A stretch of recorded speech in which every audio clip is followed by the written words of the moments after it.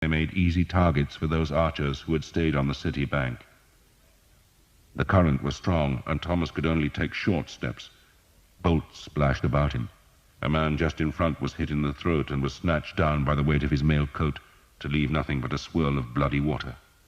The ship's gunwales were stuck with white-feathered arrows.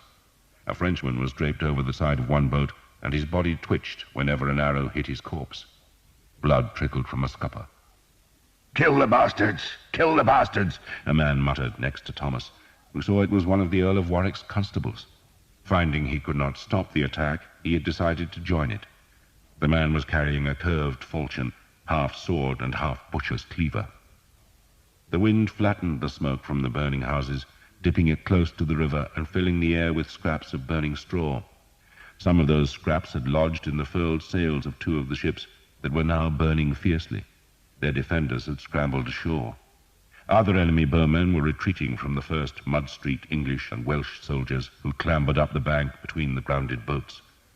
The air was filled with the quick fluttering hiss of arrows flying overhead. The island's bells still clamoured.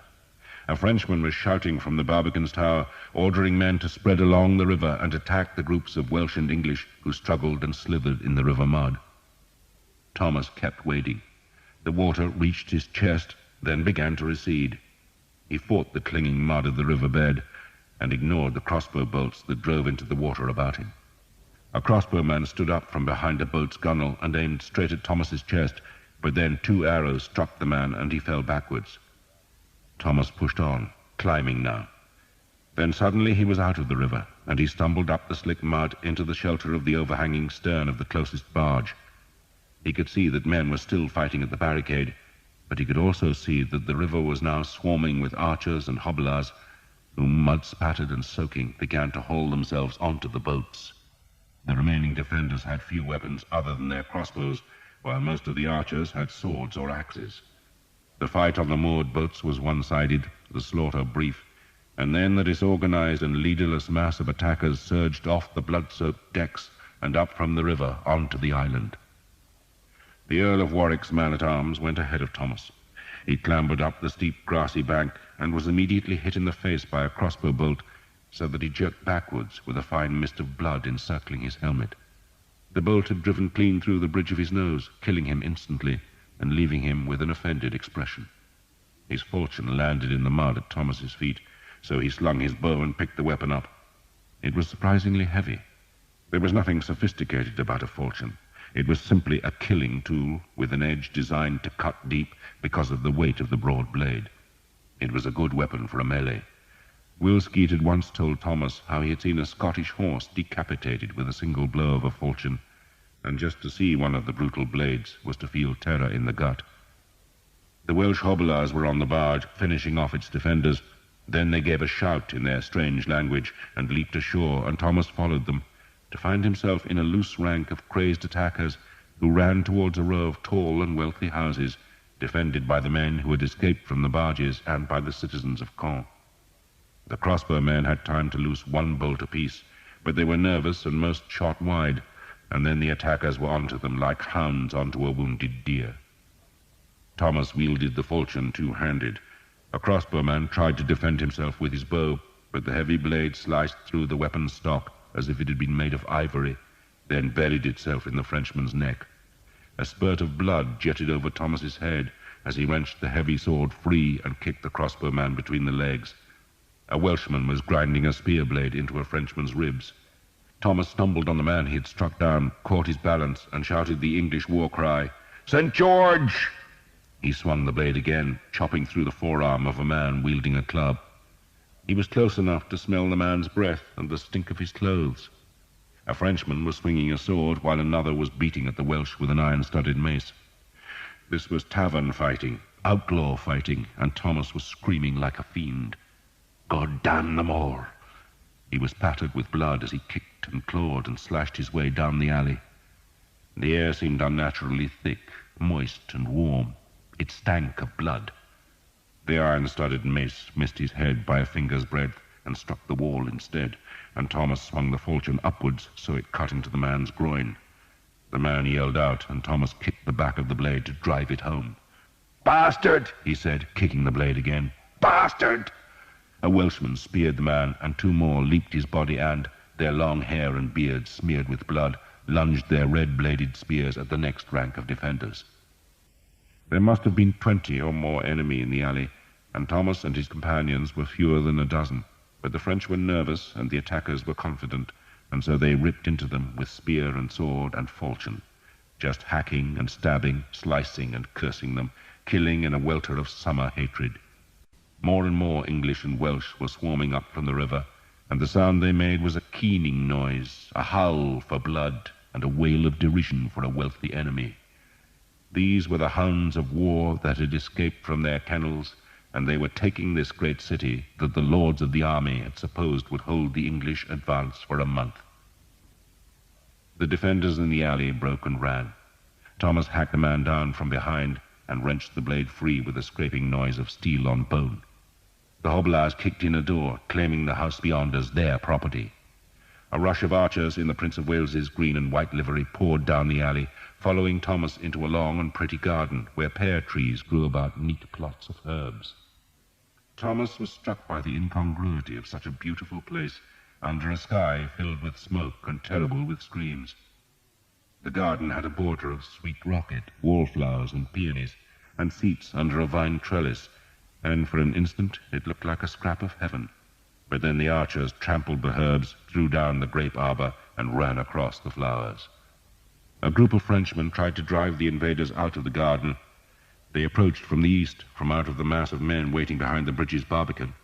They were led by 3 mounted men-at-arms, who all wore blue surcoats decorated with yellow stars. They jumped their horses over the low fences and shouted as they raised their long swords, ready to strike. The arrows smacked into the horses. Thomas had not unslung his bow, but some of the prince's archers had arrows on their cords, and they aimed at the horses instead of the riders. The arrows bit deep, the horses screamed, reared, and fell, and the archers swarmed over the fallen men with axes and swords. Thomas went to the right, heading off the Frenchmen on foot, most of whom seemed to be townsfolk, armed with anything from small axes to thatch hooks to ancient two-handed swords. He cut the falchion through a leather coat, kicked the blade free, swung it so that blood streamed in droplets from the blade, then hacked again. The French wavered, saw more archers coming from the alley, and fled back to the barbican. The archers were hacking at the unsaddled horsemen. One of the fallen men screamed as the blades chopped at his arms and trunk. The blue and yellow surcoats were soaked in blood. Then Thomas saw that it was not yellow stars on a blue field, but hawks. Hawks with their wings raised and their claws outstretched. Sir Guillaume d'Evêque's men. Maybe Sir Guillaume himself. But when he looked at the grimacing, blood-spattered faces, Thomas saw that all 3 had been young men. But Sir Guillaume was here in Caen, and the lance, Thomas thought, must be near. He broke through the fence and headed down another alley. Behind him, in the house that the hobilars had commandeered, a woman cried, the first of many. The church bells were falling silent. Edward III, by the grace of God, King of England, led close to 12,000 fighting men, and by now 1/5 of them were on the island, and still more were coming. No one had led them there. The only orders they had received were to retreat. But they had disobeyed, and so they had captured Caen, though the enemy still held the bridge barbican, from where they were spitting crossbow bolts. Thomas emerged from the alley into the main street, where he joined a group of archers who swamped the crenellated tower with arrows, and under their cover a howling mob of Welsh and English overwhelmed the Frenchmen cowering under the barbican's arch, before charging the defenders of the bridge barricade, who were now assailed on both sides. The Frenchmen, seeing their doom, threw down their weapons and shouted that they yielded, but the archers were in no mood for quarter. They just howled and attacked. Frenchmen were tossed into the river, and then scores of men hauled the barricade apart, tipping its furniture and wagons over the parapet. The great mass of Frenchmen who had been waiting behind the barbican scattered into the island, most, Thomas assumed, going to rescue their wives and daughters. They were pursued by the vengeful archers who had been waiting at the bridge's far side, and the grim crowd went past Thomas, going into the heart of the Ile Saint-Jean, where the screams were now constant. The cry of havoc was everywhere. The barbican tower was still held by the French, though they were no longer using their crossbows for fear of retaliation by the English arrows. No one tried to take the tower, though a small group of archers stood in the bridge's center and stared up at the banners hanging from the ramparts. Thomas was about to go into the island's center when he heard the clash of hooves on stone, and he looked back to see a dozen French knights who must have been concealed behind the barbican. These men now erupted from a gate and, with visors closed and lances couched, spurred their horses towards the bridge. They plainly wanted to charge clean through the old city to reach the greater safety of the castle. Thomas took a few steps towards the Frenchmen, then thought better of it. No one wanted to resist a dozen fully armored knights. But he saw the blue and yellow surcoat, saw the hawks on a knight's shield, and he unslung his bow and took an arrow from the bag. He hauled the cord back. The Frenchmen were just spurring onto the bridge, and Thomas shouted, "Évêque! Évêque!" He wanted Sir Guillaume, if it was he, to see his killer.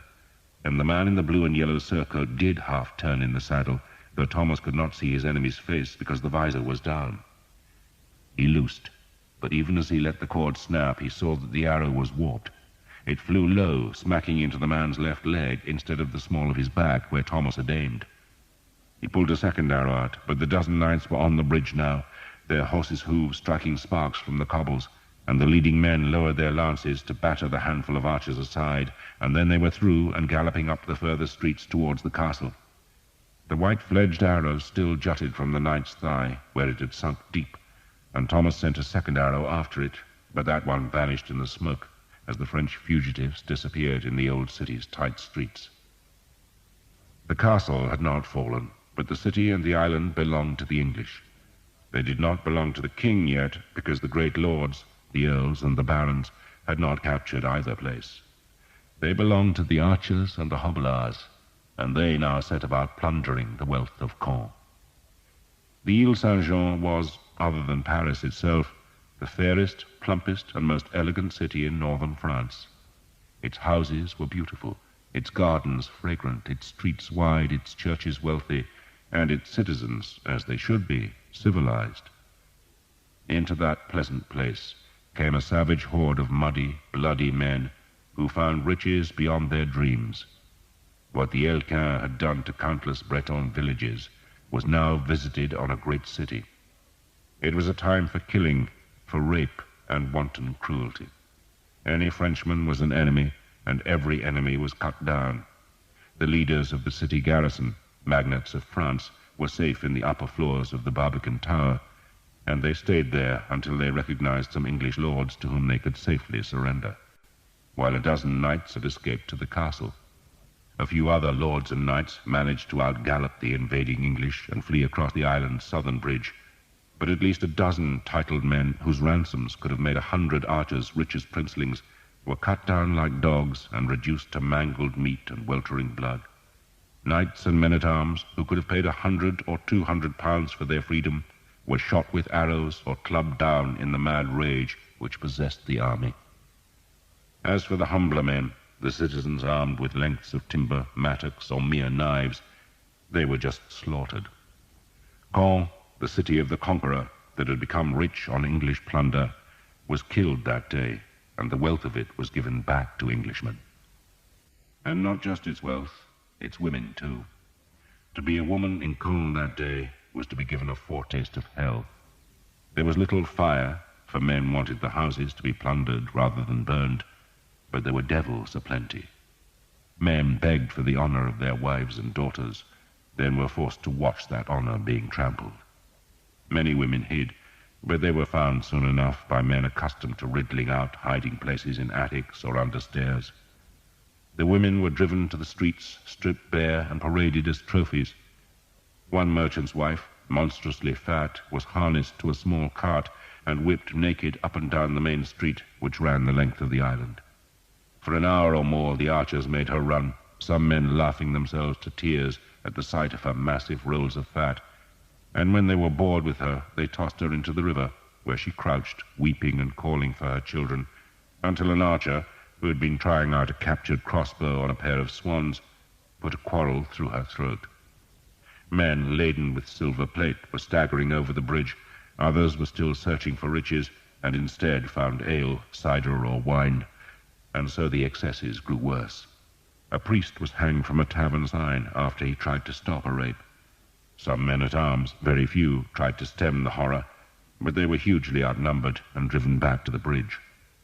The church of Saint-Jean, which was said to contain the finger bones of St. John the Divine, a hoof of the horse St. Paul was riding to Damascus, and one of the baskets that had held the miraculous loaves and fishes, was turned into a brothel where the women who had fled to the church for sanctuary were sold to grinning soldiers. Men paraded in silks and lace and threw dice for the women from whom they had stolen the finery. Thomas took no part. What happened could not be stopped, not by one man, nor even by 100 men. Another army could have quelled the mass rape, but in the end Thomas knew it would be the stupor of drunkenness that would finish it. Instead, he searched for his enemy's house, wandering from street to street, until he found a dying Frenchman and gave him a drink of water before asking where Sir Guillaume d'Evêque lived. The man rolled his eyes, gasped for breath, and stammered that the house was in the southern part of the island. "You cannot miss it," the man said. "It is stone, all stone, and has 3 hawks carved above the door." Thomas walked south. Bands of the Earl of Warwick's men-at-arms were coming in force to the island to restore order, but they were still struggling with the archers close to the bridge, and Thomas was going to the southern part of the island, which had not suffered as badly as the streets and alleys closer to the bridge. He saw the stone house above the roofs of some plundered shops. Most other buildings were half-timbered and straw-roofed, but Sir Guillaume d'Evêque's 2-story mansion was almost a fortress. Its walls were stone, its roof tiled, and its windows small, but still some archers had got inside, for Thomas could hear screams. He crossed a small square while a large oak grew through the cobbles, strode up the house steps and under an arch that was surmounted by the 3 carved hawks. He was surprised by the depth of anger that the sight of the escutcheon gave him. This was revenge, he told himself, for Hookton. He went through the hallway to find a group of archers and hobblers squabbling over the kitchen pots. 2 manservants lay dead by the hearth, in which a fire still smouldered. One of the archers snarled at Thomas that they had reached the house first and its contents were theirs. But before Thomas could answer, he heard a scream from the upper floor, and he turned and ran up the big wooden stairway. 2 rooms opened from the upper hallway, and Thomas pushed open one of the doors to see an archer in the Prince of Wales's livery struggling with a girl. The man had half torn off her pale blue dress, but she was fighting back like a vixen, clawing at his face and kicking his shins. Then, just as Thomas came into the room, the man managed to subdue her with a great clout to the head.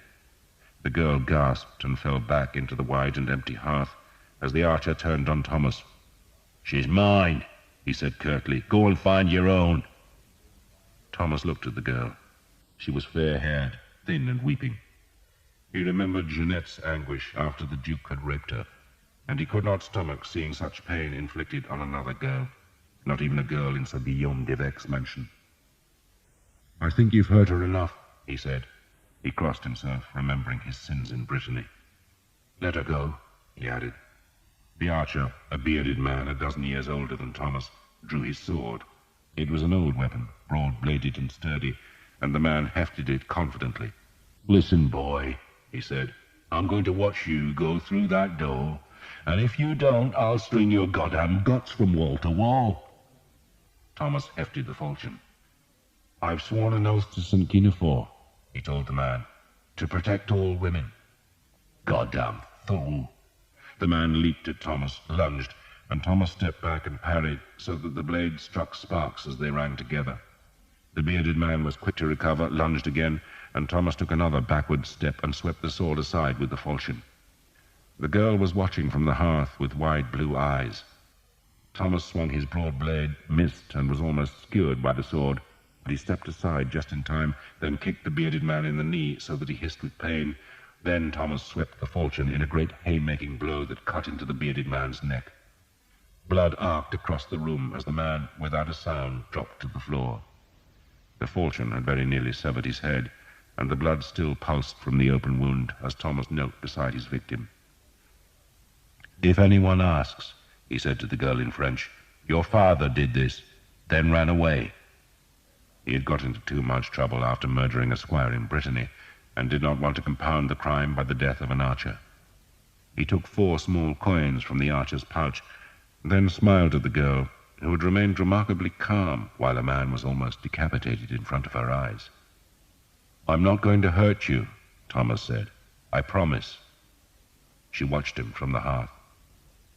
"You won't?" "Not today," he said gently. End of Side 11. Side 12. She stood, shaking the dizziness from her head. She pulled her dress closer to her neck and tied the torn parts together with loose threads. "You may not hurt me," she said, "but others will." "Not if you stay with me," Thomas said. "Here." He took the big black bow from his shoulder, unstrung it, and tossed it to her. "Carry that," he said, "and everyone will know you're an archer's woman. No one will touch you then." She frowned at the weight of the bow. "No one will hurt me?" "Not if you carry that," Thomas promised her again. "Is this your house?" "I work here," she said. "For Sir Guillaume d'Evêque?" he asked, and she nodded. "Is he here?" She shook her head. "I don't know where he is." Thomas reckoned his enemy was in the castle, where he would be trying to extricate an arrow from his thigh. "Did he keep a lance here?" he asked. "A great black lance with a silver blade?" She shook her head quickly. Thomas frowned. The girl, he could see, was trembling. She had shown bravery, but perhaps the blood seeping from the dead man's neck was unsettling her. He also noted that she was a pretty girl, despite the bruises on her face and the dirt in her tangle of fair hair. She had a long face, made solemn by big eyes. "Do you have family here?" Thomas asked her. "My mother died. I have no one except Sir Guillaume." "And he left you here alone?" Thomas asked scornfully. "No," she protested. "He thought we'd be safe in the city. But then, when your army came, the men decided to defend the island instead. They left the city, because all the good houses are here." She sounded indignant. "So what do you do for Sir Guillaume?" Thomas asked her. "I clean," she said, "and milk the cows on the other side of the river." She flinched as men shouted angrily from the square outside. Thomas smiled. "It's all right. No one will hurt you. Hold on to the bow. If anyone looks at you, say, 'I am an archer's woman.'" He repeated it slowly, then made her say the phrase over and over till he was satisfied. "Good," he smiled at her. "What's your name?" "Eleanor."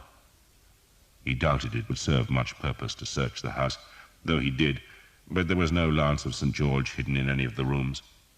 There was no furniture, no tapestries, nothing of any value except the spits and pots and dishes in the kitchen. Everything precious, Eleanor said, had gone to the castle a week before. Thomas looked at the shattered dishes on the kitchen flagstones. "How long have you worked for him?" he asked. "All my life," Eleanor said, then added shyly, "I'm 15. "And you never saw a great lance that he brought back from England?" "No," she said, eyes wide, but something about her expression made Thomas think she was lying, though he did not challenge her. He decided he would question her later, when she had learned to trust him. "You'd better stay with me," he told Eleanor, "then you won't get hurt. I'll take you to the encampment, and when our army moves on, you can come back here." What he really meant was that she could stay with him and become a true archer's woman, but that, like the lance, could wait a day or two. She nodded, accepting that fate with equanimity. She must have prayed to be spared the rape that tortured Caen, and Thomas was her prayer's answer. He gave her his arrow bag, so that she looked even more like an archer's woman. "We'll have to go through the city," he told Eleanor as he led her down the staircase. "So stay close." He went down the house's outer steps. The small square was now crowded with mounted men-at-arms, wearing the badge of the bear and ragged staff. They had been sent by the Earl of Warwick to stop the slaughter and robbery, and they stared hard at Thomas, but he lifted his hands to show he was carrying nothing, then threaded between the horses. He had gone perhaps a dozen paces when he realized that Eleanor was not with him. She was terrified of the horsemen in dirty mail, their grim faces framed in steel, and so she had hesitated at the house door. Thomas opened his mouth to call her, and just then a horseman spurred at him from under the branches of the oak. Thomas looked up, then the flat of a sword blade hammered into the side of his head, and he was pitched forward, his ear bleeding, onto the cobblestones. The falchion fell from his hand. Then the man's horse stepped on his forehead, and Thomas's vision was seared with lightning. The man climbed from the saddle and stamped his armored foot on Thomas's head. Thomas felt the pain, heard the protests from the other men-at-arms, then felt nothing as he was kicked a second time. But in the few heartbeats before he lost consciousness, he had recognized his assailant. Sir Simon Jekyll, despite his agreement with the Earl, wanted revenge. Perhaps Thomas was lucky. Perhaps his guardian saint, whether dog or man, was looking after him. For if he had been conscious, he would have suffered torture. Sir Simon might have put his signature to the agreement with the Earl the previous night, but the sight of Thomas had driven any mercy from his mind. He remembered the humiliation of being hunted naked through the trees, and he recalled the pain of the crossbow bolt in his leg, a wound that still made him limp, and those memories provoked nothing except a wish to give Thomas a long, slow hurting that would leave the archer screaming. But Thomas had been stunned by the flat of the sword and by the kicks to his head, and he did not know a thing as two men-at-arms dragged him towards the oak. At first the Earl of Warwick's men had tried to protect Thomas from Sir Simon, but when he assured them that the man was a deserter, a thief, and a murderer, they had changed their minds. They would hang him. And Sir Simon would let them. If these men hanged Thomas as a deserter, then no one could accuse Sir Simon of executing the archer. He would have kept his word, and the Earl of Northampton would still have to forfeit his share of the prize money. Thomas would be dead, and Sir Simon would be both richer and happier. The men-at-arms were willing enough once they heard Thomas was a murderous thief. They had orders to hang enough rioters, thieves, and rapists to cool the army's ardor, but this quarter of the island, being furthest from the old city, had not seen the same atrocities as the northern half, and so these men-at-arms had been denied the opportunity to use the ropes which the Earl had issued. Now they had a victim, and so one man tossed the rope over an oak branch.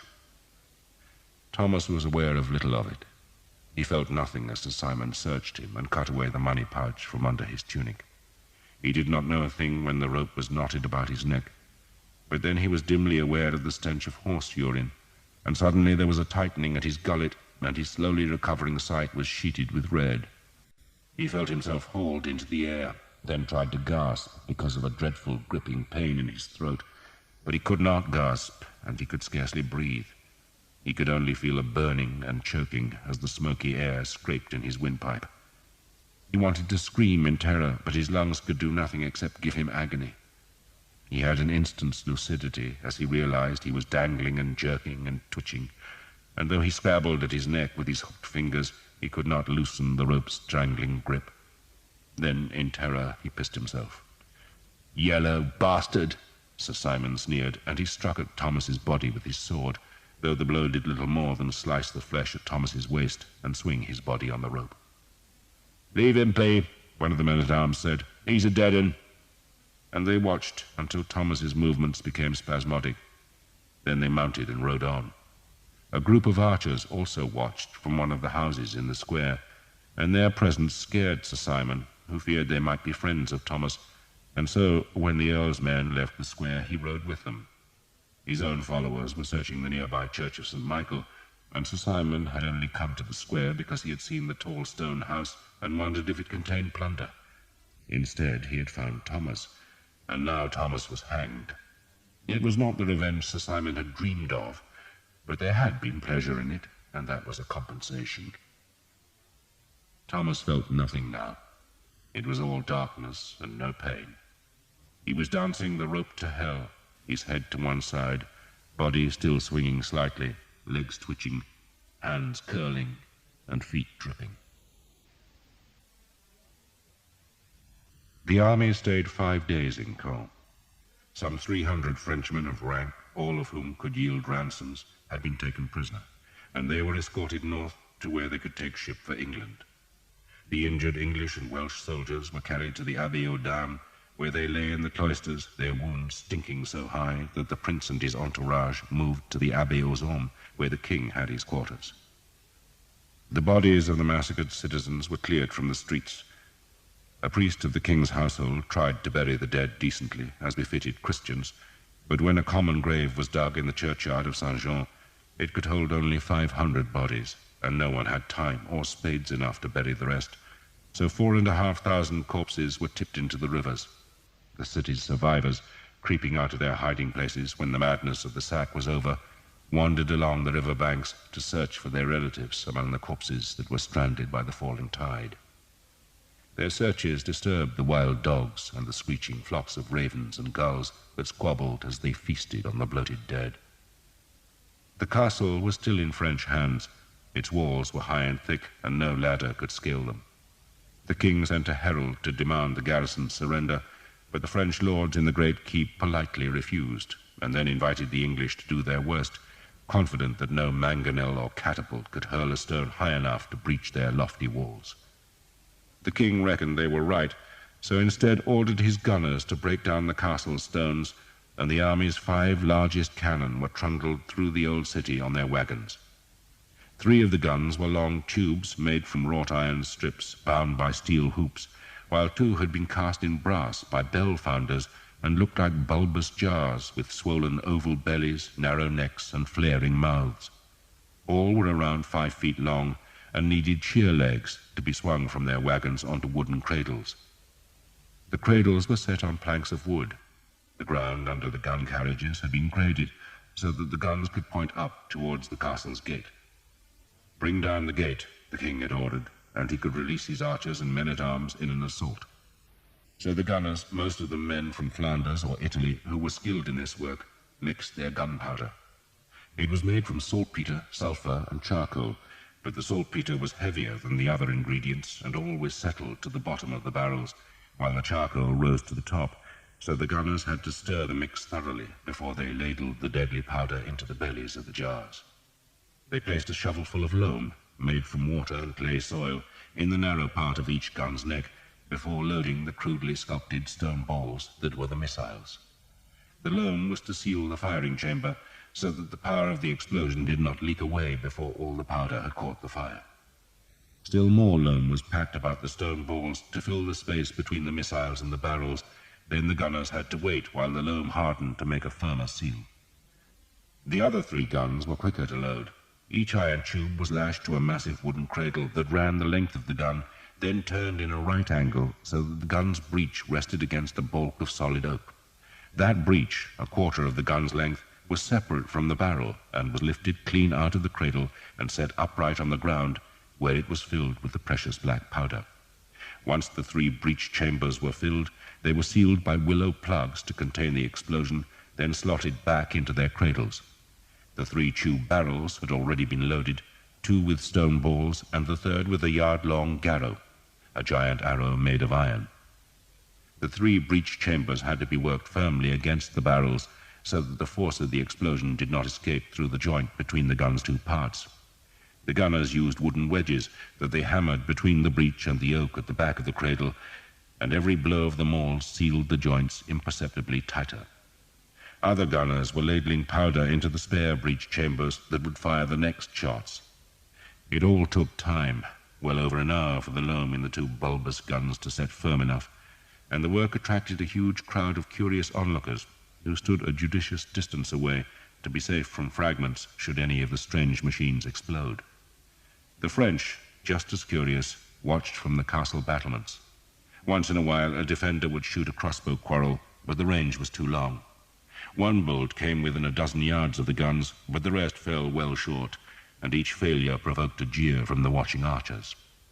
Finally, the French abandoned the provocation and just watched. The 3 tube guns could have been fired first, for they had no loam to set, but the king wanted the first volley to be simultaneous. He envisaged a mighty blow in which the 5 missiles would shatter the castle gate, and, once the gate was down, he would have his gunners gnaw at the gate's arch. The master gunner, a tall and lugubrious Italian, finally declared the weapons ready, and so the fuses were fetched. These were short lengths of hollow straw filled with gunpowder. their ends sealed with clay, and the fuses were pushed down through the narrow touch holes. The master gunner pinched the clay seal from each fuse's upper end, then made the sign of the cross.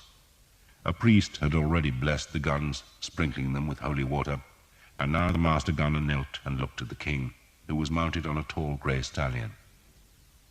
The king, yellow-bearded and blue-eyed, looked up at the castle. A new banner had been hung from the ramparts, showing God holding a hand in blessing over a fleur-de-lis. It was time, he thought, to show the French whose side God was really on. "You may fire," he said solemnly. 5 gunners armed themselves with linstocks, long wands that each held a length of glowing linen. They stood well to the side of the guns, and, at a signal from the Italian, they touched the fire to the exposed fuses. There was a brief fizzing, a puff of smoke from the touch holes. Then the 5 mouths vanished in a cloud of grey-white smoke, in which 5 monstrous flames stabbed and writhed as the guns themselves, firm gripped by their cradles, slammed back along their plank bedding to thud against the mounds of earth piled behind each breach.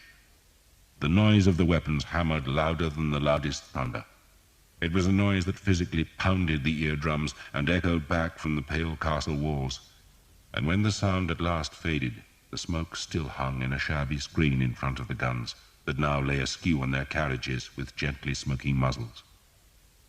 The noise had startled 1,000 nesting birds up from the old city's roofs and the castle's higher turrets, yet the gate appeared undamaged. The stone balls had shattered themselves against the walls, while the garrow had done nothing except gouge a furrow in the approach road.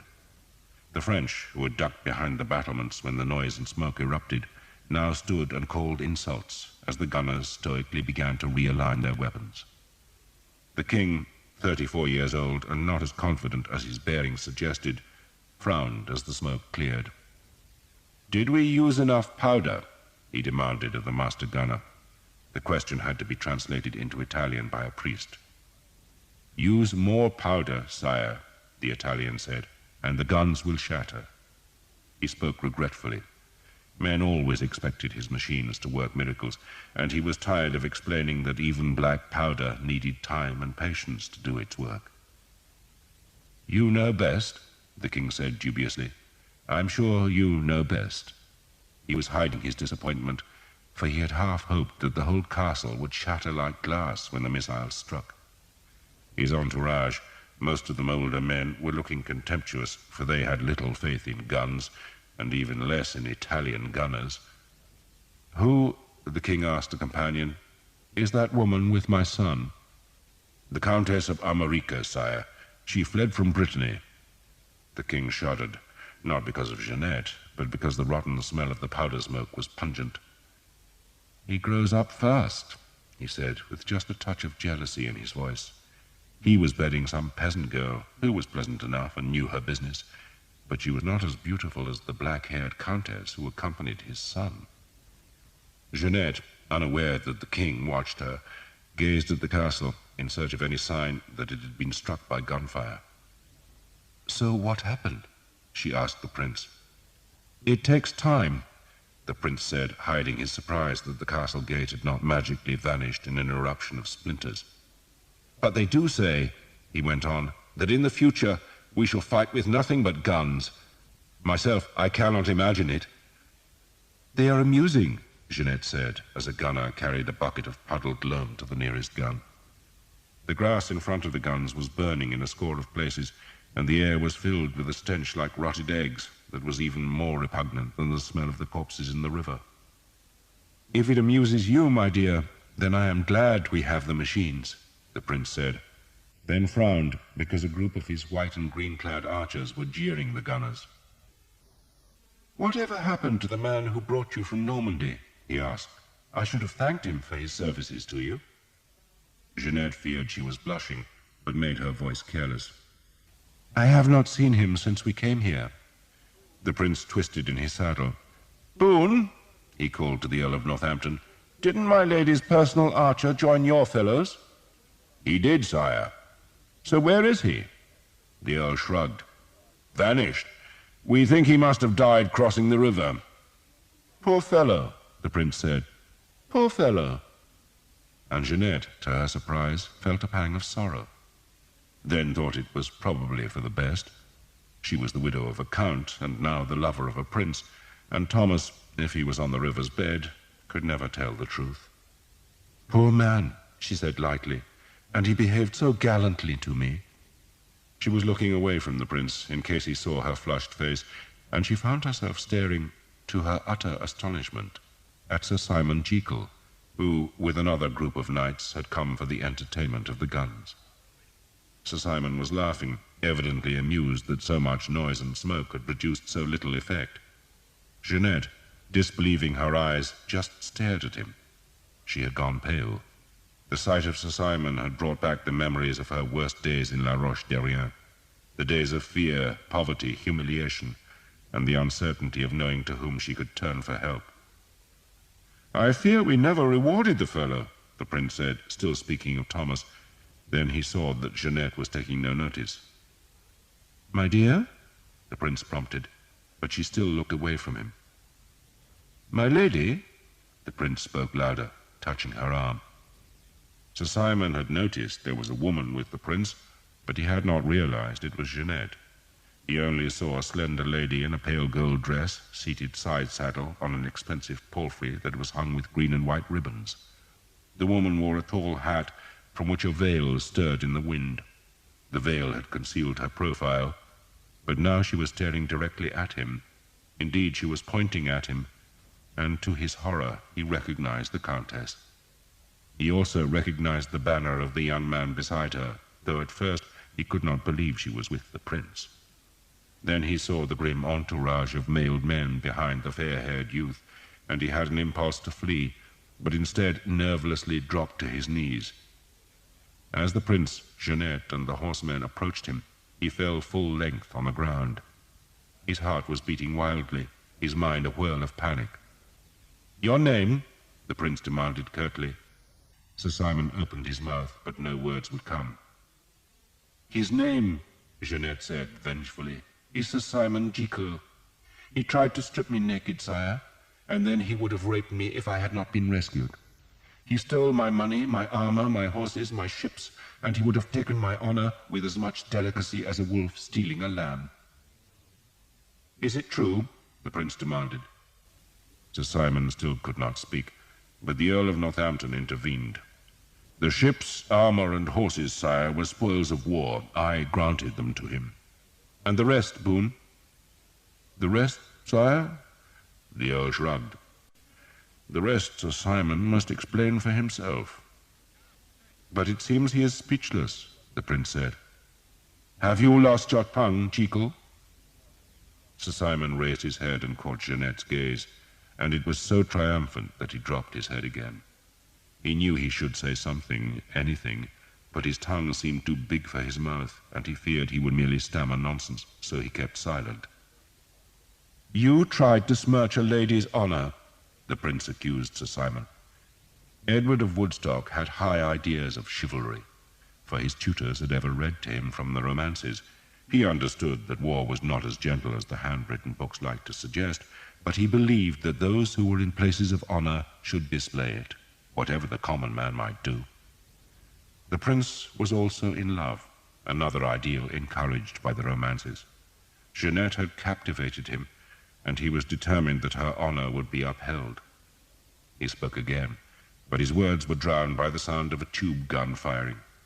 Everyone turned to stare at the castle, but the stone ball merely shattered against the gate tower, doing no damage. "Would you fight me for the lady's honor?" the prince demanded of Sir Simon. Sir Simon would have been happy to fight the prince, so long as he could have been assured that his victory would bring no reprisals. He knew the boy had a reputation as a warrior, yet the prince was not full-grown and nowhere near as strong or experienced as Sir Simon, but only a fool fought against a prince and expected to win. The king, it was true, entered tournaments, but he did so disguised in plain armor without a surcoat, so that his opponents had no idea of his identity. But if Sir Simon fought the prince, then he would not dare use his full strength, for any injury done would be repaid 1,000-fold by the prince's supporters. And indeed, even as Sir Simon hesitated, The grim men behind the prince spurred their horses forward, as if offering themselves as champions for the fight. Sir Simon, overwhelmed by reality, shook his head. "If you will not fight," the prince said in his high, clear voice, "then we must assume your guilt and demand recompense. You owe the lady armor and a sword." "The armor was fairly taken, sire," the Earl of Northampton pointed out. "No man can take armor and weapons from a mere woman fairly," the prince snapped. "Where is the armor now, Jekyll?" "Lost, sir." Sir Simon spoke for the first time. He wanted to tell the prince the whole how Jeanette had arranged an ambush, but that tale ended with his own humiliation, and he had the sense to keep quiet. "Then that mail coat will have to suffice," the prince declared. "Take it off, and the sword too." Sir Simon gaped at the prince, but saw he was serious. He unbuckled the sword belt and let it drop, then hauled the mail coat over his head so that he was left in his shirt and breeches. "What is in the pouch?" the prince demanded, pointing at the heavy leather bag suspended about Sir Simon's neck. Sir Simon sought an answer and found none but the truth, which was that the pouch was the heavy money bag he had taken from Thomas. "It is money, sire." "Then give it to her ladyship." Sir Simon lifted the bag over his head and held it out to Jeanette, who smiled sweetly. "Thank you, Sir Simon," she said. "Your horse is forfeit too," the prince decreed, "and you will leave this encampment by midday, for you are not welcome in our company. You may go home, Jekyll, but in England you will not have our favor." Sir Simon looked into the prince's eyes for the first time.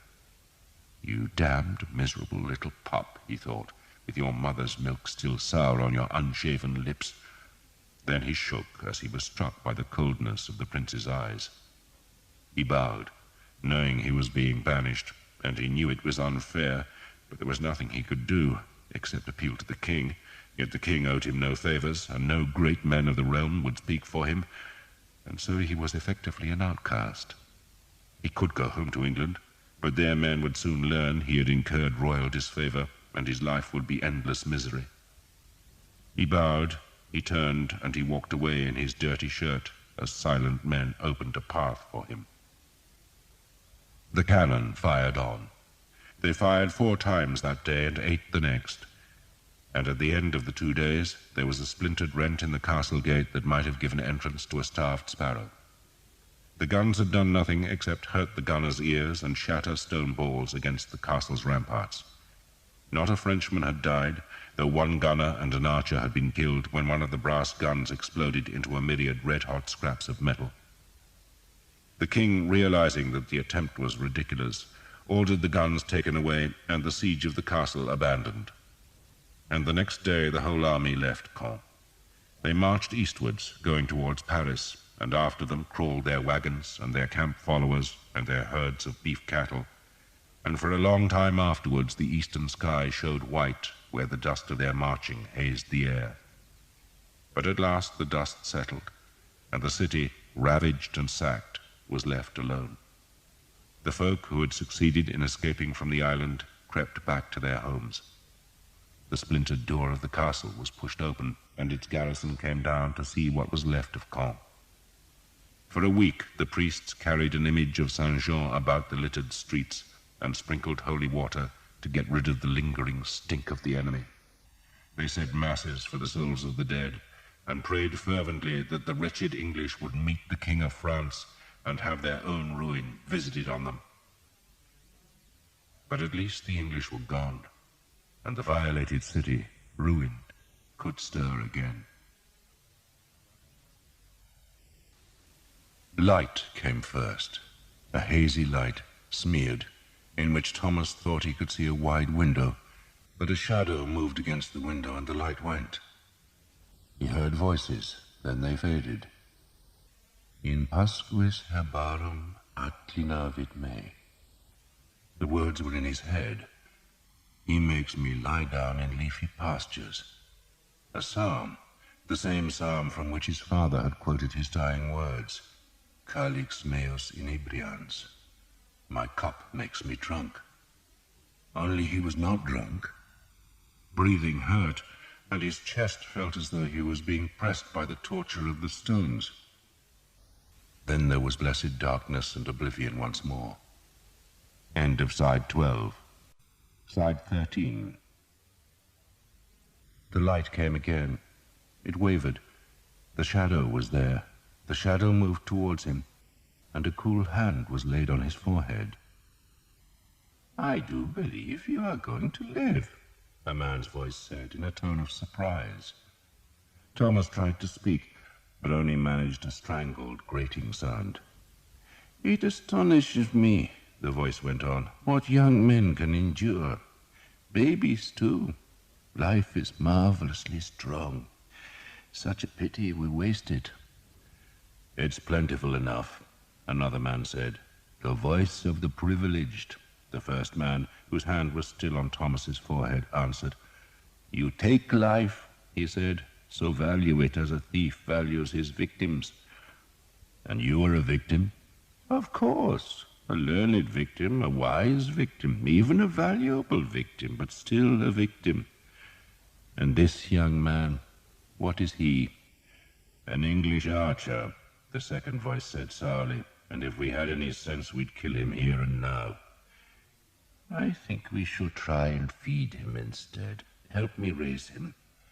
Hans pushed Thomas upright in the bed, and a spoonful of warm soup was put into his mouth, but he could not swallow, and so spat the soup onto the blankets. Pain seared through him, and the darkness came again. The light came a third time, or perhaps a fourth, he could not tell. Perhaps he dreamed it, but this time an old man stood outlined against the bright window. The man had a long black robe, but he was not a priest or monk, for the robe was not gathered at the waist, and he wore a small, square black hat over his long white hair. "God," Thomas tried to say, though the word came out as a guttural grunt. The old man turned. He had a long, forked beard, and was holding a Jordan jar. It had a narrow neck and a round belly, and the bottle was filled with a pale yellow liquid that the man held up to the light. He peered at the liquid, then swilled it about before sniffing at the jar's mouth. "Are you awake?" "Yes." "And you can speak? What a doctor I am! My brilliance astonishes me. If only it would persuade my patients to pay me. But most believe I should be grateful that they don't spit at me. Would you say this urine is clear?" Thomas nodded, and wished he had not, for the pain jarred through his neck and down his spine. "You do not consider it turgid? Not dark?" "No, indeed not. It smells and tastes healthy, too. A good flask of clear yellow urine, and there is no better sign of good health. Alas, it is not yours." The doctor pushed open the window and poured the urine away. "Swallow," he instructed Thomas. Thomas's mouth was dry, but he obediently tried to swallow and immediately gasped with pain. "I think," the doctor said, "that we had best try a thin gruel. Very thin, with some oil, I believe, or better still, butter. That thing tied about your neck is a strip of cloth which has been soaked in holy water.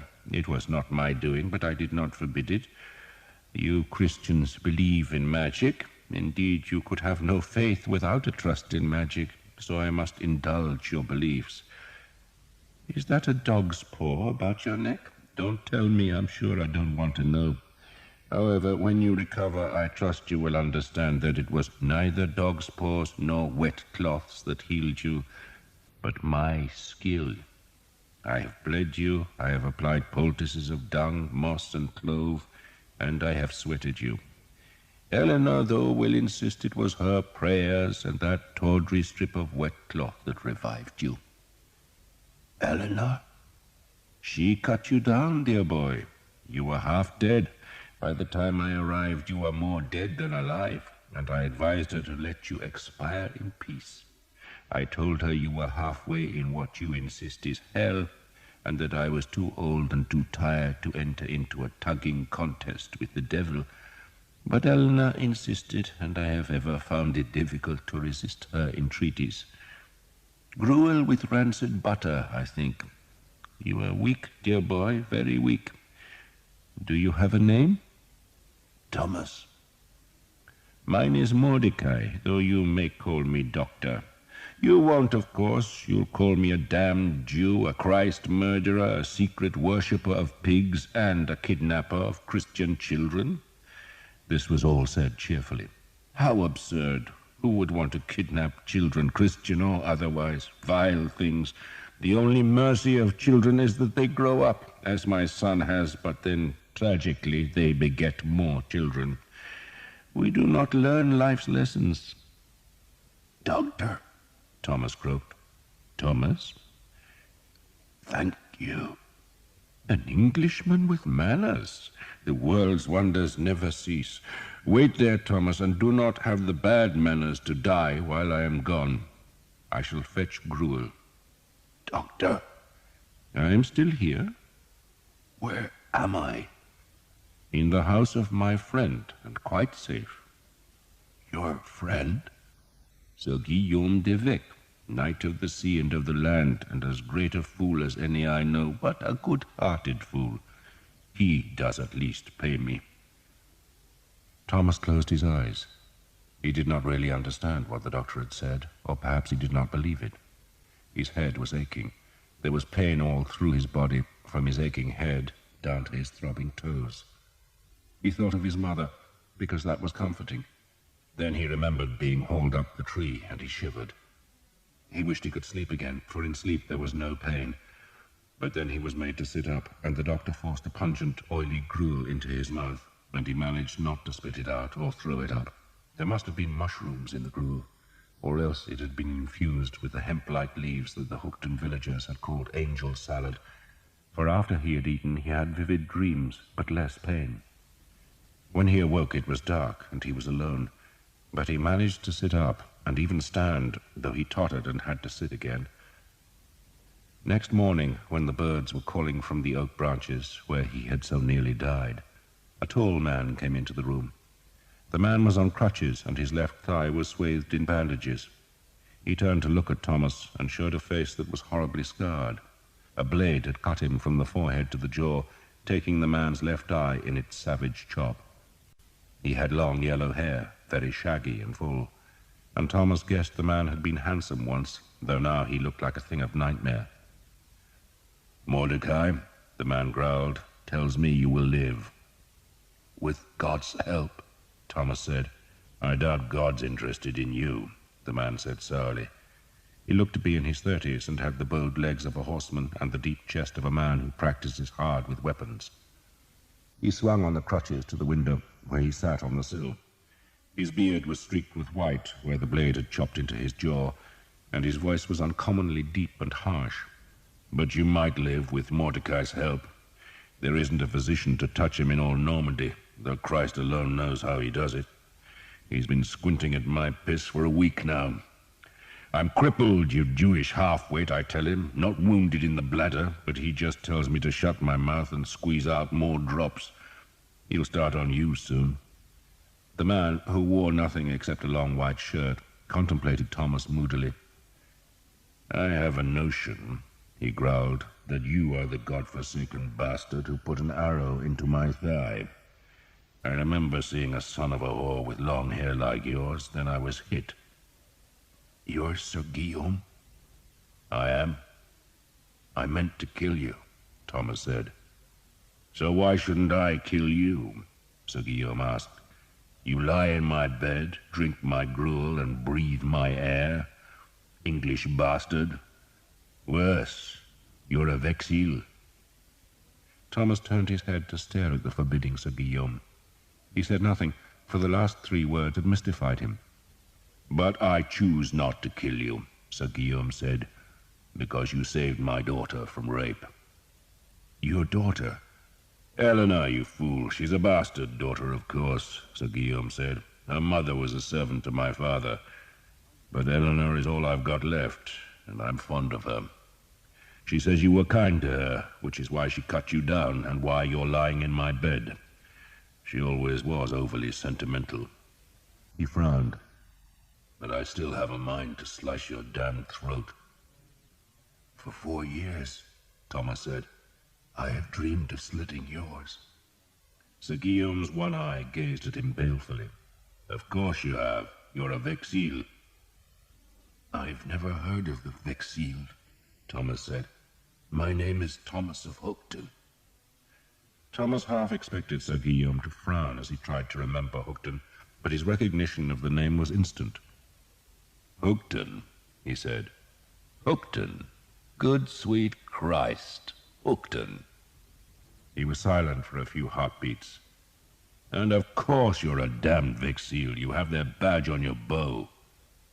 "My bow?" "You gave it to Eleanor to carry. She kept it." Thomas closed his eyes. There was pain in his neck and down his back and in his head. "I think it was my father's badge," he said, "but I don't really know because he would never talk of his family. I know he hated his own father. I wasn't very fond of my own, but your men killed him, and I swore to avenge him." Sir Guillaume turned to gaze out of the window. "You have truly never heard of the Vexil?" "Never." "Then you are fortunate." He stood. "They are the devil's offspring, and you, I suspect, are one of their pups. I would kill you, boy, with as little conscience as if I stepped on a spider. But you were kind to my bastard daughter, and for that I thank you." He limped from the room, leaving Thomas in pain and utterly confused. Thomas recovered in Sir Guillaume's garden, shaded from the sun by 2 quince trees, under which he waited anxiously for Dr. Mordecai's daily verdict on the color, consistency, taste, and smell of his urine. It did not seem to matter to the doctor that Thomas's grotesquely swollen neck was subsiding, nor that he could swallow bread and meat again. All that mattered was the state of his urine. There was, the doctor declared, no finer method of diagnosis. The urine betrays all. If it smells rank, or if it is dark, if it tastes of vinegar, or should it be cloudy, then it is time for vigorous doctoring. But good, pale, sweet-smelling urine like this is the worst news of all. "The worst?" Thomas asked, alarmed. "It means fewer fees for a physician, dear boy." The doctor had survived the sack of corn by hiding in a neighbor's pig shed. "They slaughtered the pigs but missed the Jew. Mind you, they broke all my instruments, scattered my medicines, shattered all but 3 of my bottles, and burned my house, which is why I am forced to live here." He shuddered as though living in Sir Guillaume's mansion was a hardship. He smelled Thomas's urine and then, uncertain of his diagnosis, spilled a drop onto a finger and tasted it. "Very fine," he said. "Lamentably fine." He poured the jar's contents into a bed of lavender where bees were at work. "So I lost everything," he said, "and this after we were assured by our great lords that the city would be safe." Originally, the doctor had told Thomas, the leaders of the garrison had insisted on defending only the walled city and the castle, but they needed the help of the townsfolk to man the walls, and those townsfolk had insisted that the Ile Saint-Jean be defended, for that was where the city's wealth lay, and so, at the very last minute, the garrison had streamed across the bridge to disaster. "Fools," Mordecai said scornfully. "Fools in steel and glory. Fools."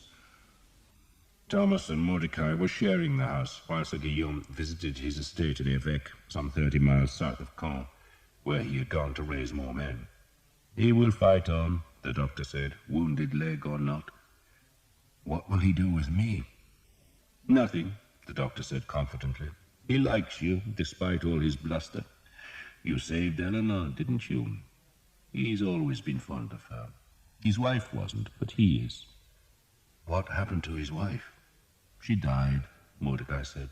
"She just died." Thomas could eat properly now, and his strength returned fast, so that he could walk about the Ile Saint-Jean with Eleanor. The island looked as though a plague had struck, for over half the houses were empty, and even those that were occupied were still blighted by the sack. Shutters were missing, doors splintered, and the shops had no goods. Some country folk were selling beans, peas, and cheeses from wagons, and small boys were offering fresh perch taken from the rivers, but they were still hungry days. They were also nervous days, for the city's survivors feared that the hated English might return, and the island was still haunted by the sickly smell of the corpses in the 2 rivers, where the gulls, rats, and dogs grew fat.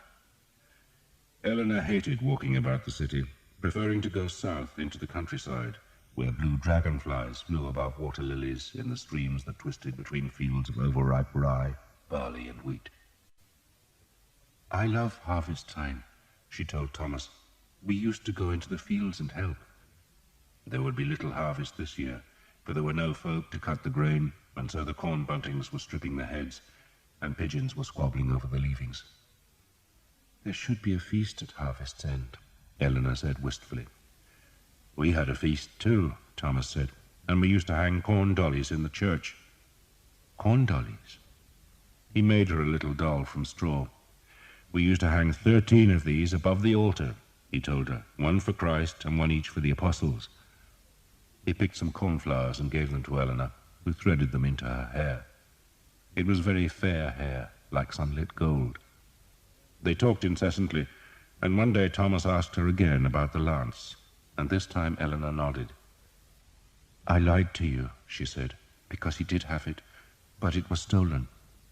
"Who stole it?" She touched her face. "The man who took his eye." "A man called Vexil?" She nodded solemnly. "I think so, but it wasn't here, it was in Évêque. That's his real home. He got the Caen house when he married." "Tell me about the Vexil," Thomas urged her.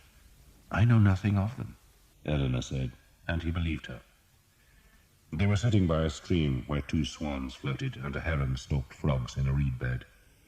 Thomas had talked earlier of walking away from Caen to find the English army, and his words must have been weighing on Eleanor's mind, for she frowned at him. "Will you really go?" "I don't know." He wanted to be with the army, for that was where he belonged, though he did not know how he was to find it, nor how he was to survive in a countryside where the English had made themselves hated. But he also wanted to stay. He wanted to learn more about the Vexil, and only Sir Guillaume could satisfy that hunger. And day by day, he wanted to be with Eleanor. There was a calm gentleness in her that Jeanette had never possessed, a gentleness that made him treat her with tenderness, for fear that otherwise he would break her.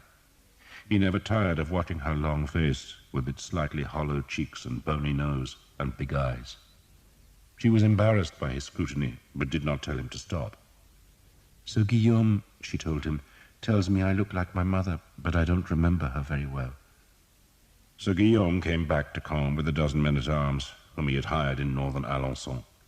He would lead them to war, he said, along with a half-dozen of his men who had survived the fall of Caen. His leg was still sore, but he could walk without crutches, and on the day of his return he summarily ordered Thomas to go with him to the church of Saint-Jean.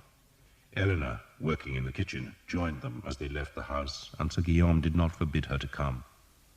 Folk bowed as Sir Guillaume passed, and many sought his assurance that the English were truly gone. "They are marching towards Paris," he would answer, "and our king will trap them and kill them."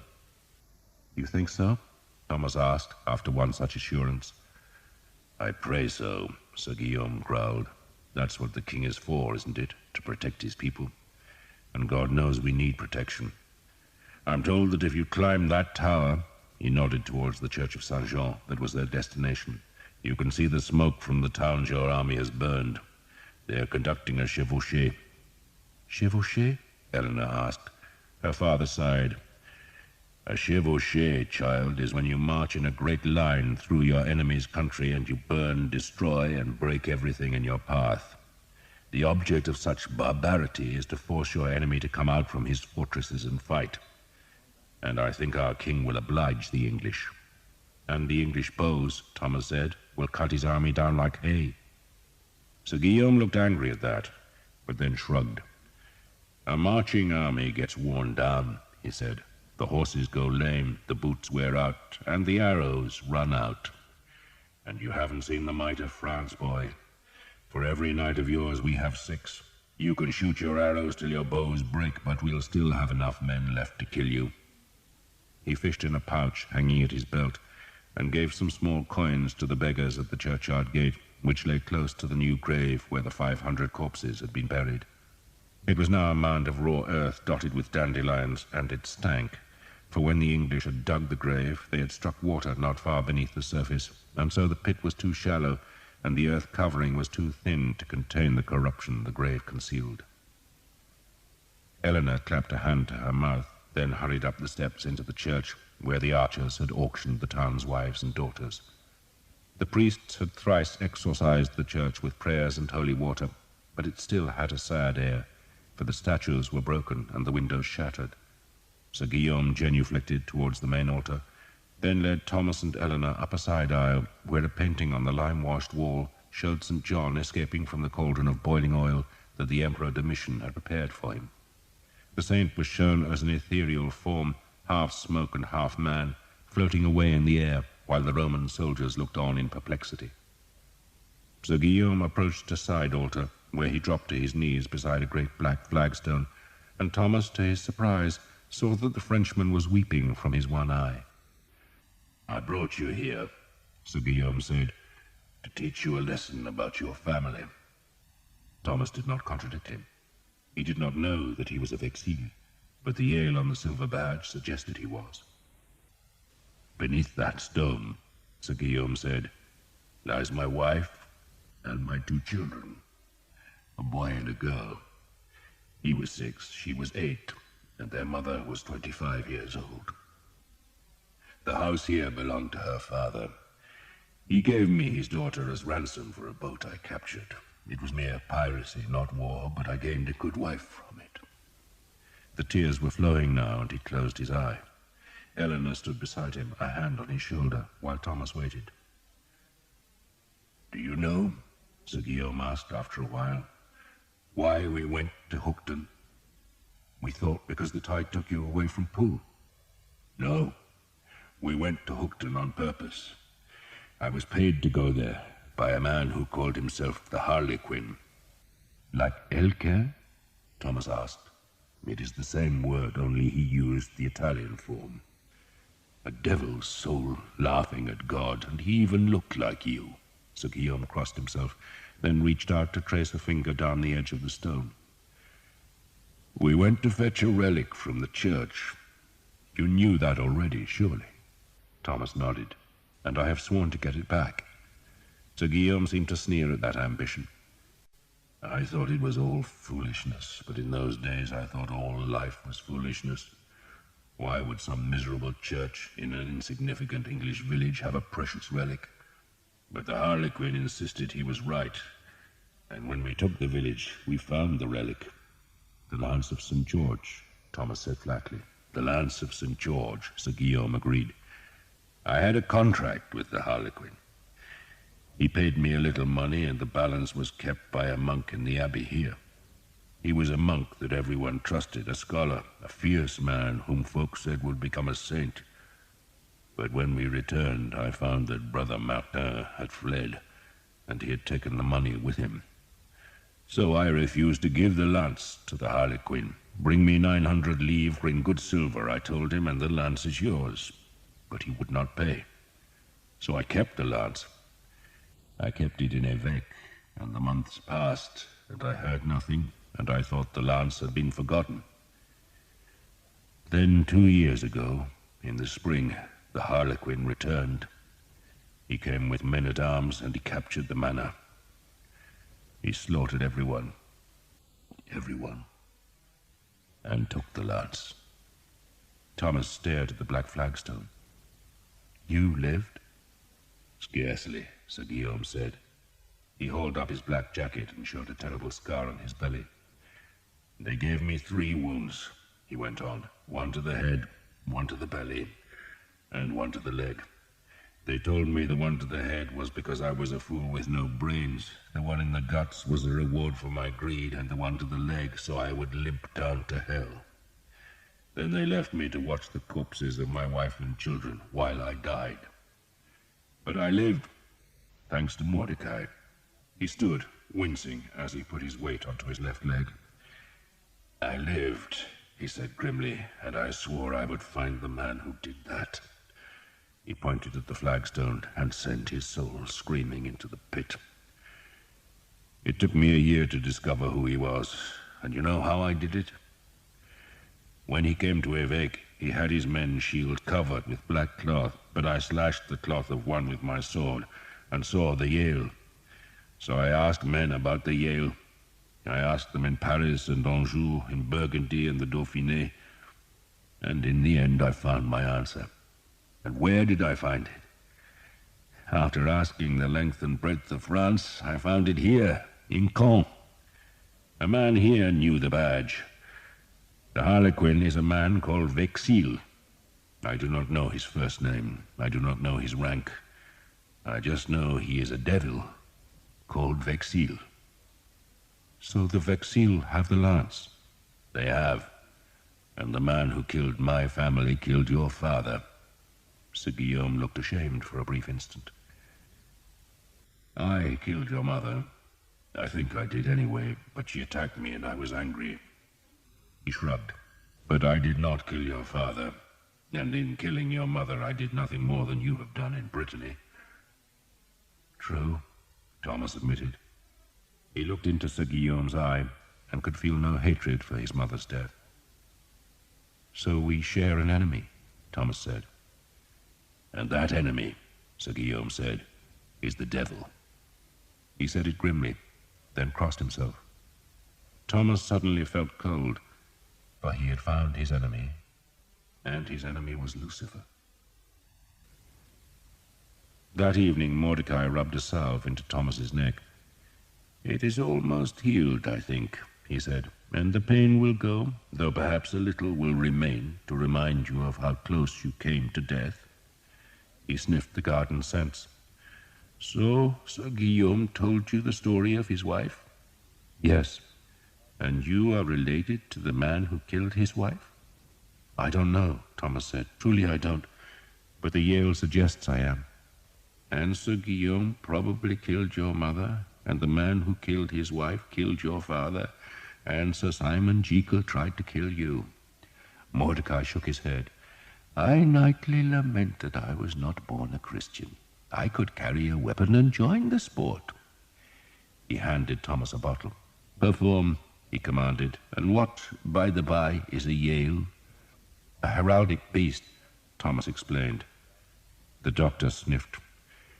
"God, in his infinite wisdom, made the fishes and the whales on the 5th day, and on the 6th he made the beasts of the land, and he looked at what he had done and saw that it was good. But not good enough for the heralds, who have to add wings, horns, tusks, and claws to his inadequate work." "Is that all you can do?" "For the moment. I'd get more juice from squeezing a walnut," he grumbled and shuffled away. Eleanor must have been watching for his departure, for she appeared from under the pear trees that grew at the garden's end and gestured towards the river gate. Thomas followed her down to the bank of the River Orne, where they watched an excited trio of small boys trying to spear a pike with English arrows left after the city's capture. "Will you help my father?" Eleanor asked. "Help him? You said his enemy was your enemy." Thomas sat on the grass, and she sat beside him. "I don't know," he said. He still did not really believe in any of it. There was a lance, he knew that, and a mystery about his family, but he was reluctant to admit that the lance and the mystery must govern his whole life. "Does that mean you'll go back to the English army?" Eleanor asked in a small voice. "I want to stay here," Thomas said after a pause. "To be with you." She must have known he was going to say something of the sort, but she still blushed and gazed at the swirling water, where fish rose to the swarms of insects, and the three boys vainly splashed. "You must have a woman," she said softly. "I did," Thomas said, and he told her about Jeanette, and how she had found the Prince of Wales and so abandoned him without a glance. "I will never understand her," he admitted. "But you love her?" Eleanor asked directly. "No," Thomas said. "You say that because you're with me," Eleanor declared. He shook his head. "My father had a book of St. Augustine's sayings, and there was one that always puzzled me." He frowned, trying to remember the Latin. "Nondum amabam et amare amabam." I did not love, but yearned to love. Eleanor gave him a skeptical look. "A very elaborate way of saying you're lonely." "Yes," Thomas agreed. "So what will you do?" she asked. Thomas did not speak for a while. He was thinking of the penance he had been given by Father Hobb. "I suppose one day I must find the man who killed my father," he said after a while. "But what if he is the devil?" she asked seriously. "Then I shall wear garlic," Thomas said lightly, "and pray to St. Guinevere." She looked at the darkening water. "Did St. Augustine really say that thing?" "Non dum amabam et amare amabam," Thomas said. "Yes, he did." "I know how he felt," Eleanor said, and rested her head on his shoulder. Thomas did not move. He had a choice: follow the lance or take his black bow back to the army. In truth, he did not know what he should do. But Eleanor's body was warm against his, and it was comforting. And that, for the moment, was enough. And so, for the moment, he would stay. Next morning, Sir Guillaume, escorted now by a half-dozen men-at-arms, took Thomas to the Abbé aux Hommes. A crowd of petitioners stood at the gates, wanting food and clothing that the monks did not have, though the abbey itself had escaped the worst of the plundering, because it had been the quarters of the king and of the Prince of Wales. The monks themselves had fled at the approach of the English army. Some had died on the Ile Saint-Jean, but most had gone south to a brother house, and among those was Brother Germain, who, when Sir Guillaume arrived, had just returned from his brief exile. Brother Germain was tiny, ancient, and bent, a wisp of a man with white hair, myopic eyes, and delicate hands, with which he was trimming a goose quill. "The English," the old man said, "use these feathers for their arrows.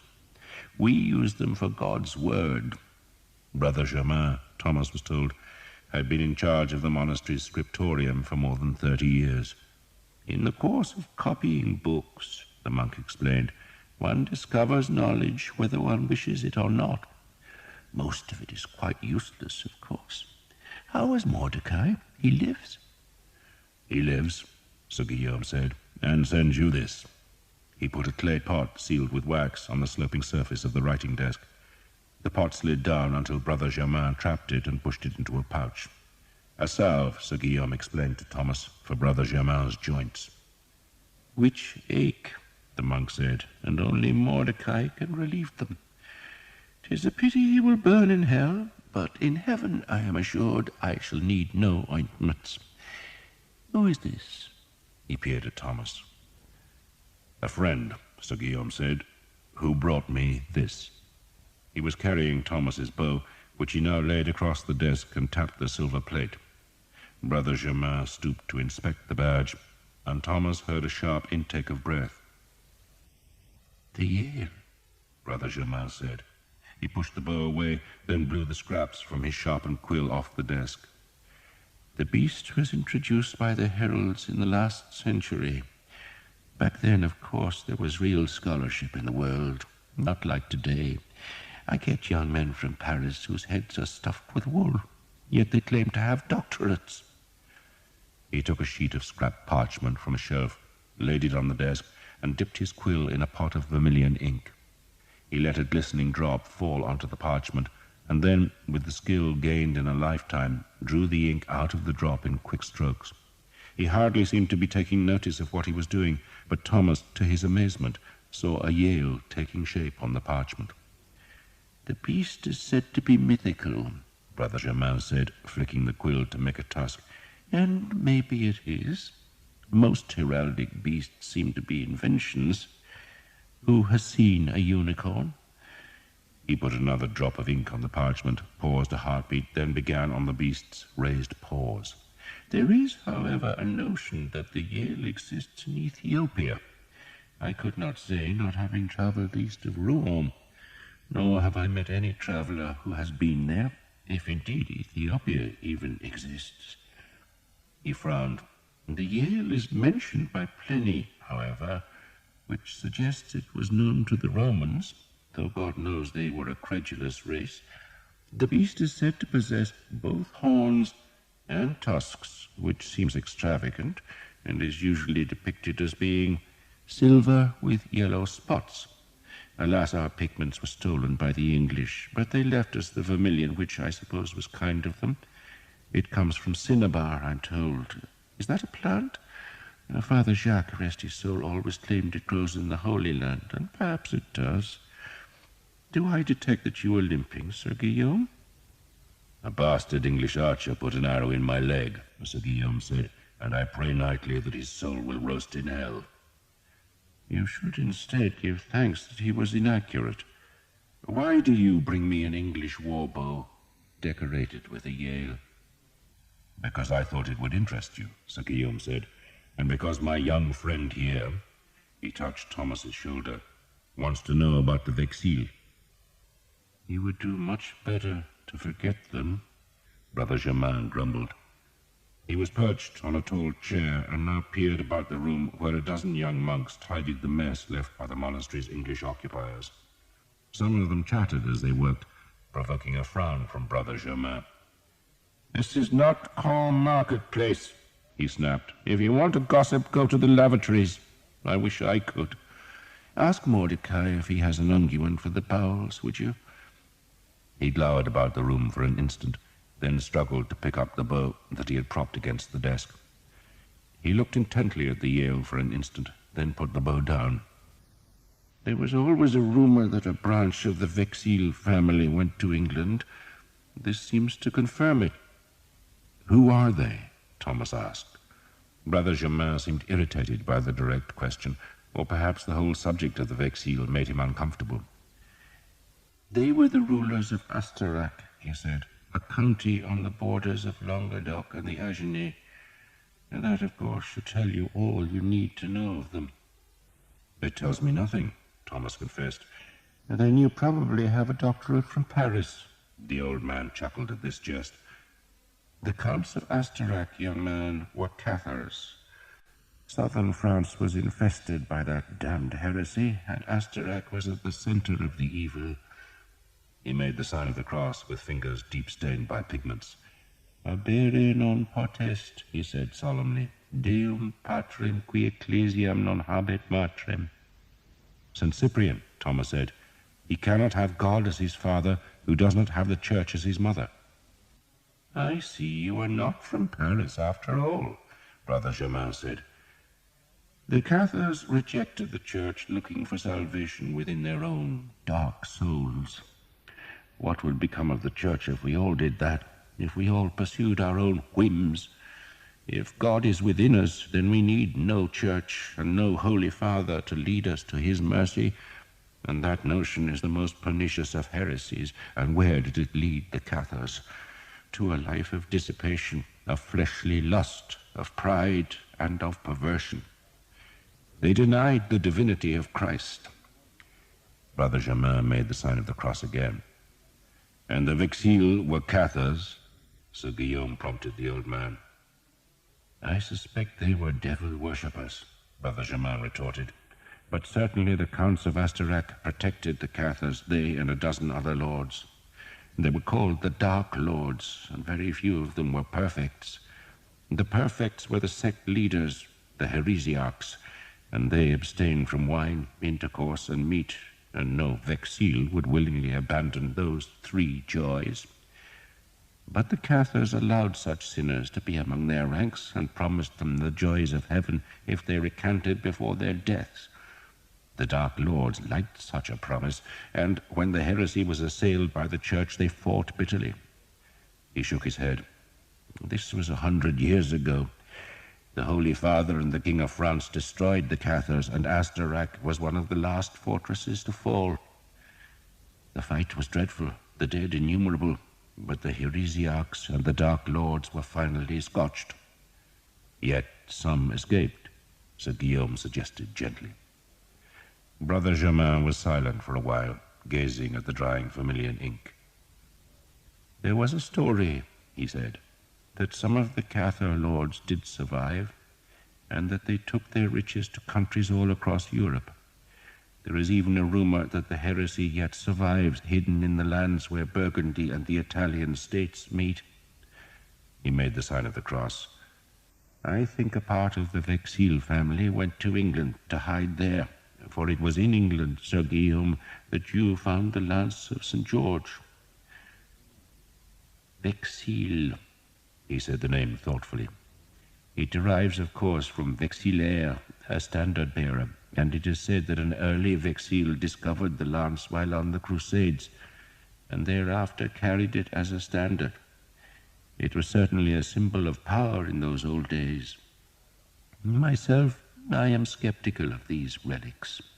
The abbot assures me he has seen 3 foreskins of the infant Jesus, and even I, who hold him blessed above all things, doubt he was so richly endowed. But I have asked some questions about this lance. There is a legend attached to it. It is said that the man who carries the lance into battle cannot be defeated. A mere legend, of course, but belief in such nonsense inspires the ignorant, and there are few more ignorant than soldiers. What troubles me most, though, is their purpose. Whose purpose? Thomas asked. There is a story, Brother Germain said, ignoring the question, that before the fall of the last heretic fortresses, the surviving Dark Lords made an oath. They knew the war was lost. They knew their strongholds must fall, and that the Inquisition and the forces of God would destroy their people. And so they made an oath to visit vengeance on their enemies. One day, they swore, they would bring down the throne of France and the Holy Mother Church, and to do it, they would use the power of their holiest relics. The Lance of St. George? Thomas asked. That too, Brother Germain said. That too, Sir Guillaume repeated the words in a puzzled tone. Brother Germain dipped his quill and put another glistening drop of ink on the parchment. Then, deftly, he finished his copy of the badge on Thomas's bow. "The Yale," he said, "I have seen before, but the badge you showed me is different. The beast is holding a chalice, but not any chalice, Sir Guillaume. You are right, the bow interests me and frightens me, but the Yale is holding the Grail, the holy, blessed, and most precious Grail. It was always rumored that the Cathars possessed the Grail. There is a tawdry lump of green glass in Genoa Cathedral that is said to be the Grail, but I doubt our dear Lord drank from such a bauble. No, the real Grail exists, and whoever holds it possesses power above all men on earth." He put down the quill. "I fear, Sir Guillaume, that the Dark Lords want their revenge. They gather their strength, but they hide still, and the Church has not yet taken notice. Nor will it until the danger is obvious, and by then it will be too late." Brother Germain lowered his head so that Thomas could only see the bald pink patch among the white hair. "It is all prophesied," the monk said. "It is all in the books." "What books?" Sir Guillaume asked. "Et convertabitur rex Austri, et de principibus eius privalebit super eum," Brother Germain said softly. Sir Guillaume looked quizzically at Thomas. "And the king from the south will be mighty," Thomas reluctantly translated, "but one of his princes will be stronger than him." "The Cathars are of the south," Brother Germain said, "and the prophet Daniel foresaw it all." He raised his pigment-stained hands. "The fight will be terrible, for the soul of the world is at stake, and they will use any weapon, even a woman. Filiaque regis Austri veniet ad regem Aquilonis facere amicitia." "The daughter of the king of the south," Thomas said, "shall come to the king of the north and make a treaty." Brother Germain heard the distaste in Thomas's voice. "You don't believe it?" he hissed. "Why do you think we keep the scriptures from the ignorant? They contain all sorts of prophecies, young man, and each of them given direct to us by God. But such knowledge is confusing to the unlearned. Men go mad when they know too much." He made the sign of the cross. "I thank God I shall be dead soon, and taken to the bliss above, while you must struggle with this darkness." End of side 13. Side 14. Thomas walked to the window and watched 2 wagons of grain being unloaded by novices. Sir Guillaume's men-at-arms were playing dice in the cloister. That was real, he thought, not some babbling prophet. His father had ever warned him against prophecy. It drives men's minds awry, he had said. And was that why his own mind had gone astray? The lance, Thomas said, trying to cling to fact instead of fancy, was taken to England by the Vexil family. My father was one of them, but he fell out with the family, and he stole the lance and hid it in his church. He was killed there, and at his death he told me it was his brother's son who did it. I think it is that man, my cousin, who called himself the Harlequin. He turned to look at Brother Germain. My father was a Vexil, but he was no heretic. He was a sinner, yes, but he struggled against his sin. He hated his own father, and he was a loyal son of the church. He was a priest, Sir Guillaume explained to the monk. And you are his son? Brother Germain asked in a disapproving tone. The other monks had abandoned their tidying and were listening avidly.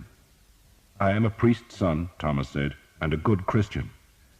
So the family discovered where the lance was hidden, Sir Guillaume took up the story, and hired me to retrieve it, but forgot to pay me. Brother Germain appeared not to have heard. He was staring at Thomas. You are English. The bow is mine, Thomas acknowledged. So you are a Vexil? Thomas shrugged. It would seem so. Then you are one of the Dark Lords, Brother Germain said. Thomas shook his head. I am a Christian, he said firmly. Then you have a God-given duty, the small man said with surprising force, which is to finish the work that was left undone 100 years ago. Kill them all. Kill them. And kill the woman. You hear me, boy? Kill the daughter of the king of the south before she seduces France to heresy and wickedness. If we can even find the Vexil, Sir Guillaume said dubiously. And Thomas noted the word we. They don't display their badge. I doubt they use the name Vexil. They hide. But they have the lance now, Brother Germain said, and they will use it for the first of their vengeances. They will destroy France, and in the chaos that ensues, they will attack the church. He moaned as if he was in physical pain. You must take away their power, and their power is the Grail. So it was not just the lance that Thomas must save. To Father Hobbes' charge had been added all of Christendom. He wanted to laugh. Catholicism had died 100 years before, scourged and burned and dug out of the land like couch grass scrubbed from a field. Dark lords, daughters of kings and princes of darkness, were figments of the troubadours, not the business of archers. Except that when he looked at Sir Guillaume, he saw that the Frenchman was not mocking the task. He was staring at a crucifix hanging on the scriptorium wall and mouthing a silent prayer. God help me, Thomas thought. God help me, but I am being asked to do what all the great knights of Arthur's Round Table failed to do, to find the Grail. Philip of Valois, King of France, ordered every Frenchman of military age to gather at Rouen. Demands went to his vassals and appeals were carried to his allies. He had expected the wars of Caen to hold the English for weeks, but the city had fallen in a day, and the panicked survivors were spreading across northern France with terrible stories of devils unleashed. Rouen, nestled in a great loop of the Seine, filled with warriors. Thousands of Genoese crossbowmen came by galley, beaching their ships on the river's bank and thronging the city's taverns, while knights and men-at-arms arrived from Anjou and Picardy, from Alençon and Champagne, from Maine to Rennes and Berry.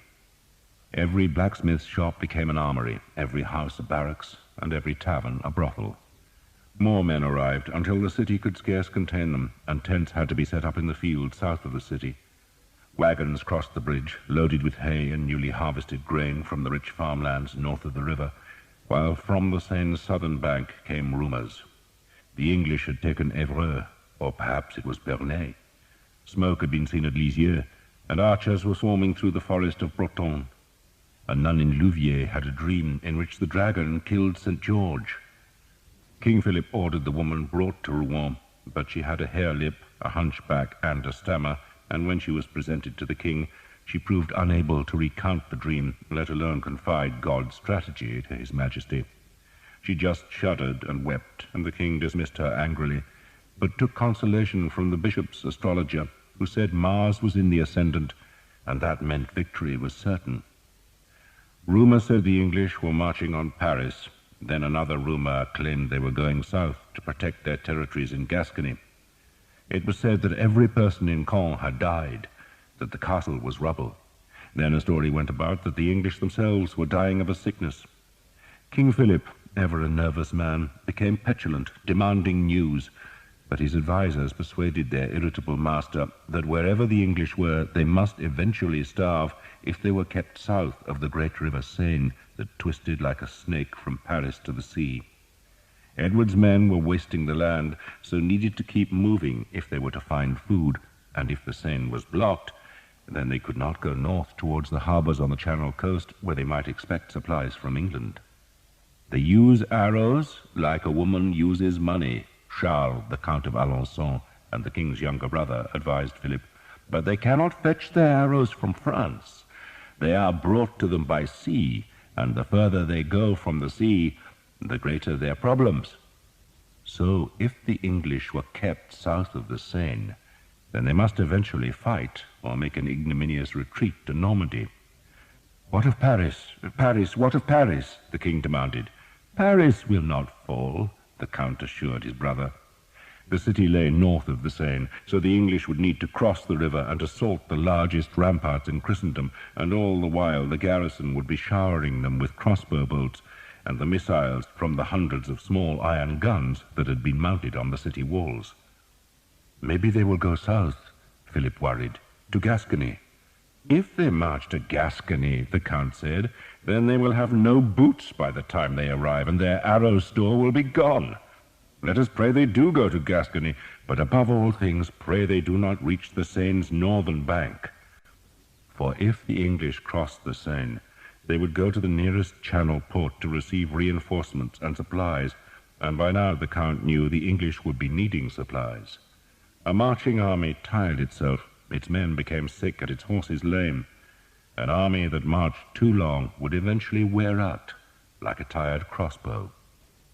So the French reinforced the great fortresses that guarded the Seine's crossings, and where a bridge could not be guarded, such as the 16-arched bridge at Poissy, it was demolished.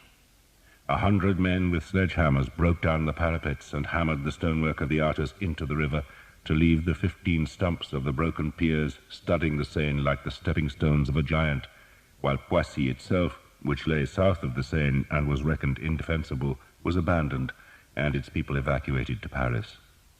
The wide river was being turned into an impassable barrier to trap the English in an area where their food must eventually run short. Then, when the devils were weakened, the French would punish them for the terrible damage they had wrought on France. The English were still burning towns and destroying farms, so that, in those long summer days, the western and southern horizons were so smeared by smoke plumes that it seemed as if there were permanent clouds on the skylines. At night, the world's edge glowed, and folk fleeing the fires came to Rouen, where, because so many could not be housed or fed, they were ordered across the river and away to wherever they might find shelter. Sir Simon Jekyll and Henry Colley, his man-at-arms, were among the fugitives, and they were not refused admittance, for they both rode destriers and were in mail. Colley wore his own mail and rode his own horse, but Sir Simon's mount and gear had been stolen from one of his other men-at-arms before he fled from Caen. Both men carried shields, but they had stripped the leather covers from the willow boards, so that the shields bore no device, thus declaring themselves to be masterless men for hire. Scores like them came to the city, seeking a lord who could offer food and pay, but none arrived with the anger that filled Sir Simon. It was the injustice that galled him. It burned his soul, giving him a lust for revenge. He had come so close to paying all his debts. Indeed, when the money from the sale of Jeanette's ships was paid from England, he had expected to be free of all encumbrances. But now he was a fugitive. He knew he could have slunk back to England, but any man out of favor with the king, or the king's eldest son, could expect to be treated as a rebel, and he would be fortunate if he kept an acre of land, let alone his freedom. So he had preferred flight, trusting that his sword would win back the privileges he had lost to the Breton bitch and her puppy lover, and Henry Colley had ridden with him in the belief that any man as skilled in arms as Sir Simon could not fail. No one questioned their presence in Rouen. Sir Simon's French was tinged with the accent of England's gentry, but so was the French of a score of other men from Normandy. What Sir Simon needed now was a patron, a man who would feed him and give him the chance to fight back against his persecutors, and there were plenty of great men looking for followers. In the fields south of Rouen, where the looping river narrowed the land, a pasture had been set aside as a tourney ground, where, in front of a knowing crowd of men-at-arms, anyone could enter the lists to show their prowess. This was not a serious tournament.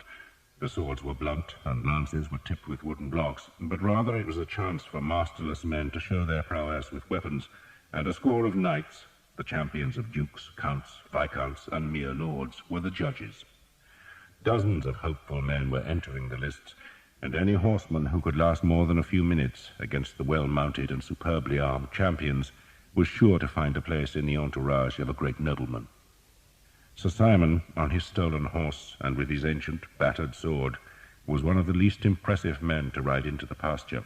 He had no lance, so one of the champions drew a sword and rode to finish him off. At first no one took particular notice of the two men, for other combats were taking place, but when the champion was sprawling on the grass and Sir Simon, untouched, rode on, the crowd took notice. A second champion challenged Sir Simon, and was startled by the fury which confronted him. He called out that the combat was not to the death, but merely a demonstration of swordplay, but Sir Simon gritted his teeth and hacked with the sword so savagely that the champion spurred and wheeled his horse away rather than risk injury. Sir Simon turned his horse in the pasture's centre, daring another man to face him. But instead a squire trotted a mare to the field's centre and wordlessly offered the Englishman a lance. "Who sent it?" Sir Simon demanded. "My lord." "Who is?" "There," the squire said, pointing to the pasture's end, where a tall man in black armour and riding a black horse waited with his lance. Sir Simon sheathed his sword and took the lance. It was heavy and not well balanced, and he had no lance rest in his armour that would cradle the long butt to help keep the point raised. But he was a strong man and an angry one, and he reckoned he could manage the cumbersome weapon long enough to break the stranger's confidence. No other men fought on the field now. They just watched. Wagers were being made, and all of them favoured the man in black. Most of the onlookers had seen him fight before, and his horse, his armour, and his weapons were all plainly superior. He wore plate mail, and his horse stood at least a hand's-breadth taller than Sir Simon's sorry mount. His visor was down, so Sir Simon could not see the man's face, while Sir Simon himself had no faceplate, merely an old, cheap helmet, like those worn by England's archers. Only Henry Colley laid a bet on Sir Simon, though he had difficulty in doing it, for his French was rudimentary, but the money was at last taken. The stranger's shield was black and decorated with a simple white cross, a device unknown to Sir Simon, while his horse had a black trapper that swept the pasture as the beast began to walk. That was the only signal the stranger gave, and Sir Simon responded by lowering the lance and kicking his own horse forward. They were 100 paces apart, and both men moved swiftly into the canter. Sir Simon watched his opponent's lance, judging how firmly it was held. The man was good, for the lance tip scarcely wavered, despite the horse's uneven motion. The shield was covering his trunk, as it should be. If this had been a battle, if the man with the strange shield had not offered Sir Simon a chance of advancement, he might have lowered his own lance to strike his opponent's horse, or, a more difficult strike, thrust the weapon's tip into the high pommel of his saddle. Sir Simon had seen a lance go clean through the wood and leather of a saddle to gouge into a man's groin, and it was ever a killing blow. But today he was required to show the skill of a knight, to strike clean and hard, and at the same time defend himself from the oncoming lance. The skill of that was to deflect the thrust, which, having the weight of a horse behind it, could break a man's back by throwing him against the high cantle. The shock of two heavy horsemen meeting, and with all their weight concentrated into lance points, was like being hit by a cannon's stone. Sir Simon was not thinking about any of this. He was watching the oncoming lance, glancing at the white cross on the shield where his own lance was aimed, and guiding his horse with pressure from his knees. He had trained to this from the time he could first sit on a pony. He had spent hours tilting at a quintain in his father's yard, and more hours schooling stallions to endure the noise and chaos of battle. He moved his horse slightly to the left, like a man wanting to widen the angle at which the lances would strike, and so deflect some of their force. And he noted that the stranger did not follow the move to straighten the line, but seemed happy to accept the lesser risk. Then both men rowelled back their spurs, and the destriers went into the gallop. Sir Simon touched the horse's right side and straightened the line himself, driving hard at the stranger now and leaning slightly forward to ready himself for the blow. His opponent was trying to swing towards him, but it was too late. Sir Simon's lance cracked against the black and white shield with a thump that hurled Sir Simon back, but the stranger's lance was not centered and banged against Sir Simon's plain shield and glanced off. Sir Simon's lance broke into 3 pieces, and he let it fall as he pressed his knee to turn the horse. His opponent's lance was across his body now, and was encumbering the black-armored knight. Sir Simon drew his sword, and while the other man was still trying to rid himself of the lance, gave a back swing that struck his opponent like a hammer blow. The field was still. Henry Colley held out a hand for his winnings. The man pretended not to understand his crude French, but he understood the knife that the yellow-eyed Englishman suddenly produced, and the coins just as suddenly appeared. The knight in the black armor did not continue the fight, but instead curbed his horse and pushed up his visor. "Who are you?" "My name is Sir Simon Jekyll." "English?" "I was." The 2 horses stood beside each other. The stranger threw down his lance and hung the shield from his pommel. He had a sallow face with a thin black moustache, clever eyes, and a broken nose. He was a young man, not a boy, but a year or 2 older than Sir Simon. "What do you want?" he asked Sir Simon. "A chance to kill the Prince of Wales." The man smiled. "Is that all?" "Money, food, land, women," Sir Simon said. The man gestured to the side of the pasture. "There are great lords here, Sir Simon, who will offer you pay, food, and girls. I can pay you too, but not so well. I can feed you, though it will be common stuff. And the girls you must find for yourself. What I will promise you is that I shall equip you with a better horse, armor, and weapons. I lead the best knights in this army, and we are sworn to take captives who will make us rich. And none, I think, so rich as the King of England and his whelp. Not kill, mark you, but capture." Sir Simon shrugged. "I'll settle for capturing the bastard," he said. "And his father," the man said. "I want his father, too." There was something vengeful in the man's voice that intrigued Sir Simon. "Why?" he asked.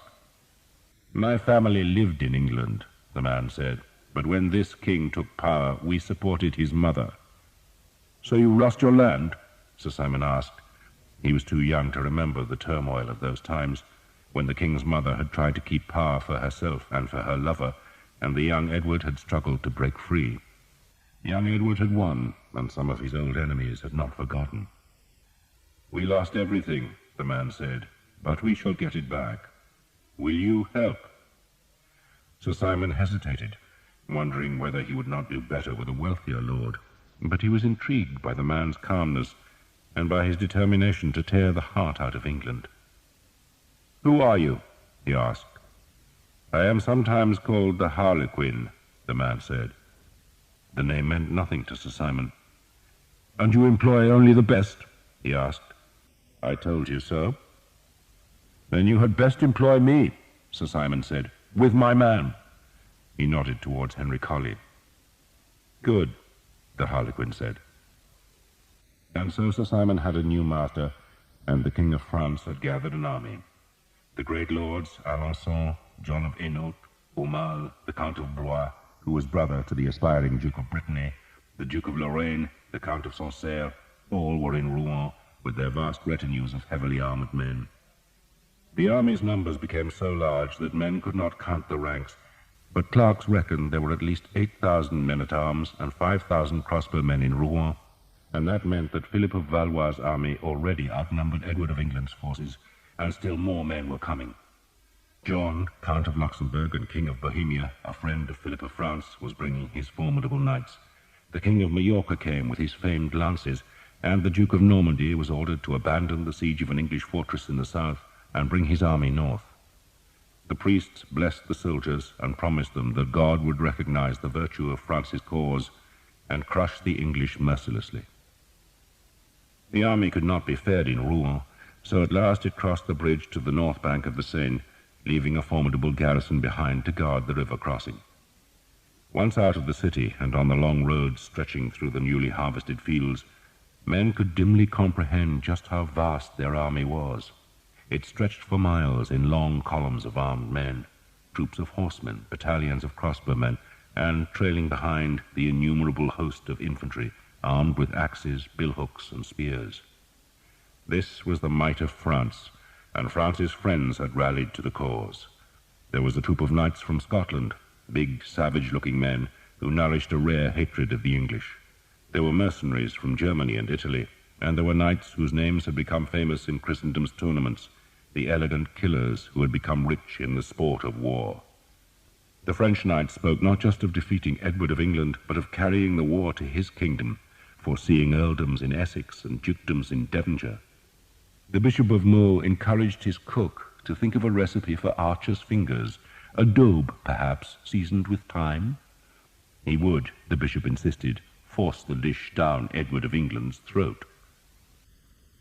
Sir Simon rode a 7-year-old destrier now, a fine grey that must have cost the Harlequin close to £100. He wore a hauberk of close-ringed mail covered with a surcoat that bore the white cross. His horse had a chanfron of boiled leather and a black trapper, while at Sir Simon's waist hung a sword made in Poitiers. Henry Collier was almost as well equipped, though in place of a sword he carried a 4-foot-long shaft of oak topped with a spiked metal ball. "They're a solemn bunch," he complained to Sir Simon about the other men who followed the Harlequin, "like bloody monks." "They can fight," Sir Simon said, though he himself was also daunted by the grim dedication of the Harlequin's men. The men were all confident, but none took the English as lightly as the rest of the army, which had convinced itself that any battle would be won by numbers alone. The Harlequin quizzed Sir Simon and Henry Collier about the English way of fighting, and his questions were shrewd enough to force both men to drop their bombast and think. "They'll fight on foot," Sir Simon concluded. He, like all knights, dreamed of a battle conducted on horseback, of swirling men and couched lances, but the English had learned their business in the wars against the Scots, and knew that men on foot defended territory much more effectively than horsemen.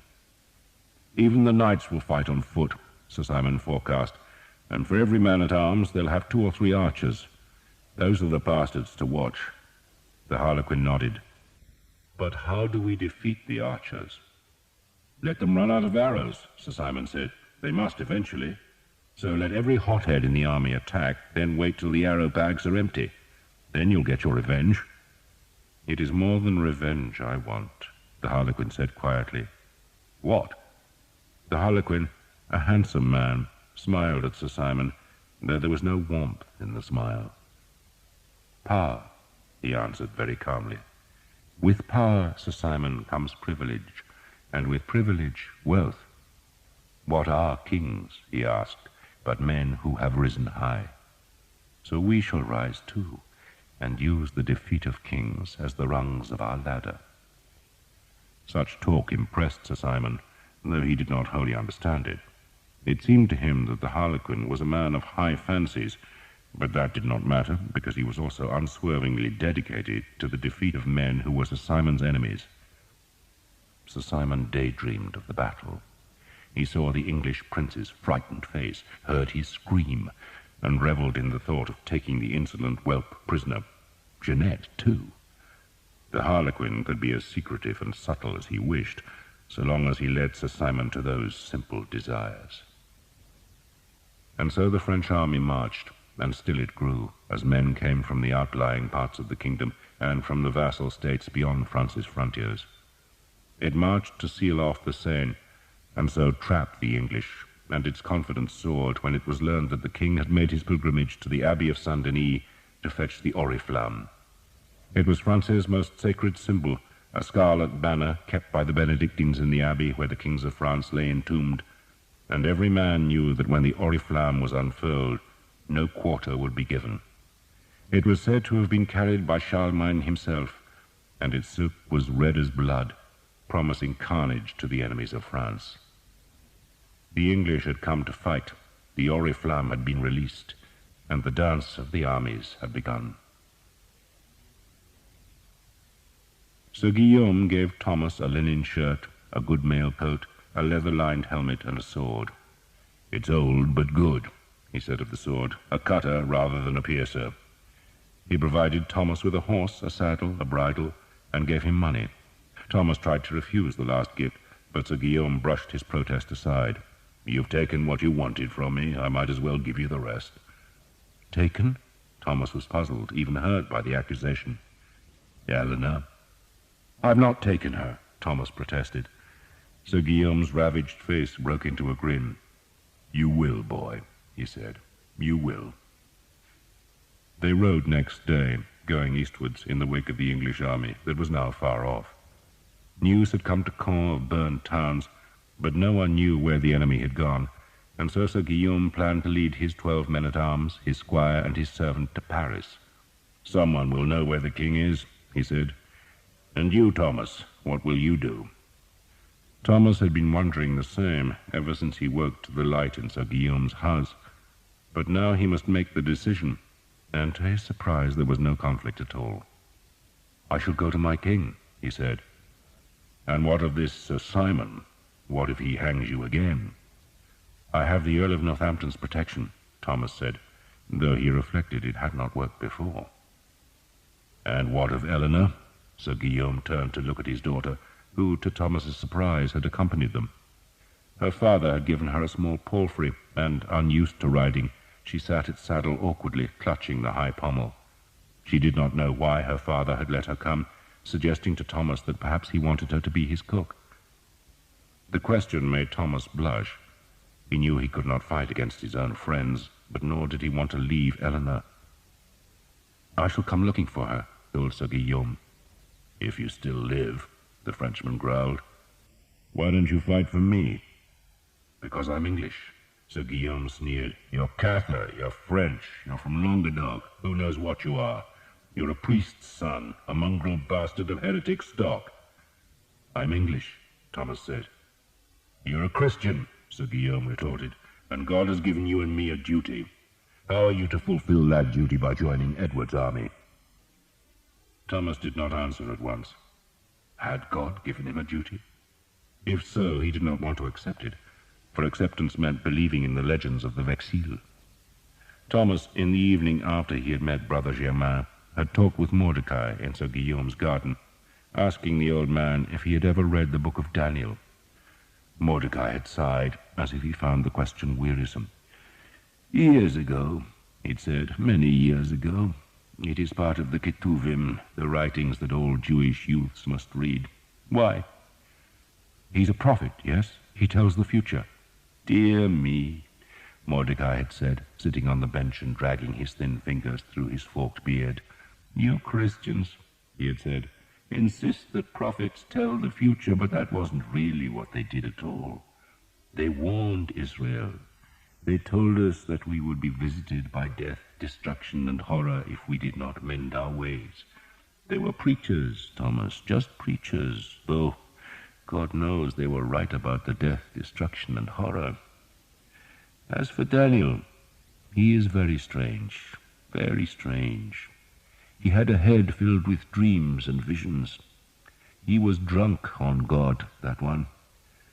"But do you think," Thomas had asked, "that Daniel could foretell what is happening now?"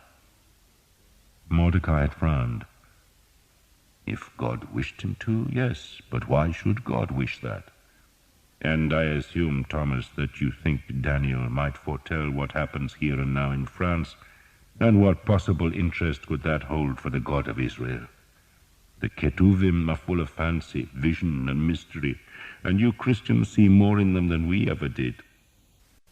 But would I make a decision because Daniel ate a bad oyster and had a vivid dream all those years ago? No, no, no. He stood and held a Jordan bottle high. Trust what is before your eyes, Thomas. What you can smell, hear, taste, touch, and see. The rest is dangerous. Thomas now looked at Sir Guillaume.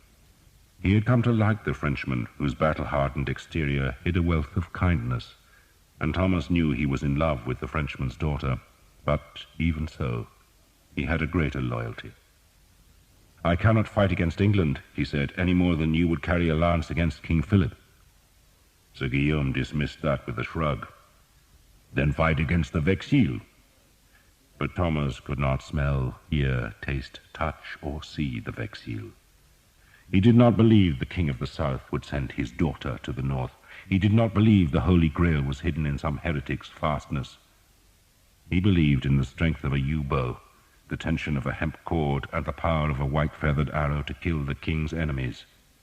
To think of dark lords and heresiarchs was to flirt with the madness that had harrowed his own father.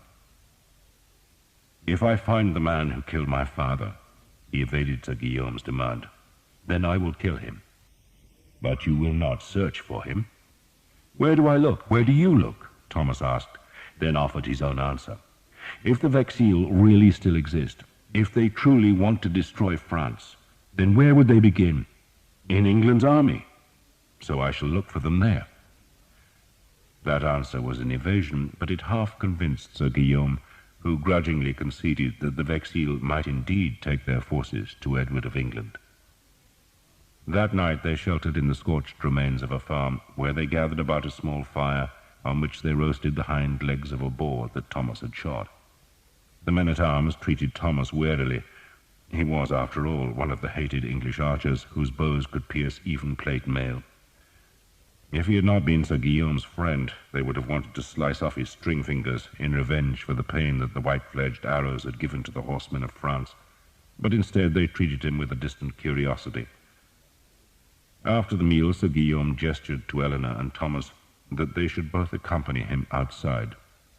His squire was keeping watch, and Sir Guillaume led them away from the young man, going to the bank of a stream where, with an odd formality, he looked at Thomas.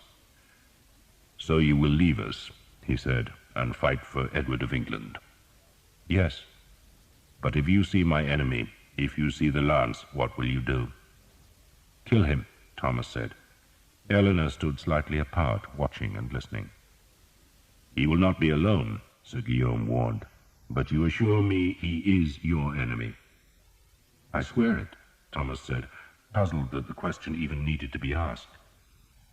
Sir Guillaume took Thomas's right hand. "You have heard of a brotherhood in arms?" Thomas nodded. Men of rank frequently made such pacts, swearing to aid each other in battle and share each other's spoils. "Then I swear a brotherhood to you," Sir Guillaume said, "even if we will fight on opposing sides." "I swear the same," Thomas said awkwardly. Sir Guillaume let Thomas's hand go. "There," he said to Eleanor, "I'm safe from one damned archer." He paused, still looking at Eleanor. "I shall marry again," he said abruptly, "and have children again, and they will be my heirs. You know what I'm saying, don't you?" Eleanor's head was lowered, but she looked up at her father briefly, then dropped her gaze again. She said nothing. "And if I have more children, God willing," Sir Guillaume said, "what does that leave for you, Eleanor?" She gave a very small shrug, as if to suggest that the question was not of great interest to her. "I have never asked you for anything." "But what would you have asked for?" She stared into the ripples of the stream. "What you gave me," she said after a while. "Kindness." "Nothing else?" She paused. "I would have liked to call you father." Sir Guillaume seemed uncomfortable with that answer. He stared northwards. "You are both bastards," he said after a while, "and I envy that." "Envy?" Thomas asked. "A family serves like the banks of a stream. They keep you in your place, but bastards make their own way. They take nothing, and they can go anywhere." He frowned, then flicked a pebble into the water. "I had always thought, Eleanor, that I would marry you to one of my men-at-arms. Benoit asked me for your hand, and so did Faussat. And it's past time you were married. What are you, 15? 15, she agreed. You'll rot away, girl, if you wait any longer, Sir Guillaume said gruffly. So who should it be? Benoit? Faussat? He paused.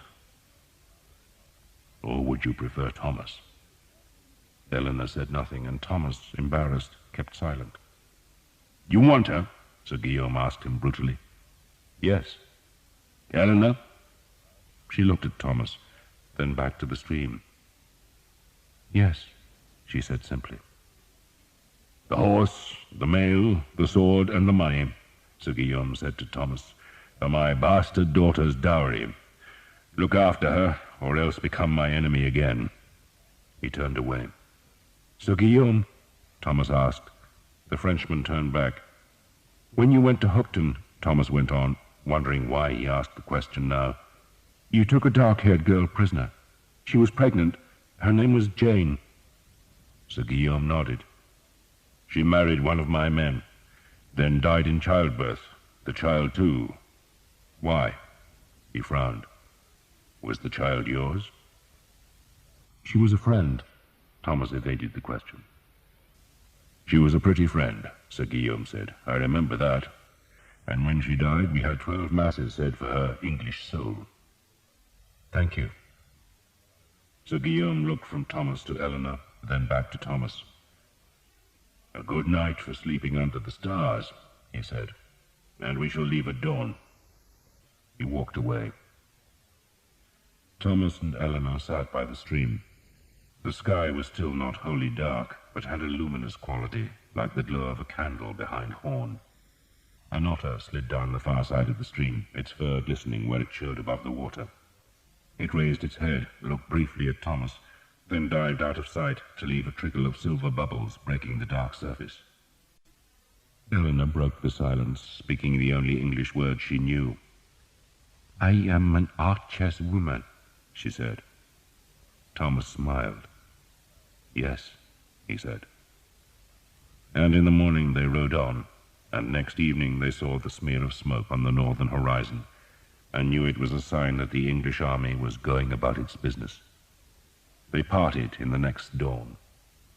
How you reached the bastards I do not know, Sir Guillaume said, but when it is all over, look for me. He embraced Thomas, kissed Eleanor, then pulled himself into his saddle. His horse had a long blue trapper decorated with yellow hawks. He settled his right foot into its stirrup, gathered the reins, and pushed back his spurs. A track led north across a heath that was fragrant with thyme and fluttering with blue butterflies. Thomas, his helmet hanging from the saddle's pommel and the sword thumping at his side, rode towards the smoke, and Eleanor, who insisted on carrying his bow because she was an archer's woman, rode with him. They looked back from the low crest of the heath, but Sir Guillaume was already a half-mile westwards, not looking back, hurrying towards the Oriflamme. Sir Thomas and Eleanor rode on. The English marched east, ever further from the sea, searching for a place to cross the Seine, but every bridge was broken or else was guarded by a fortress. They still destroyed everything they touched. Their chevauchée was a line 20 miles wide, and behind it was a charred trail 100 miles long. Every house was burned and every mill destroyed. The folk of France fled from the army, taking their livestock and the newly gathered harvest with them, so that Edward's men had to range ever further to find food. Behind them was desolation, while in front lay the formidable walls of Paris. Some men thought the king would assault Paris. Others reckoned he would not waste his troops on those great walls, but instead attack one of the strongly fortified bridges that could lead him north of the river. Indeed, the army tried to capture the bridge at Melun, but the stronghold which guarded its southern end was too massive, and its crossbowmen were too many, and the assault failed. The French stood on the ramparts and bared their backsides to insult the defeated English. It was said that the king confident of crossing the river, had ordered supplies to be sent to the port of Le Crotoy that lay far to the north, beyond both the Seine and the river Somme. But if the supplies were waiting, then they were unreachable, because the Seine was a wall behind which the English were penned in a land they had themselves emptied of food. The first horses began to go lame, and men, their boots shredded by marching, went barefoot. The English came closer to Paris, entering the wide lands that were the hunting grounds of the French kings. They took Philip's lodges and stripped them of tapestries and plate, and it was while they hunted his royal deer that the French king sent Edward a formal offer of battle. It was the chivalrous thing to do, and it would, by God's grace, end the harrowing of his farmlands. So Philip of Valois sent a bishop to the English, courteously suggesting that he would wait with his army south of Paris, and the English king graciously accepted the invitation, and so the French marched their army through the city and arrayed it among the vineyards on a hill crest by Bourg-la-Reine. They would make the English attack them there, forcing the archers and men-at-arms to struggle uphill into massed Genoese crossbows, and the French nobles estimated the value of the ransoms they would fetch for their prisoners. The French battle line waited, but no sooner had Philip's army settled in its positions than the English treacherously turned about and marched in the other direction, going to the town of Poissy, where the bridge across the Seine had been destroyed and the town evacuated. A few French infantrymen, poor soldiers armed with spears and axes, had been left to guard the northern bank, but they could do nothing to stop the swarm of archers, carpenters, and masons who used timbers ripped from the roofs of Poissy to make a new bridge on the 15 broken piers of the old. It took 2 days to repair the bridge, and the French were still waiting for their arranged battle among the ripening grapes at Bourg-la-Reine as the English crossed the Seine and started marching northwards. The devils had escaped the trap and were loose again. It was at Poissy that Thomas, with Eleanor beside him, rejoined the army. And it was there, by God's grace, that the hard times began. Eleanor had been apprehensive about joining the English army. "They won't like me because I'm French," she said. "The army's full of Frenchmen," Thomas had told her. "There are Gascons, Bretons, even some Normans, and half the women are French." "The archers' women?" she asked, giving him a wry smile. "But they are not good women." "Some are good, some are bad," Thomas said vaguely. "But you I shall make into a wife, and everyone will know you're special." If Eleanor was pleased, she showed no sign, but they were now in the broken streets of Poissy, where a rearguard of English archers shouted at them to hurry. The makeshift bridge was about to be destroyed, and the army's laggards were being chivied across its planks. The bridge had no parapets, and had been hurriedly made from whatever timbers the army had found in the abandoned town, and the uneven planking swayed and creaked and bent as Thomas and Eleanor led their horses onto the roadway. Eleanor's palfrey became so scared of the uncertain footing that it refused to move until Thomas put a blindfold over its eyes, and then, still shaking, it trod slowly and steadily across the planks, which had gaps between them, through which Thomas could see the river sliding. They were among the last to cross. Some of the army's wagons had been abandoned in Poissy, their loads distributed onto the hundreds of horses that had been captured south of the Seine. Once the last stragglers had crossed the bridge, the archers began hurling the planks into the river, breaking down the fragile link that had let the English escape across the river. Now King Edward hoped they would find new land to waste in the wide plains that lay between the Seine and the Somme, and the 3 battles spread into the 20-mile-wide line of the Chevauchés and advanced northwards, camping that night just a short march from the river. Thomas looked for the Prince of Wales's troops, while Eleanor tried to ignore the dirty, tattered and sun-browned archers, who looked more like outlaws than soldiers. They were supposed to be making their shelters for the coming night, but preferred to watch the women and call obscene invitations. "What are they saying?" Eleanor asked Thomas. "That you are the most beautiful creature in all France," he said. "You lie," she said, then flinched as a man shouted at her. "Have they never seen a woman before?" "Not like you. They probably think you're a princess." She scoffed at that, but was not displeased. There were, she saw, women everywhere. They gathered firewood while their men made the shelters, and most, Eleanor noted, spoke French. "There will be many babies next year," she said. "True." They will go back to England? She asked. Some, perhaps. Thomas was not really sure. Or they'll go to their garrisons in Gascony. If I marry you, she asked, will I become English? Yes, Thomas said. End of side 14. Side 15. It was getting late, and cooking fires were smoking across the stubble fields, though there was precious little to cook. Every pasture held a score of horses, and Thomas knew they needed to rest, feed, and water their own animals. He had asked many soldiers where the Prince of Wales's men could be found, but one man said west, another east. So in the dusk, Thomas simply turned their tired horses towards the nearest village, for he did not know where else to go. The place was swarming with troops, but Thomas and Eleanor found a quiet enough spot in the corner of a field where Thomas made a fire, while Eleanor, the black bow prominent on her shoulder to demonstrate that she belonged to the army, watered the horses in a stream. They cooked the last of their food, and afterwards sat under the hedge and watched the stars brighten above a dark wood. Voices sounded from the village where some women were singing a French song, and Eleanor crooned the words softly. I remember my mother singing it to me, she said, plucking strands of grass that she wove into a small bracelet. I was not his only bastard, she said ruefully. There were 2 others I know of.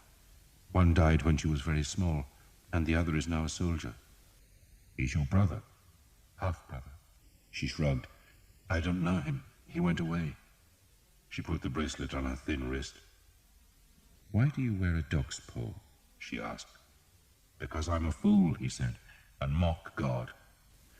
That was the truth, he thought ruefully, and he pulled the dry paw hard to break its cord, then tossed it into the field. He did not really believe in some guinea-fowl. It was an affectation. A dog would not help him recover the lance, and that duty made him grimace, for the penance weighed on his conscience and soul. Do you really mock God? Eleanor asked, worried.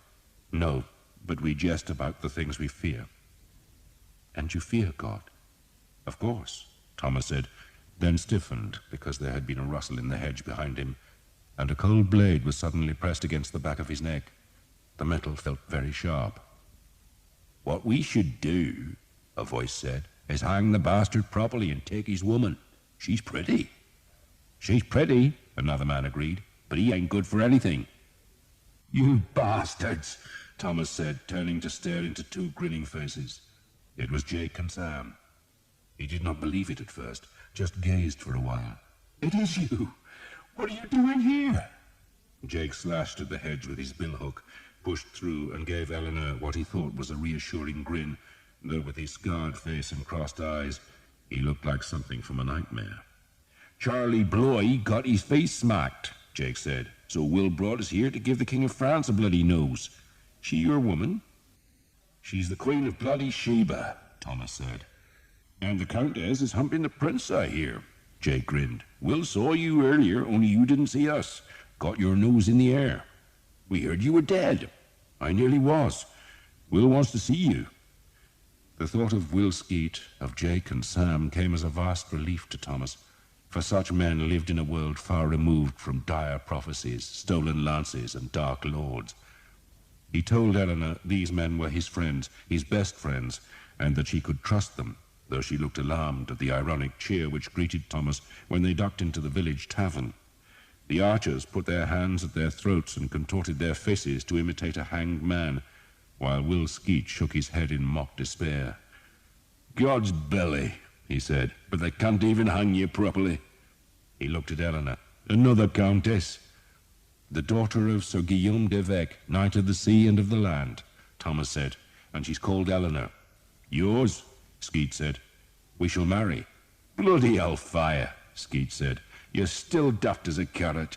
You don't marry them, Tom. That's not what they're for.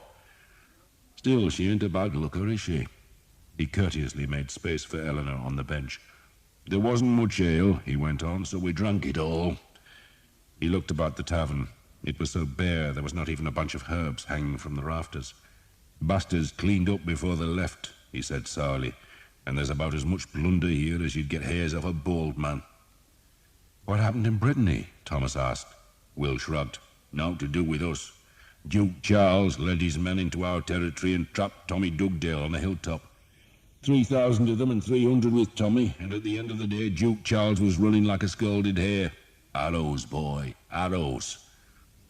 Thomas Dugdale had taken over the Earl of Northampton's responsibilities in Brittany and had been travelling between the English fortresses when the Duke's army caught him, but his archers and men-at-arms, ensconced behind the thick hedge of a hilltop pasture, had cut the enemy into shreds. All day they fought, Skeet said, morning to night, and the bastards wouldn't learn their lesson and kept sending men up the hill. They reckoned Tommy had to run out of arrows soon enough, but he was carrying carts of spares to the fortresses, see, so he had enough to last him till doomsday. So Duke Charles lost his best men, the fortresses are safe till he gets some more, and we're up here. The Earl sent for us. Just bring 50 archers, he told me, so I did. And Father Hob, of course. We sailed to Caen and joined the army just as it marched out. So what the hell happened to you? Thomas told his tale. Skeet shook his head when he heard about the hanging. Sir Simon's gone, he said. Probably joined the French. He's done what? Vanished. Your countess caught up with him and pissed all over him from what we hear. Skeet grinned. Look of the devil you've got. God knows why I saved you this. He put a clay jar of ale on the table, then nodded at Thomas's bow that Eleanor was carrying. Can you still shoot that thing? I mean, you've been bollocking about with the aristocracy for so long that you might have forgotten why God put you on the earth. I can still use it. Then you might as well ride with us, Skeet said, but confessed he knew little of what the army was doing. No one tells me, he said scornfully, but they say there's another river up north and we've got to cross it. Sooner the better, I reckon, as the Frenchies have skimmed this land proper. Couldn't feed a kitten up here. It was indeed a bare land. Thomas saw that for himself next day as Will Skeet's men moved slowly north across harvested fields. But the grain, instead of lying in the barns, had already been taken for the French army, just as the livestock had all been driven away. South of the Seine, the English had cut grain from abandoned fields, and their advance guards had moved swiftly enough to capture thousands of cattle, pigs, and goats. But here the land had been scraped bare by an even larger army, and so the king ordered haste. He wanted his men to cross the next river, the Somme, to where the French army might not have stripped the land, and where, at Le Croteuil, he hoped a fleet would be waiting with supplies. But despite the royal orders, the army went painfully slowly. There were fortified towns that promised food, and men insisted on trying to assault their walls. They captured some, or repulsed at others, but it all took time that the king did not have, and while he was trying to discipline an army more interested in plunder than progress, the King of France led his army back across the Seine, through Paris, and north to the Somme. A new trap was set, an even deadlier one, for the English were now penned in a land that had been stripped of food. Edward's army at last reached the Somme, but found it was blocked just as the Seine had been barred. Bridges were destroyed or guarded by grim forts with heavy garrisons that would take weeks to dislodge, and the English did not have weeks. They were weakening daily. They had marched from Normandy to the edge of Paris, then they had crossed the Seine and left a path of destruction to the Somme's southern bank, and the long journey had abraded the army. Hundreds of men were now barefoot, while others hobbled on disintegrating shoes. They had horses enough, but few spare horseshoes or nails, and so men led their animals to save their hooves. There was grass to feed horses, but little grain for men, and so the foraging parties had to travel long distances to find villages where the peasants might have hidden some of the harvest. The French were becoming bolder now, and there were frequent skirmishes at the edges of the army as the French sensed the English vulnerability. Men ate unripe fruit that soured their bellies and loosened their bowels. Some reckoned they had no choice but to march all the way back to Normandy, but others knew the army would fall apart long before they reached the safety of the Norman harbours. The only course was to cross the Somme and march to the English strongholds in Flanders, but the bridges were gone or garrisoned, and when the army crossed desolate marshlands to find fords, they discovered the enemy ever waiting on the far bank. They twice tried to force a passage, but both times the French, secure on the higher, dry land, were able to cut down the archers in the river by crowding the bank with Genoese crossbows. And so the English retreated and marched westwards, getting ever nearer to the river's mouth, and every step reduced the number of possible crossing places as the river grew wider and deeper. They marched for 8 days between the rivers, 8 days of increasing hunger and frustration. "Save your arrows," a worried Will Skeet warned his men late one afternoon. They were making their camp by a small deserted village, which was as bare as every other place they had found since crossing the Seine. "We'll need every arrow we've got for a battle," Skeet went on, "and Christ knows we've none to waste." An hour later, when Thomas was searching a hedgerow for blackberries, a voice called from on high, "Thomas, get your evil bones up here!" Thomas turned to see Will Skeet on the small tower of the village church. He ran to the church, climbed the ladder, past a beam where a bell had hung till the villagers took it away to prevent the English from stealing it, then pulled himself through the hatch and onto the tower's flat roof, where a half-dozen men were crowded, among them the Earl of Northampton, who gave Thomas a very wry look. "I heard you were hanged." "I lived, my lord," Thomas said grimly. The Earl hesitated, wondering whether to ask if Sir Simon Jekyll had been the hangman, but there was no point in continuing that feud. Sir Simon had fled, and the Earl's agreement with him was void. He grimaced instead. "No one can kill a devil's whelp, eh?" he said, then pointed eastwards, and Thomas stared through the twilight and saw an army on the march. It was a long way off, on the far northern bank of the river that here flowed between vast reed beds, but Thomas could still see that the lines of horsemen, wagons, infantry, and crossbowmen were filling every lane and track of that distant bank. The army was approaching a walled town, Abbeville, the Earl said, where a bridge crossed the river, and Thomas, gazing at the black lines twisting towards the bridge, felt as though the gates of hell had opened and spewed out a vast horde of lances, swords, and crossbows. Then he remembered Sir Guillaume was there, and he made the sign of the cross and mouthed a silent prayer that Eleanor's father would survive. "Sweet Christ," Will Skeet said, mistaking Thomas's gesture for fear, "but they want our souls bad." "They know we're tired," the Earl said, "and they know the arrows must run out in the end, and they know they have more men than we do, far more."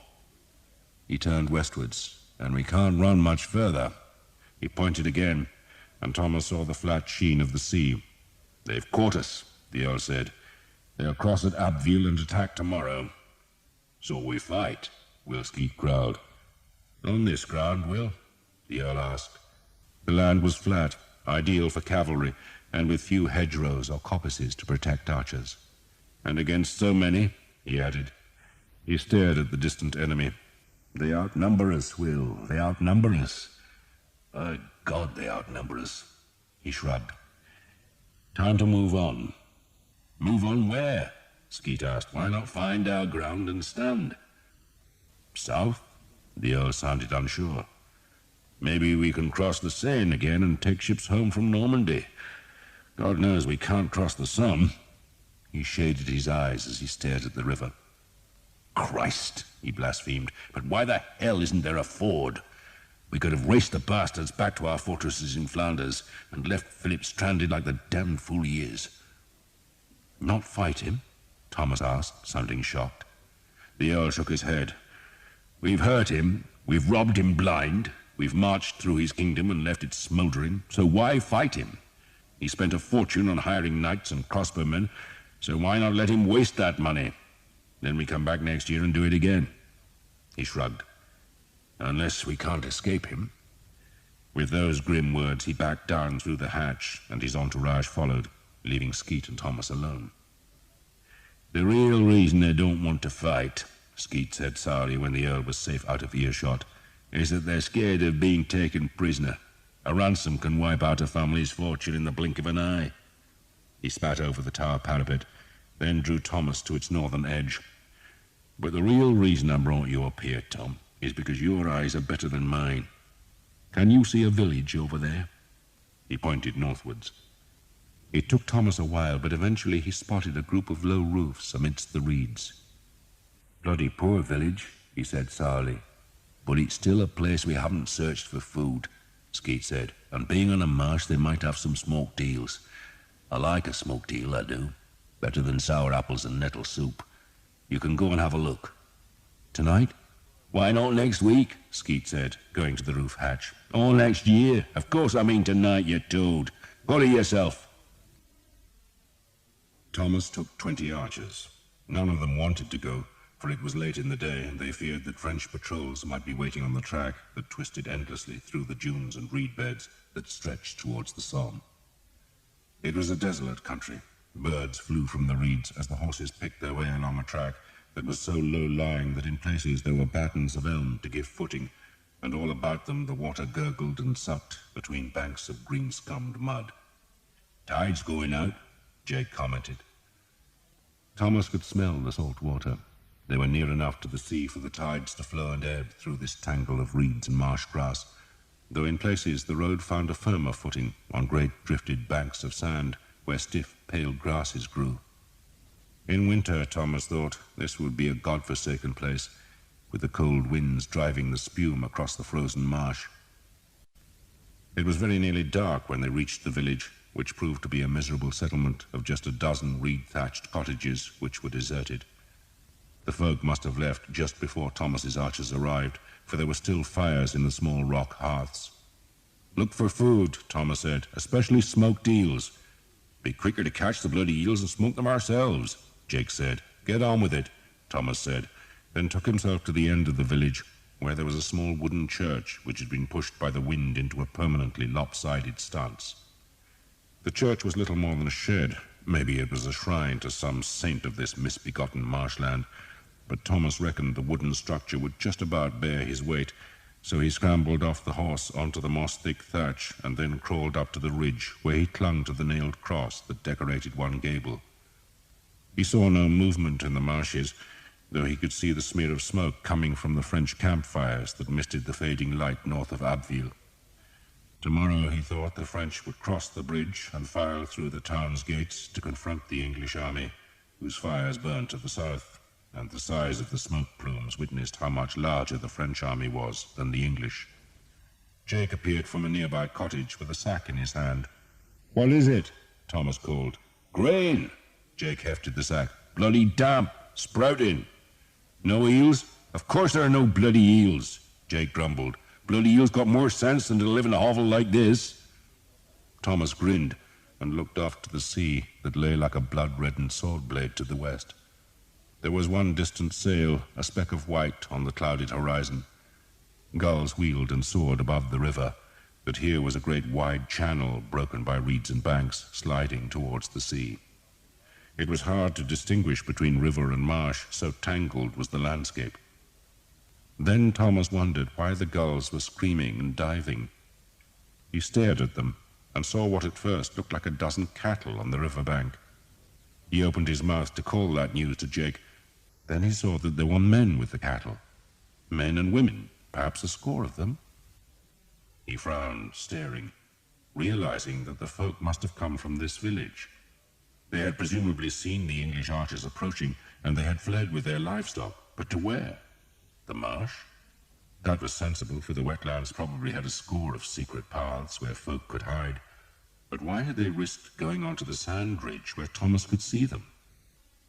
Then he saw that they were not trying to hide, but to escape, for the villagers were now wading across the wide waters towards the northern bank.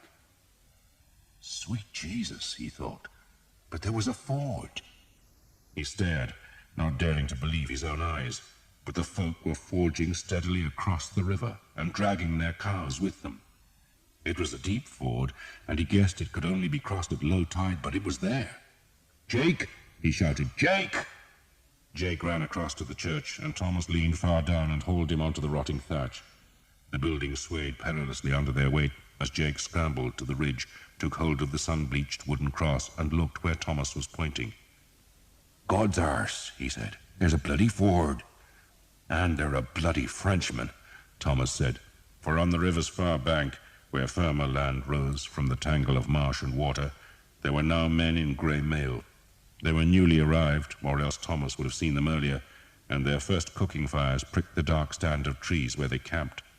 Their presence showed that the French knew of the ford's existence and wanted to stop the English crossing, but that was none of Thomas's business. His only duty was to let the army know that there was a ford, a possible way out of the trap. Thomas slid down the church's thatch and jumped to the ground. "You go back to Will," he told Jake, "and tell him there's a ford, and tell him I'll burn the cottages one at a time to serve as a beacon." It would be dark soon, and without a light to guide them, no one would be able to find the village. Jake took 6 men and rode back to the south. Thomas waited.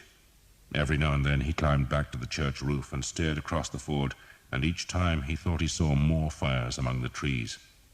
The French, he reckoned, had placed a formidable force there, and no wonder, for it was the last escape route, and they were blocking it. But Thomas still fired the cottages one by one to show the English where that escape might lie. The flames roared into the night, scattering sparks across the marshes. The archers had found some dried fish concealed in a hot wall, and that, with brackish water, was their supper. They were disconsolate, and no wonder. "We should have stayed in Brittany," one man said. "They're going to corner us," another suggested. He had made a flute from a dried reed and had been playing a melancholy air. "We've got arrows," a third man said.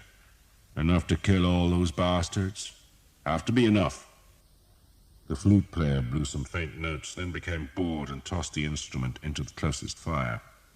Thomas, the night dragging hard on his patience, strolled back to the church, but instead of climbing onto the roof, he pushed open the ramshackle door and then opened the one-window shutters to let in the firelight. Then he saw it was not a proper church, but a fisherman's shrine. There was an altar made from sea-whitened planks, balanced on 2 broken barrels, and on the altar was a crude, doll-like figure, draped with strips of white cloth and crowned with a band of dried seaweed. The fishermen at Hookton had sometimes made such places, especially if a boat was lost at sea, and Thomas's father had always hated them. He had burned one to the ground, calling it a place of idols, but Thomas reckoned fishermen needed the shrines. The sea was a cruel place, and the doll, he thought it was female, perhaps represented some saint of the area. Women whose men were long gone to sea would come to pray to the saint, begging that the ship would come home. The shrine's roof was low, and it was more comfortable to kneel. Thomas said a prayer. "Let me live," he prayed. "Let me live." And he found himself thinking of the lance, thinking of Brother Germain and Sir Guillaume, and of their fears that a new evil, born of the Dark Lords, was brewing in the south. "It is none of your business," he told himself. "It is superstition. The Cathars are dead, burned in the church's fires, and gone to hell. Beware of madmen," his father had told him, and who better than his father to know that truth? But was he a Vexil? He bowed his head and prayed that God would keep him from the madness. "And what are you praying for now?" a voice suddenly asked, startling Thomas, who turned to see Father Hobb grinning from the low doorway. He had chatted with the priest during the last few days, but he had never been alone with him. Thomas was not even sure he wanted to be, for Father Hobb's presence was a reminder of his conscience. "I'm praying for more arrows, Father." "Please God, the prayer's answered," Father Hobb said, then settled on the church's earthen floor. "I had the devil's own task fighting my way across the swamp, but I had a mind to talk with you. I have this feeling you've been avoiding me." "Father," Thomas said chidingly. "So here you are, and with a beautiful girl as well. I tell you, Thomas, if they forced you to lick a leper's arse, you'd taste nothing but sweetness. Charmed you are. They can't even hang you." "They can," Thomas said, "but not properly." "Thank God for that," the priest said, then smiled. "So how is the penance going?" "I haven't found the lance," Thomas answered curtly. "But have you even looked for it?" Father Hobb asked, then drew a piece of bread from his pouch. He broke the small loaf and tossed half to Thomas. "Don't ask where I got it, but I didn't steal it. Remember, Thomas, you can fail in a penance and still have absolution if you have made a sincere effort." Thomas grimaced, not at Father Hobb's words, but because he had bitten down on a scrap of millstone grit caught in the bread. He spat it out. "My soul isn't so black as you make it sound, Father." "How would you know? All our souls are black." "I've made an effort," Thomas said, then found himself telling the whole tale of how he had gone to Caen and sought out Sir Guillaume's house, and how he had been a guest there, and about Brother Germain and the Cathar Vexil, and about the prophecy from Daniel and the advice of Mordecai. Father Hobb made the sign of the cross when Thomas talked of Mordecai. "You can't take the word of such a man," the priest said sternly. "He may or may not be a good doctor, but the Jews have ever been Christ's enemy.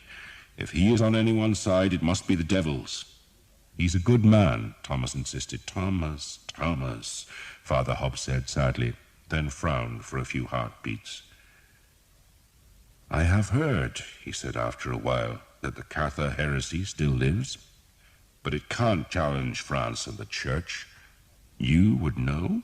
Father Hobbs asked. It reached out across the sea to steal the lance from your father, and you say it reached across France to kill Sir Guillaume's wife. The devil works his business in the dark, Thomas. There's more, Thomas said, and told the priest the story that the Cathars had the Grail. The light of the burning cottages flickered on the walls and gave the seaweed-crowned image on the altar a sinister cast. I don't think I believe any of it, Thomas concluded. And why not? Because if the story is true, Thomas said, then I am not Thomas of Hookton, but Thomas Vexil. I'm not English, but some half-breed Frenchman. I'm not an archer, but noble-born. It gets worse, Father Hobbs said with a smile. It means that you have been given a task. They're just stories, Thomas said scornfully. Give me another penance, Father. I'll make a pilgrimage for you. I'll go to Canterbury on my knees if that's what you want. I want nothing of you, Thomas, but God wants a lot from you. Then tell God to choose someone else. I'm not in the habit of giving advice to the Almighty, Father Hobbs said, though I do listen to his. You think there is no Grail?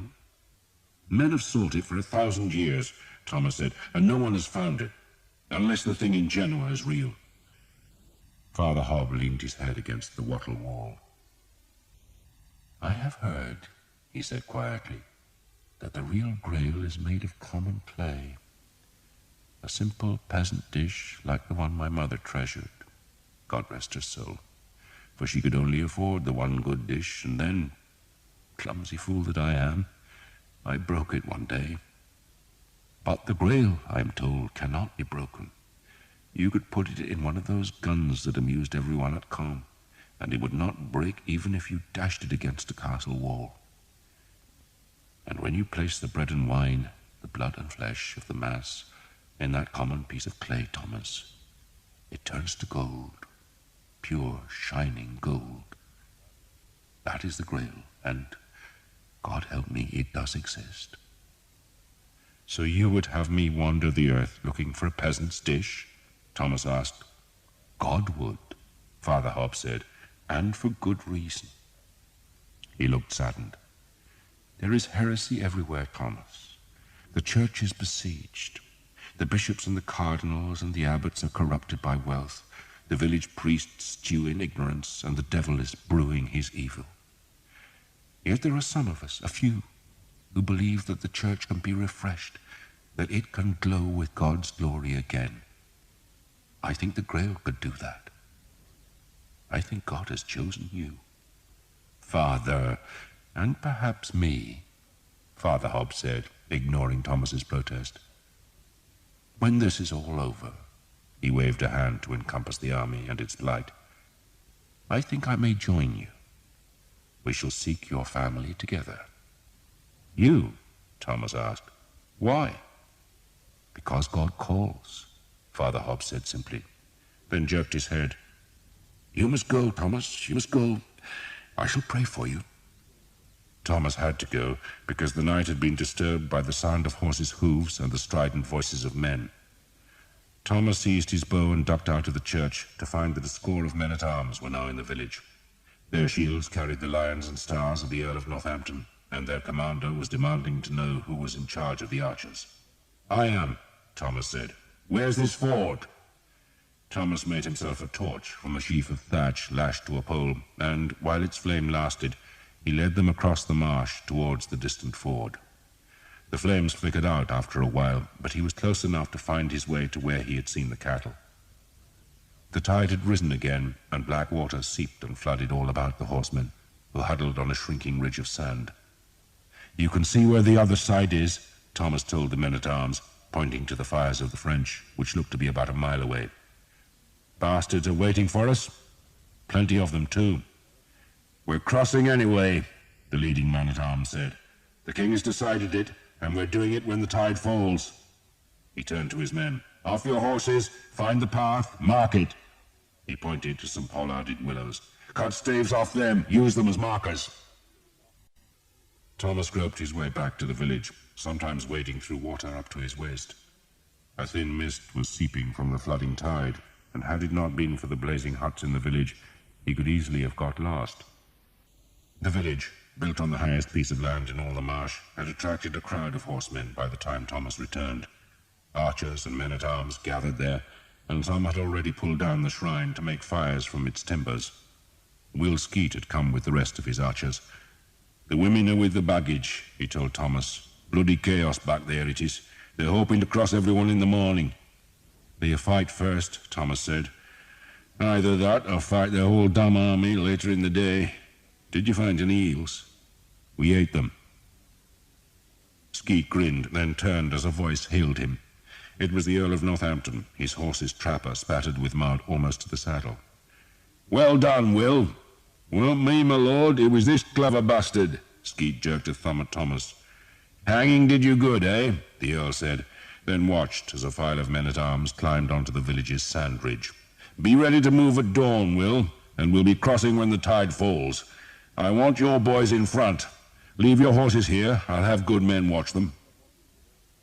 There was small sleep that night, though Thomas did doze as he lay on the sand and waited for the dawn, which brought a pale, misty light. Willow trees loomed in the vapor, while men-at-arms crouched at the tide's edge and stared north to where the mist was thickened by smoke from the enemy's fires. The river ran deceptively quick, hastened by the ebbing tide, but it was still too high to cross. The sandbank by the ford held Skeet's 50 archers and another 50 under John Armstrong. There were the same number of men-at-arms, all on foot, led by the Earl of Northampton, who had been given the job of leading the crossing. The Prince of Wales had wanted to lead the fight himself, but his father had forbidden it. The Earl, far more experienced, had the responsibility, and he was not happy.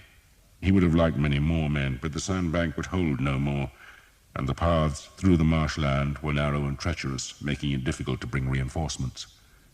"You know what to do," the Earl told Skeet and Armstrong. "We know." "Maybe another 2 hours?" The Earl was judging the fall of the tide. The 2 hours crept by, and the English could only stare through the thinning mist at the enemy, who formed their battle line at the ford's further side.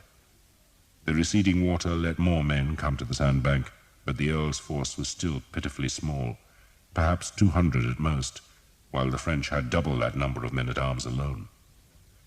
Thomas counted them as best he could, using the method Will Skeet had taught him, to divide the enemy in 2, divide again, then count the small unit and multiply it by 4. And he wished he had not done it, for there were so many, and as well as the men-at-arms there had to be 500 or 600 infantry, probably a levy from the country north of Abbeville. They were not a serious threat, for, like most infantry, they would be ill-trained and badly armed with ancient weapons and farming tools, but they could still cause trouble if the Earl's men got into difficulties. The only blessing Thomas could find in the misty dawn was that the French seemed to have very few crossbowmen. But why would they need them when they had so many men-at-arms? And the formidable force that now gathered on the river's northern bank would be fighting in the knowledge that if they repelled the English attack, then they would have their enemy pinned by the sea, where the greater French army could crush them. 2 pack horses brought sheaves of precious arrows that were distributed among the archers. "Ignore the goddamn peasants," Skeet told his men. "Kill the men-at-arms. I want the bastards crying for the goats they call their mothers." "There's food on the far side," John Armstrong told his hungry men. "Those goddamn bastards will have meat, bread and beer, and it'll be yours if you get through them." "And don't waste your arrows," Skeet growled. "Shoot proper. Aim, boys, aim. I want to see the bastards bleeding." "Watch the wind," John Armstrong shouted. "It'll carry arrows to the right." 200 of the French men-at-arms were on foot at the river's edge, while the other 200 were mounted and waiting 100 paces behind. The rabble of infantry was split into 2 vast lumps, one on each flank. The dismounted men-at-arms were there to stop the English at the water's edge, and the mounted men would charge if any did break through, while the infantry was present to give the appearance of numbers and to help in the massacre that would follow the French victory. The French must have been confident, for they had stopped every other attempt to ford the Somme. Except, at the other fords, the enemy had possessed crossbowmen, who had been able to keep the archers in deep water where they could not use their bows properly for fear of soaking the strings, and here there were no crossbows. The Earl of Northampton, on foot like his men, spat towards the river. "He should have left his foot soldiers behind and brought 1,000 Genoese," he remarked to Will Skeet. "We'd be in trouble then." "They'll have some crossbows," Skeet said. "Not enough, Will, not enough." The Earl was wearing an old helmet, one without any faceplate. He was accompanied by a grey-bearded man-at-arms with a deeply lined face who wore a much-mended coat of mail. "You know Reginald Cobham, Will?" the Earl asked. "I've heard of you, Master Cobham," Will said respectfully. "And I of you, Master Skeet," Cobham answered. A whisper went through Skeet's archers that Reginald Cobham was at the ford, and men turned to look at the greybeard, whose name was celebrated in the army. A common man like themselves, but old in war and feared by England's enemies. The Earl looked at a pole which marked one edge of the ford. "Reckon the water's low enough," he said, then patted Skeet's shoulder. "Go and kill some, Will." Thomas took one glance behind and saw that every dry spot of the marsh was now crowded with soldiers, horses, and women. The English army had come into the lowlands, depending on the Earl to force the crossing. Off to the east, though none at the ford knew it, the main French army was filing across the bridge at Abbeville, ready to fall on the English rear. There was a brisk wind coming from the sea, bringing a morning chill and the smell of salt. Gulls called forlorn above the pale reeds. The river's main channel was a half-mile wide, and the 100 archers looked a puny force as they spread into a line and waded into the tide. Armstrong's men were on the left, Skeet's on the right, while behind them came the first of the Earl's men-at-arms. Those men-at-arms were all on foot, and their job was to wait till the arrows had weakened the enemy, then charge into the French with swords, axes, and falchions. The enemy had 2 drummers who began thumping their goatskins. Then a trumpeter startled birds from the trees where the French had camped. "Not the wind!" Skeet shouted at his men. "Gusting hard she is, gusting hard!" The wind was blowing against the ebbing tide, forcing the river into small waves that whipped white at their tops. The French infantry were shouting. Grey clouds scudded above the green land. The drummers kept up a threatening rhythm. Banners flew above the waiting men-at-arms, and Thomas was relieved that none of them showed yellow hawks on a blue field. The water was cold and came to his thighs. He held his bow high, watching the enemy, waiting for the first crossbow bolts to whip across the water. No bolts came. The archers were within long bowshot range now, but Will Skeet wanted them closer. A French knight on a black horse, caparisoned with a green and blue trapper, rode to where his comrades were on foot, then swerved off to one side and splashed into the river. "Silly bastard wants to make a name," Skeet said. "Jake, Dan, Peter, settle the bastard for me." The 3 bows were drawn back, and 3 arrows flew. The French knight was hurled back in his saddle, and his fall provoked the French to fury. They gave their war shout, "Montjoie, Saint-Denis!" and the men-at-arms came splashing into the river, ready to challenge the archers, who drew back their bows. "Hold hard!" Skeet shouted. "Hold hard! Closer! Get closer!" The drumbeats were louder. The dead knight was being carried away by his horse as the other French edged back to the dry land. The water only reached to Thomas's knees now, and the range was shortening. 100 paces, no more, and Will Skeet was at last satisfied. "Start putting them down!" he shouted. The bow cords were drawn back to men's ears, then loosed. The arrows flew, and while the first flight was still whispering over the wind-flecked water, the second flight was released, and as the men put their 3rd arrows on the strings, the first whipped home. The sound was of metal striking metal, like 100 light hammers tapping, and the French ranks were suddenly crouching with shields held high. "Pick your men!" Skeet shouted. "Pick your men!" He was using his own bow, shooting it infrequently, always waiting for an enemy to lower a shield before loosing an arrow.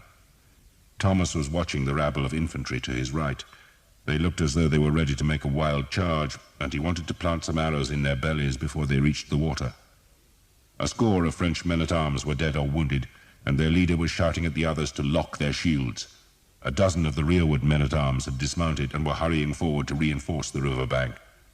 "Steady, boys, steady!" John Armstrong called. "Make the arrows count!" The enemy's shields were quilled with arrows.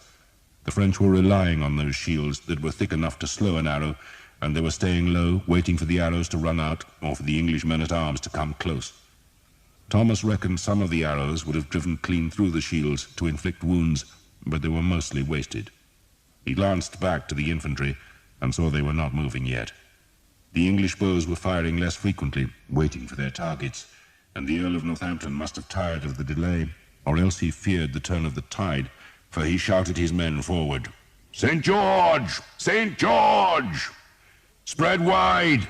Wilsky shouted, wanting his men to be on the flanks of the Earl's attack, so they could use their arrows when the French stood to receive the charge.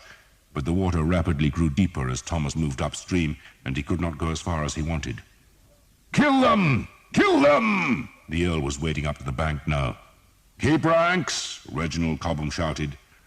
The French men-at-arms gave a cheer, for the proximity of the English charge meant the archer's aim would be blocked, though Thomas did manage to loose 2 arrows as the defenders stood and before the 2 groups of men-at-arms met at the river's edge with the clash of steel and shield. Men roared their war cries, Saint Denis contending with St. George. "Watch right! Watch right!" Thomas shouted, for the peasant infantrymen had started forward, and he sent 2 arrows whistling at them. He was plucking shafts from the arrow bag as fast as he could. "Take the horsemen!"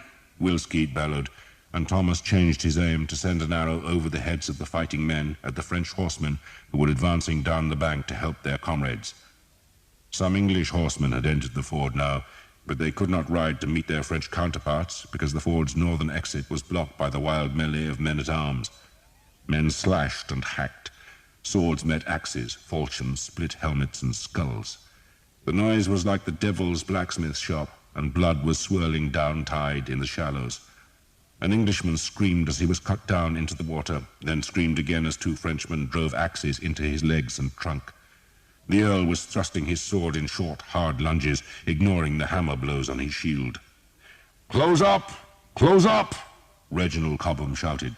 A man tripped on a body, opening a gap in the English line, and 3 howling Frenchmen tried to exploit it, but were met by a man with a double-headed axe, who struck down so hard that the heavy blade split a helmet and skull from pate to neck.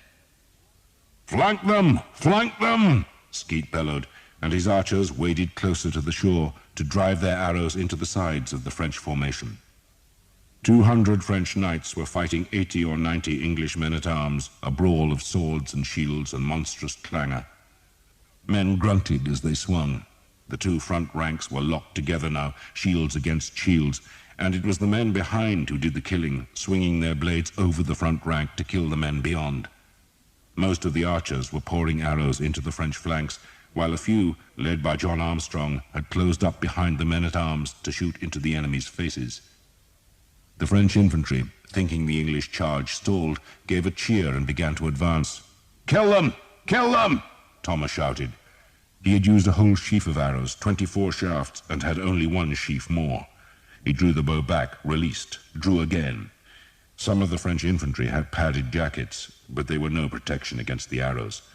Sheer numbers were their best defense, and they screamed a wild war cry as they pounded down the bank. But then a score of English horsemen came from behind the archers, pushing through them to meet the mad charge. The mailed riders chopped hard into the infantry's front ranks, swords flailing left and right as the peasants hacked back. The horses bitted the enemy, and always kept moving so that no one could slash their hamstrings. A man-at-arms was hauled from his saddle and screamed terribly as he was chopped to death in the shallows. Thomas and his archers drove their arrows into the mob. More horsemen rode to help slaughter them, but still the wild rabble crowded the bank, and suddenly Thomas had no arrows left, and so he hung the bow round his neck, drew his sword, and ran to the river's edge. End of Side 15. Side 16. A Frenchman lunged at Thomas with a spear. He knocked it aside and brought the sword's tip flashing round to rip the man's gullet. Blood spilled, bright as dawn, vanishing into the river. He hacked at a second man. Sam, baby-faced Sam, was beside him with a billhook that he sliced into a skull. It stuck there, and Sam kicked the man in frustration, then took an axe from the dying enemy and, leaving his billhook in its victim, swung his new weapon in a great arc to drive the enemy back. Jake still had arrows and was shooting them fast. A splashing and a cheer announced the arrival of more mounted men-at-arms, who drove into the infantry with heavy lances. The big horses, trained to this carnage, rode over the living and dead, while the men-at-arms discarded the spears and started hacking with swords. More archers had come with fresh arrows and were shooting from the river's center. Thomas was on the bank now. The front of his mailed coat was red with blood, none of it his, and the infantry was retreating. Then Will Skeet gave a great shout that more arrows had come, and Thomas and his archers ran back into the river to find Father Hob with a pack mule loaded with 2 panniers of arrow sheaves. "Do the Lord's work," Father Hob said, tossing a sheaf to Thomas, who undid its binding and spilled the arrows into his bag. A trumpet sounded from the northern bank, and he whirled round to see that the French horsemen were riding to join the fight. "Put them down!" Skeet shouted. "Put those bastards down!" Arrows slashed and sliced at horses. More English men-at-arms were wading the river to thicken the Earl's force, and, inch by inch, yard by yard, they were making progress up the bank. But then the enemy horsemen drove into the melee with lances and swords.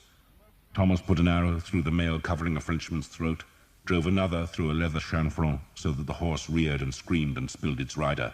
"Kill! Kill! Kill!" The Earl of Northampton, bloodied from his helmet to his mailed boots, rammed the sword again and again.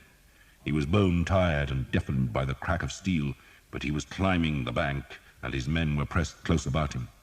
Cobham was killing with a calm certainty, years of experience behind every blow. English horsemen were in the melee now, using their lances over the heads of their compatriots to drive the enemy horses back, but they were also blocking the aim of the archers, and Thomas again hung his bow round his neck and drew his sword. "St. George! St. George!" The Earl was standing on grass now, out of the reeds, above the high water mark, and behind him, the river's edge, was a charnel house of dead men, wounded men, blood and screaming. Father Hob, his cassock skirts hitched up to his waist, was fighting with a quarterstaff, ramming the pole into French faces. "In the name of the Father!" he shouted, and a Frenchman reeled back with a pulped eye. "And of the Son!" Father Hob snarled as he broke a man's nose. "And of the Holy Ghost!" A French knight broke through the English ranks, but a dozen archers swarmed over the horse, hamstrung it, and hauled its rider down to the mud, where they hacked at him with axe, billhook, and sword. "Archers!" the Earl shouted. "Archers!" The last of the French horsemen had formed into a charge that threatened to sweep the whole ragged mess of brawling men, both English and French, into the river. But a score of archers, the only ones with arrows now, drove their missiles up the bank to bring the leading rank of horsemen down in a tangle of horses' legs and tumbling weapons. Another trumpet sounded, this one from the English side, and reinforcements were suddenly streaming over the ford and spurring up onto the higher ground. "They're breaking! They're breaking!" Thomas did not know who shouted that news, but it was true. The French were shuffling backwards. The infantry, their stomach for battle slaked by the death they had suffered, had already retreated. But now the French knights, the men-at-arms, were backing away from the fury of the English assault. "Just kill them! Kill them! No prisoners! No prisoners!" The Earl of Northampton shouted in French, and his men-at-arms, bloody and wet and tired and angry, shoved up the bank and hacked again at the French, who stepped another pace back. And then the enemy did break. It was sudden. One moment the two forces were locked in grunting, shoving, hacking battle, and then the French were running, and the ford was streaming with mounted men-at-arms, who crossed from the southern bank to pursue the broken enemy. "Jesus," Will Skeet said, and dropped to his knees and made the sign of the cross. A dying Frenchman groaned nearby, but Skeet ignored him. "Jesus," he said again. "You got any arrows, Tom?" "2 left." "Jesus." Skeet looked up. There was blood on his cheeks. "Those bastards," he said vengefully. He was speaking of the newly arrived English men-at-arms who crashed past the remnants of the battle to harry the fleeing enemy. "Those bastards. They get into their camp first, don't they? They'll take all the bloody food." But the ford was taken. The trap was broken. and the English were across the Somme. Part 3. Crécy. The whole English army had crossed before the tide rose again. Horses, wagons, men and women, they all crossed safe, so that the French army, marching from Abbeville to trap them, found the corner of land between the river and the sea empty. All next day the armies faced each other across the ford. The English were drawn up for battle, with their 4,000 archers lining the river's bank, and behind them 3 great blocks of men-at-arms on the higher ground. But the French, strung out on the paths to the ford, were not tempted to force the crossing. A handful of their knights rode into the water and shouted challenges and insults, but the king would not let any English knight respond, and the archers, knowing they must conserve their arrows, endured the insults without responding. "Let the bastards shout," Will Skeet growled. "Shouting never hurt a man yet." He grinned at Thomas. "Depends on the man, of course. Upset Sir Simon, didn't it?" "He was just a bastard." "No, Tom," Skeet corrected him. "You're the bastard, and he was a gentleman." Skeet looked across at the French, who showed no sign of trying to contest the ford. "Most of them are all right," he went on, evidently talking of knights and nobles. "Once they've fought with the archers for a while, they'll learn to look after us, on account of us being the mucky bastards what keeps them alive. But there's always a few goddamn idiots. Not our Billy, though." He turned and looked at the Earl of Northampton, who was pacing up and down by the shallows, itching for the French to come and fight. "He's a proper gentleman. Knows how to kill the goddamn French." Next morning the French were gone, the only sign of them the white cloud of dust hanging over the road, which was taking their huge army back to Abbeville. The English went north, slowed by hunger and the lame horses that men were reluctant to abandon. The army climbed from the Somme marshes into a heavily wooded country that yielded no grain, livestock, or plunder, while the weather, which had been dry and warm, turned cold and wet during the morning. Rain spat from the east and dripped incessantly from the trees to increase men's misery, so that what had seemed like a victorious campaign south of the Seine now felt like an ignominious retreat. Which is what it was, for the English were running from the French, and all the men knew it, just as they knew that unless they found food soon, their weakness would make them easy pickings for the enemy. The king had sent a strong force to the mouth of the Somme, where, at the small port of Le Crotoy, he expected reinforcements and supplies to be waiting. But instead, the small port proved to be held by a garrison of Genoese crossbowmen. The walls were in bad repair, the attackers were hungry, and so the Genoese died under a hail of arrows and a storm of men-at-arms. The English emptied the port storehouses of food and found a herd of beef cattle collected for the French army's use. But when they climbed the church tower, they saw no ships moored in the river's mouth, nor any fleet waiting at sea. The arrows, the archers, and the grain that should have replenished the army were still in England. The rain became heavier on the first night that the army camped in the forest. Rumor said that the king and his great men were in a village at the forest's edge, but most of the men were forced to shelter under the dripping trees and eat what little they could scavenge. "Acorn stew," Jake grumbled. "You've eaten worse," Thomas said. "And a month ago we ate it off silver plates." Jake spat out a gritty mouthful. "So why don't we bloody fight the bastards?" "Because they're too many," Thomas said wearily. "Because we've only so many arrows. Because we're worn out." The army had marched itself into the ground. Jake, like a dozen other of Will Skeet's archers, had no boots anymore. The wounded limped because there were not enough carts, and the sick were left behind if they could not walk or crawl. The living stank. Thomas had made Eleanor and himself a shelter from boughs and turf. It was dry inside the little hut, where a small fire spewed a thick smoke. "What happens to me if you lose?" Eleanor asked him. "We won't lose," Thomas said, though there was little conviction in his voice. "What happens to me?" she asked again. "You thank the Frenchmen who find you," he said, "and tell them you were forced to march with us against your will. Then you send for your father." Eleanor thought about those answers for a while, but did not look reassured. She had learned in Caen how men after victory are not amenable to reason, but slaves to their appetites. She shrugged. "And what happens to you?" "If I live?" Thomas shook his head. I'll be a prisoner. They send us to the galleys in the south, I hear, if they let us live. Why shouldn't they? They don't like archers. They hate archers. He pushed a pile of wet bracken closer to the fire, trying to dry the fronds before they became their bed. Maybe there won't be a battle, he said, because we've stolen a day's march on them. The French were said to have gone back to Abbeville and to be crossing the river there, which meant that the hunters were coming, but the English were still a day ahead and could, perhaps, reach their fortresses in Flanders. Perhaps. Eleanor blinked from the smoke. Have you seen any knight carrying the lance? Thomas shook his head. I haven't even looked, he confessed. The last thing on his mind this night was the mysterious Vexil. Nor indeed did he expect to see the lance. That was Sir Guillaume's fancy, and now Father Hobbs' enthusiasm, but it was not Thomas's obsession. Staying alive and finding enough to eat were what consumed him. "Thomas," Will Skeet called from outside. Thomas pushed his head through the hut opening to see a cloaked figure was standing next to Skeet. "I'm here," he said.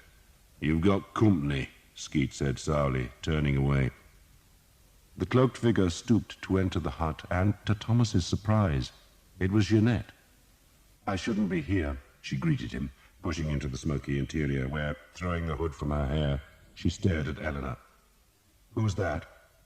"My woman," Thomas spoke in English. "Tell her to go," Jeanette said in French. "Stay here," Thomas told Eleanor. "This is the Countess of Armorica." Jeanette bridled when Thomas contradicted her, but did not insist that Eleanor left. Instead, she pushed a bag at Thomas that proved to contain a leg of lamb, a loaf of bread, and a stone bottle of wine. The bread, Thomas saw, was the fine white bread that only the rich could afford, while the ham was studded with cloves and sticky with honey. He handed the bag to Eleanor. "Food fit for a prince," he told her. I should take it to Will? Eleanor asked, for the archers had agreed to share all their food. "Yes, but it can wait," Thomas said. I shall take it now, Eleanor said, and pulled a cloak over her head before vanishing into the wet darkness. "She's pretty enough," Jeanette said in French. "All my women are pretty," Thomas said. "Fit for princes, they are." Jeanette looked angry, or perhaps it was just the smoke from the small fire irritating her. She prodded the hut's side. This reminds me of our journey. "It wasn't cold or wet," Thomas said. "And you were mad," he wanted to add. "And I nursed you, and you walked away from me without looking back." Jeanette heard the hostility in his voice.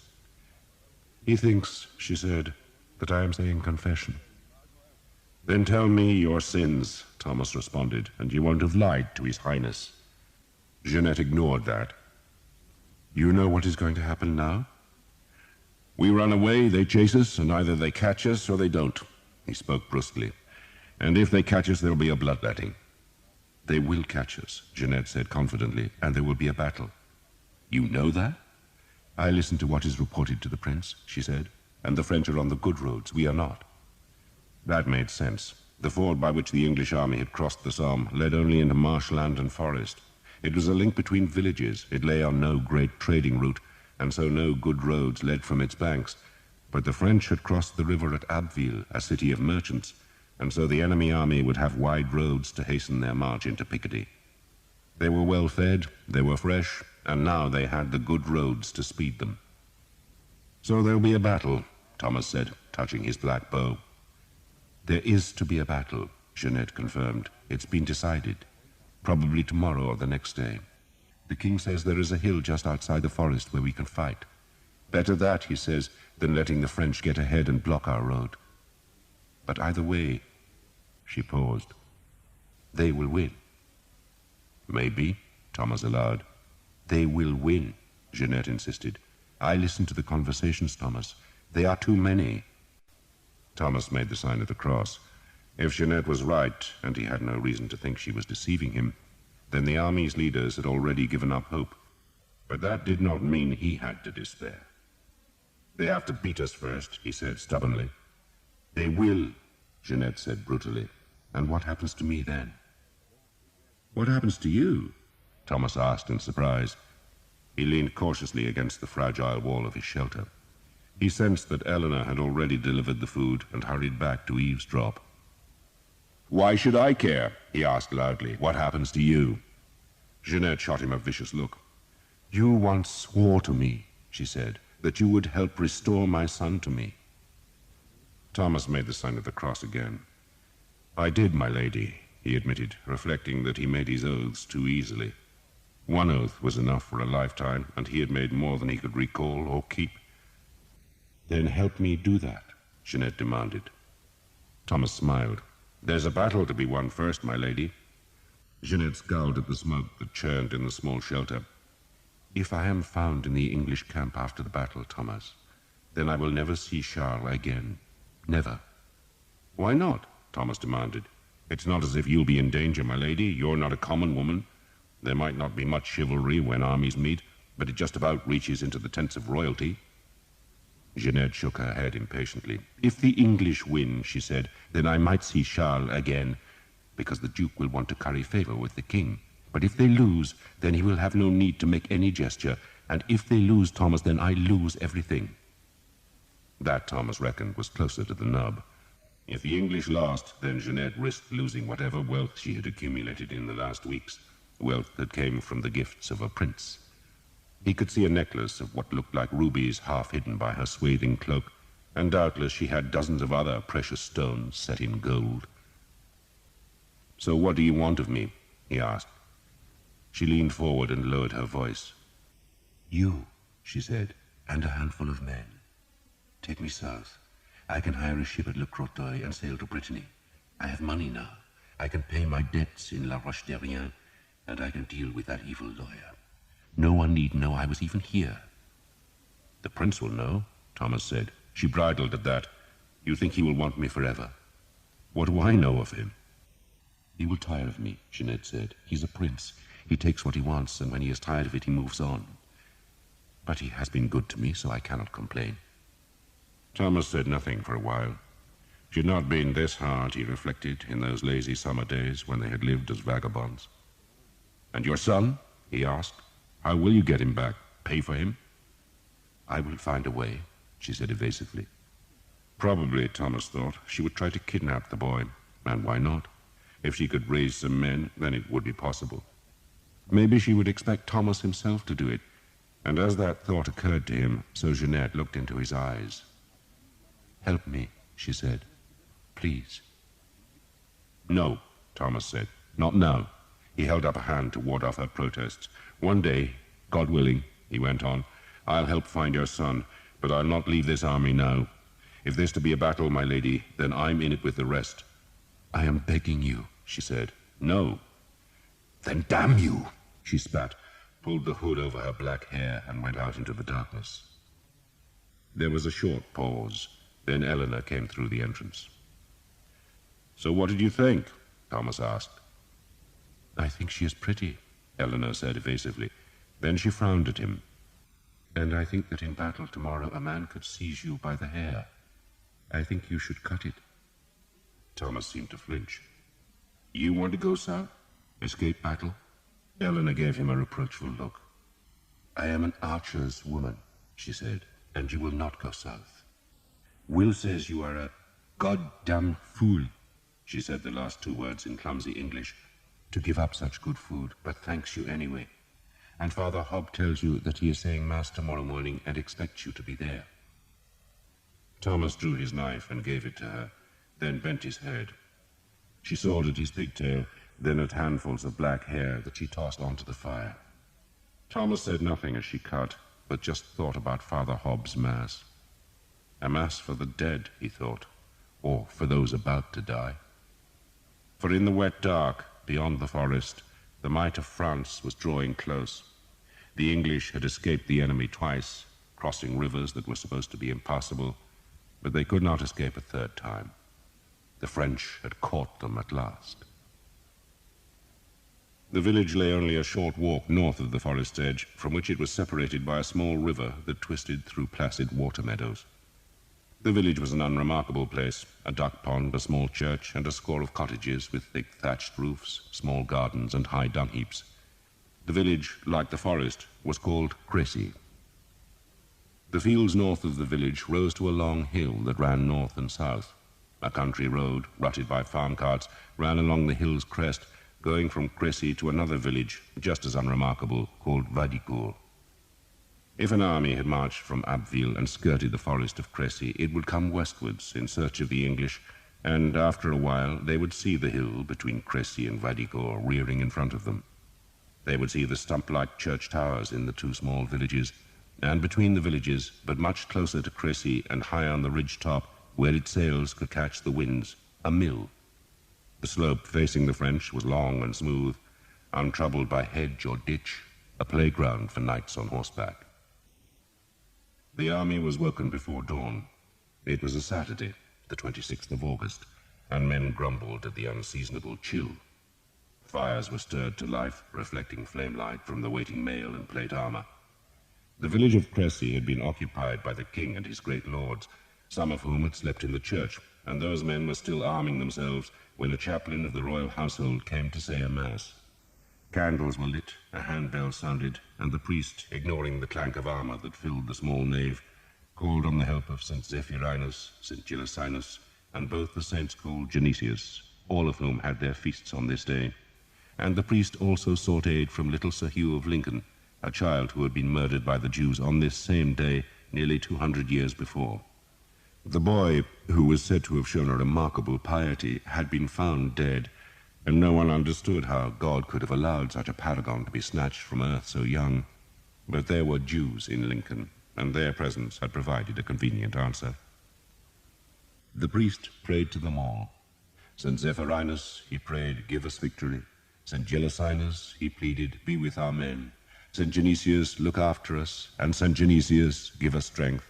Little Sir Hugh, he begged, thou child in God's arms, intercede for us. Dear God, he prayed, in thy great mercy, spare us. The knights came to the altar in their linen shirts to receive the sacraments. In the forests, the archers knelt to other priests.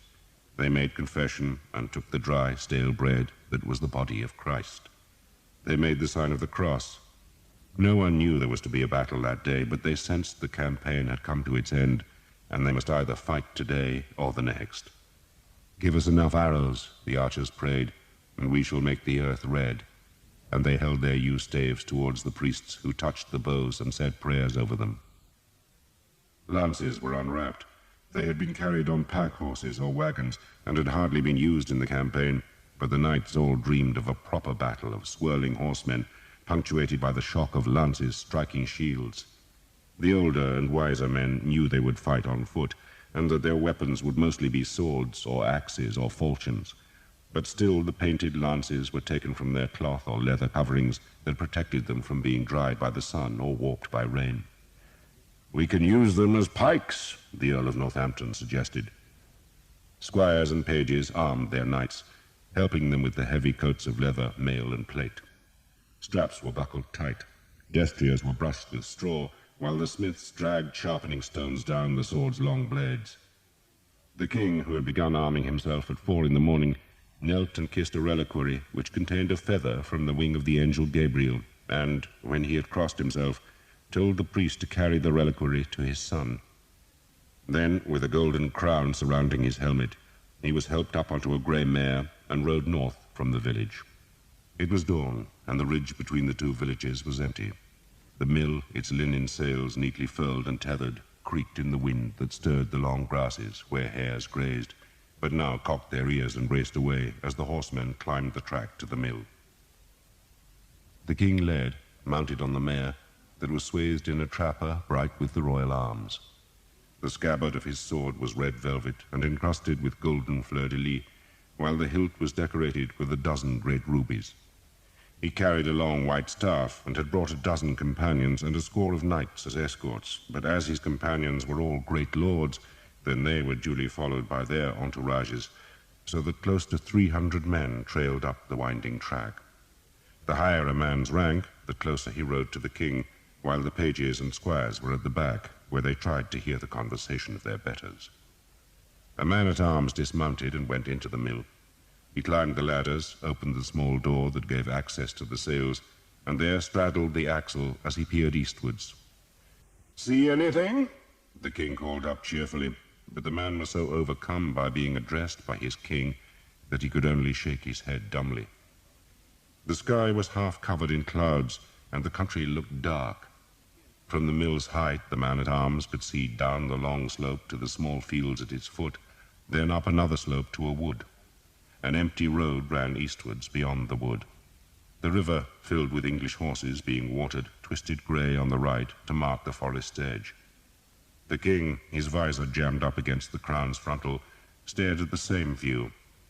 A local man, discovered hiding in the forest, had confirmed that the road from Abbeville came from the east, which meant that the French must cross the small fields at the foot of the slope if they were to make a frontal attack on the hill.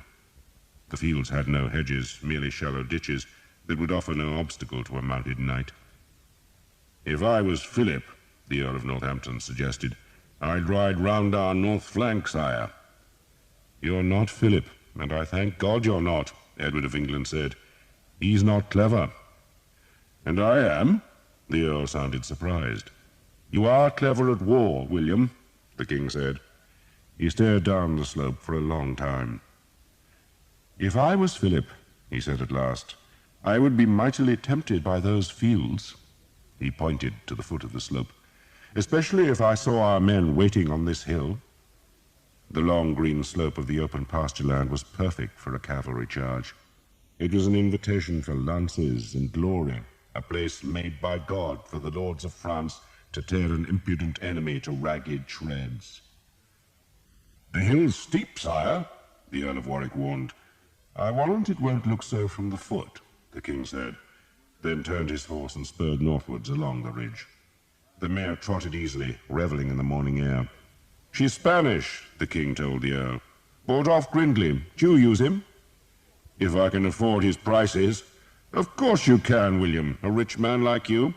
I'll breed her. She might make fine destriers." "If she does, sire, I'll buy one from you." "If you can't afford Grindley's prices," the king teased, "how will you pay mine?"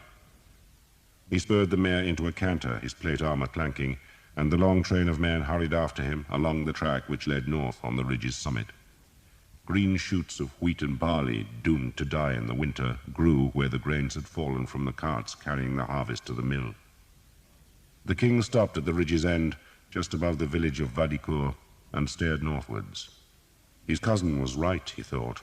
Philip should march into that empty countryside and cut him off from Flanders. The French, if they did but know it, were the masters here. Their army was larger, their men fresher, and they could dance rings about their tired enemy until the English were forced to a desperate attack or were trapped in a place that offered them no advantage. But Edward knew better than to let every fear prey on his mind. The French were also desperate. They had suffered the humiliation of watching an enemy army wreak havoc across their land, and they were in no mood to be clever. They wanted revenge.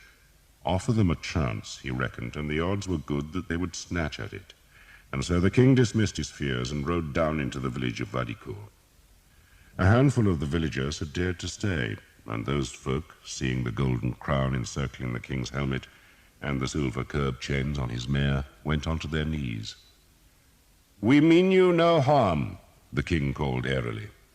But by morning's end he knew their houses would have been ransacked thoroughly. He turned southwards again, riding along the ground at the foot of the ridge. The valley's turf was soft, but not treacherous. A horse would not flounder here. A charge would be possible, and, better still, just as he had reckoned, the hill did not look so steep from this angle.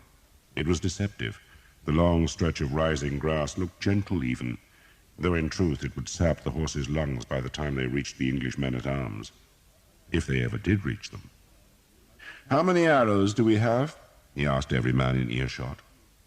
1,200 sheaves, the Bishop of Durham said. 2 carts full, the Earl of Warwick answered. 860 sheaves, the Earl of Northampton said. There was silence for a while. "The men have some themselves?" the king asked. "Perhaps a sheaf apiece," the Earl of Northampton said gloomily. "It will just have to be enough," the king said bleakly. He would have liked twice as many arrows, but then he would have liked a lot of things. He could have wished for twice as many men, and a hill twice as steep, and an enemy led by a man twice as nervous as Philip of Valois, who, God knows, was nervous enough anyway. But it was no good wishing. He had to fight and win. He frowned at the southern end of the ridge where it fell away to the village of Cressy. That would be the easiest place for the French to attack, and the closest, too, which meant the fight would be hard there. "Guns, William," he said to the Earl of Northampton. "Guns, sire? We'll have the guns on the flanks. Bloody things have to be useful sometime." "We could roll the things down the hill, sire, perhaps. Maybe crush a man or two." The king laughed and rode on. "Looks like rain." "It should hold off for a while," the Earl of Warwick answered, "and the French may hold off too, sire." "You think they won't come, William?" The Earl shook his head. "They'll come, sire, but it'll take them time, a lot of time. We might see their vanguard by noon, but their rear guard will still be crossing the bridge in Abbeville. I'll wager they'll wait till tomorrow morning to make a fight." "Today or tomorrow," the king said carelessly. "It's all the same." "We could march on," the Earl of Warwick suggested. "And find a better hill?" The king smiled. He was younger and less experienced than many of the earls, but he was also the king, and so the decision must rest with him. He was, in truth, filled with doubts, but knew that he must look confident. He would fight here. He said as much, and said it firmly. "We fight here," the king said again, staring up the slope. He was imagining his army there, seeing it as the French would see it, and he knew his suspicion was right, that the lowest part of the ridge, close to Cressy, would be the dangerous ground. That would be his right flank, close onto the mill. "My son will command on the right," he said, pointing, "and you, William, will be with him." "I will, sire," the Earl of Northampton agreed. "And you, my lord, on the left," the king said to the Earl of Warwick. "We shall make our line 2/3 of the way up the hill, with archers in front and on the flanks." "And you, sire?" the Earl of Warwick asked. "I shall be at the mill," the king said, then urged his horse up the hill. He dismounted 2/3 of the way up the slope and waited for a squire to take the mare's reins. Then he began the morning's real work. He paced along the hill, marking places by prodding the turf with his white staff and instructing the lords who accompanied him that their men would be here or there, and those lords sent men to summon their commanders so that when the army marched to the long green slope, they would know where to go. "Bring the banners here," the king ordered, "and place them where the men are to assemble." He kept his army in the 3 battles that had marched all the way from Normandy. 2, the largest, would make a long, thick line of men-at-arms stretching across the upper reaches of the slope. "They'll fight on foot," the king ordered, confirming what every man had expected, though 1 or 2 of the younger lords still groaned, for there was more honor to be gained by fighting from horseback. But Edward cared more about victory than honor. He knew only too well that if his men-at-arms were mounted, then the fools would make a charge as soon as the French attacked, and his battle would degenerate into a brawl at the hill's foot that the French must win because they had the advantage of numbers. But if his men were on foot, then they could not make a crazed charge against horsemen, but must wait behind their shields to be attacked. "The horses are to be kept at the rear beyond the ridge," he commanded. He himself would command the 3rd and smallest battle on the ridge's summit, where it would be a reserve. "You will stay with me, my lord bishop," the king told the Bishop of Durham. The bishop, armored from nape to toes and carrying a massive spiked mace, bridled. "You'll deny me a chance to break French heads, sire?" "I shall let you weary God with your prayers instead," the king said, and his lords laughed. "And our archers," the king went on, "will be here, and here, and here." He was pacing the turf and ramming the white staff into the grass every few paces. He would cover his line with archers and mass more at the 2 flanks. The archers, Edward knew, were his one advantage. Their long, white-fledged arrows would do murder in this place that invited the enemy horsemen into the glorious charge. "Here," he stepped on and gouged the turf again. "And here." "You want pits, sire?" the Earl of Northampton asked. "As many as you like, William," the king said. The archers, once they were gathered in their groups all along the face of the line, would be told to dig pits in the turf some yards down the slope. The pits did not have to be large, just big enough to break a horse's leg if it did not see the hole. Make enough pits, and the charge must be slowed and thrown into disarray. "And here," the king had reached the southern end of the ridge, "we'll park some empty wagons, Put half the guns here and the other half at the other end. And I want more archers here." "If we've any left," the Earl of Warwick grumbled. "Wagons?" the Earl of Northampton asked. "Can't charge a horse across a line of wagons, William," the king said cheerfully, then beckoned his horse forward, and because his plate armor was so heavy, 2 pages had to half lift and half push him into the saddle. It meant an undignified scramble, but once he was settled in the saddle, he looked back along the ridge that was no longer empty, but was dotted with the first banners showing where men would assemble. In an hour or two, he thought, his whole army would be here, to lure the French into the archers' arrows. He wiped the earth from the butt of the staff, then spurred his horse towards Cressy. "Let's see if there's any food," he said. The first flags fluttered on the empty ridge. The sky pressed grey across distant fields and woods. Rain fell to the north, and the wind felt cold. The eastern road, along which the French must come, was deserted still. The priests prayed. "Take pity on us, O Lord, in thy great mercy. Take pity on us." The man who called himself the Harlequin was in the woods on the hill that lay to the east of the ridge that ran between Cressy and Vadicourt.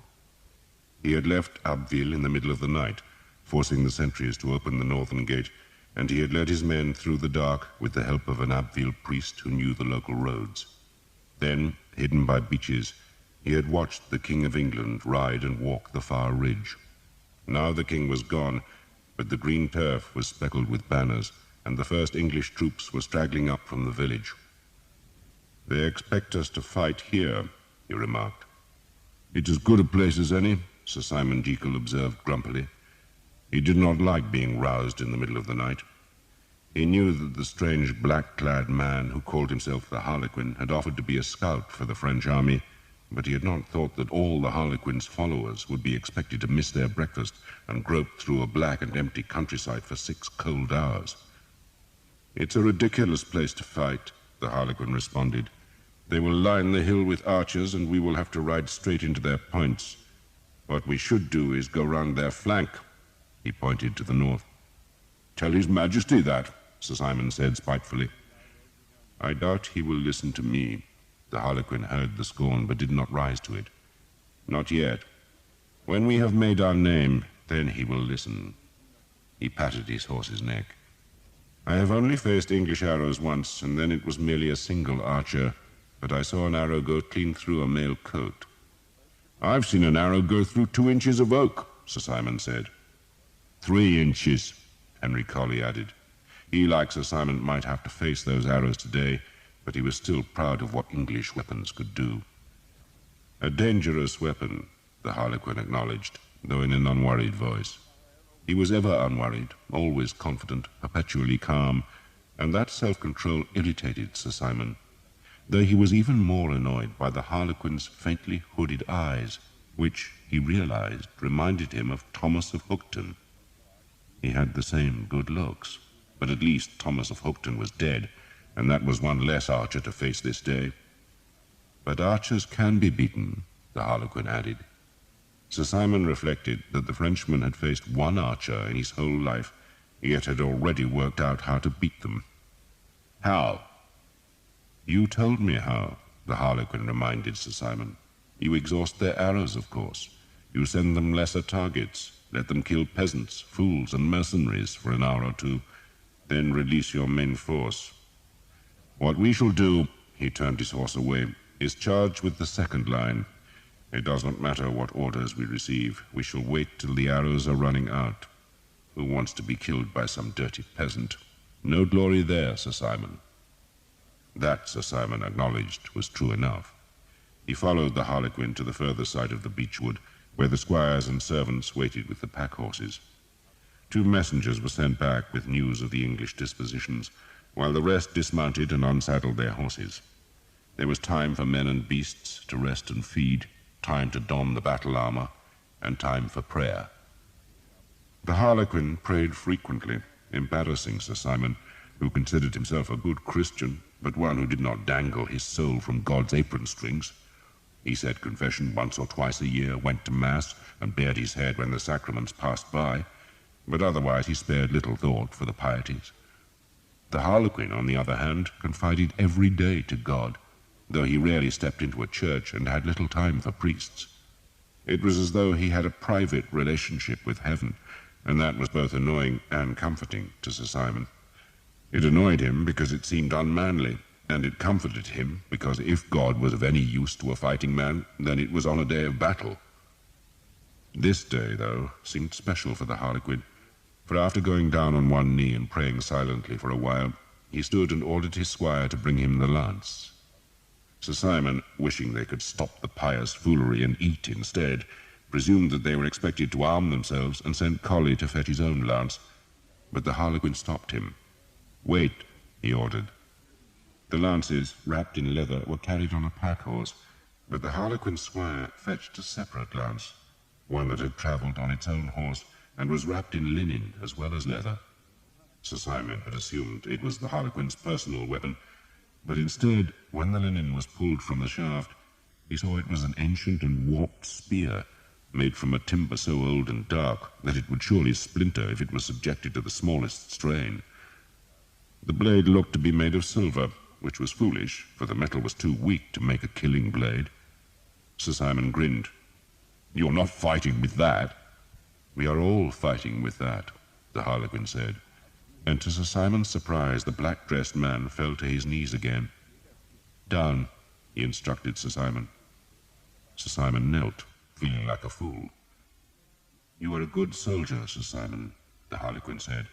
"I have met few men who could handle weapons as you do, and I can think of no man I would rather have fighting at my side. But there is more to fighting than swords and lances and arrows. You must think before you fight, and you must always pray, for if God is on your side, then no man can beat you." Sir Simon, obscurely aware that he was being criticized, made the sign of the cross. "I pray," he said defensively. "Then give thanks to God that we will carry that lance into battle." "Why?" "Because it is the lance of St. George, and the man who fights under the protection of that lance will be cradled in God's arms." Sir Simon stared at the lance, which had been laid reverently on the grass. There had been a few times in his life, usually when he was half drunk, when he would glimpse something of the mysteries of God. He had once been reduced to tears by a fierce Dominican, though the effect had not lasted beyond his next visit to a tavern, and he had felt shrunken the first time he had stepped into a cathedral and seen the whole vault dimly lit by candles. But such moments were few, infrequent, and unwelcome. Yet now, suddenly, the mystery of Christ reached down to touch his heart.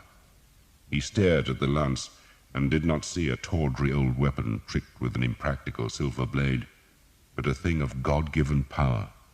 It had been given by heaven to make men on earth invincible, and Sir Simon was astonished to feel tears prick at his eyes. End of Side 16. Side 17. "My family brought it from the Holy Land," the Harlequin said, "and they claimed that men who fought under the lance's protection could not be defeated. But that was not true. They were beaten, but when all their allies died, when the very fires of hell were lit to burn their followers to death, they lived. They left France and took the lance with them, but my uncle stole it and concealed it from us. Then I found it, and now it will give its blessings to our battle." Sir Simon said nothing. He just gazed at the weapon with a look close to awe. Henry Colley, untouched by the moment's fervor, picked his nose. "The world," the Harlequin said, "is rotting. The church is corrupt and kings are weak. We have it in our power, Sir Simon, to make a new world, loved by God, but to do it we must destroy the old. We must take power ourselves, then give the power to God. That is why we fight." Henry Colley thought the Frenchman was plain crazy, but Sir Simon had an enraptured expression. "Tell me," the Harlequin looked at Sir Simon, "what is the battle flag of the English king?" "The dragon banner," Sir Simon said. The Harlequin offered one of his rare smiles. "Is that not an omen?" he asked, then paused. I shall tell you what will happen this day, he went on. The King of France will come, and he will be impatient, and he will attack. The day will go badly for us. The English will jeer us because we cannot break them. But then we shall carry the lance into battle, and you will see God turn the fight. We shall snatch victory from failure. You will take the English king's son as a prisoner, and maybe we will even capture Edward himself, and our reward will be Philip of Valois' favor. That is why we fight, Sir Simon, for the king's favor, because that favor means power, riches, and land. You will share that wealth, but only so long as you understand that we shall use our power to purge the rot from Christendom. We shall be a scourge against the wicked. Mad as a brush, Henry Colley thought, daft as lights. He watched as the Harlequin stood and went to a pack-horse's pannier, from which he took a square of cloth, which, unfolded, proved to be a red banner on which a strange beast with horns, tusks, and claws reared on its hind legs, while clasping a cup in its forepaws. "This is my family's banner," the Harlequin said, tying the flag to the lance's long silver head with black ribbons. "And for many years, Sir Simon, this banner was forbidden in France because its owners had fought against the king and against the church. Our lands were wasted and our castle is still slighted. But today we shall be heroes, and this banner will be back in favor." He rolled the flag about the lance head so that the yell was hidden. "Today," he said fervently, "my family is resurrected."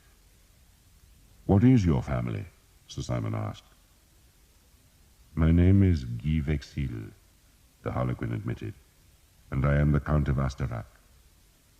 Sir Simon had never heard of Asterac, but he was pleased to learn that his master was a proper nobleman, and to signify his obedience, he held his praying hands towards Guy Vexil in homage. "I will not disappoint you, my lord," Sir Simon said, with an unaccustomed humility. "God will not disappoint us today," Guy Vexil said. He took Sir Simon's hands in his own. "Today," he raised his voice to speak to all his knights, "we shall destroy England."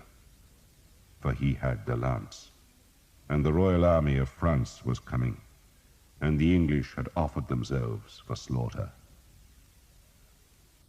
"Arrows," Will Skeet said. He was standing at the wood's edge, beside a pile of sheaves unloaded from a wagon, but suddenly paused. "Good God!"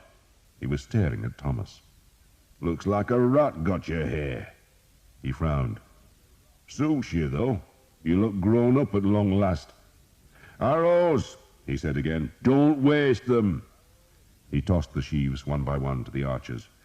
"It looks like a lot, but most of you godforsaken lepers have never been in a proper battle, and battles swallow arrows like horse swallowed." "Good morning, Father Hob." "You'll spare me a sheaf, Will?" "Don't waste it on sinners, Father," Will said, throwing a bundle to the priest. "Kill some God-fearing Frenchmen." "There's no such thing, Will. They're all the spawn of Satan." Thomas emptied a sheaf into his arrow bag and tucked another into his belt. He had a pair of bow cords in his helmet, safe from the rain that threatened.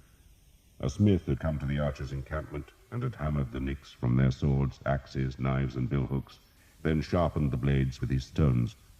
The smith, who had been wandering the army, said the king had ridden north to look for a battlefield, but he himself reckoned the French would not come that day. "It's a lot of sweat for nothing," he had grumbled as he smoothed a stone down Thomas's sword. "This is French work," he said, peering at the long blade. "From Caen." "You could sell this for a penny or two." The praise was grudging. "Good steel. Old, of course, but good." Now, with their arrows replenished, the archers placed their belongings into a wagon that would join the rest of the army's baggage, and one man, who was sick in his belly, would guard it through the day, while a second invalid would stand sentry on the archers' horses. Will Skeet ordered the wagon away, then cast an eye over his assembled archers. "The bastards are coming," he growled. "If not today, then tomorrow, and there are more of them than there are of us.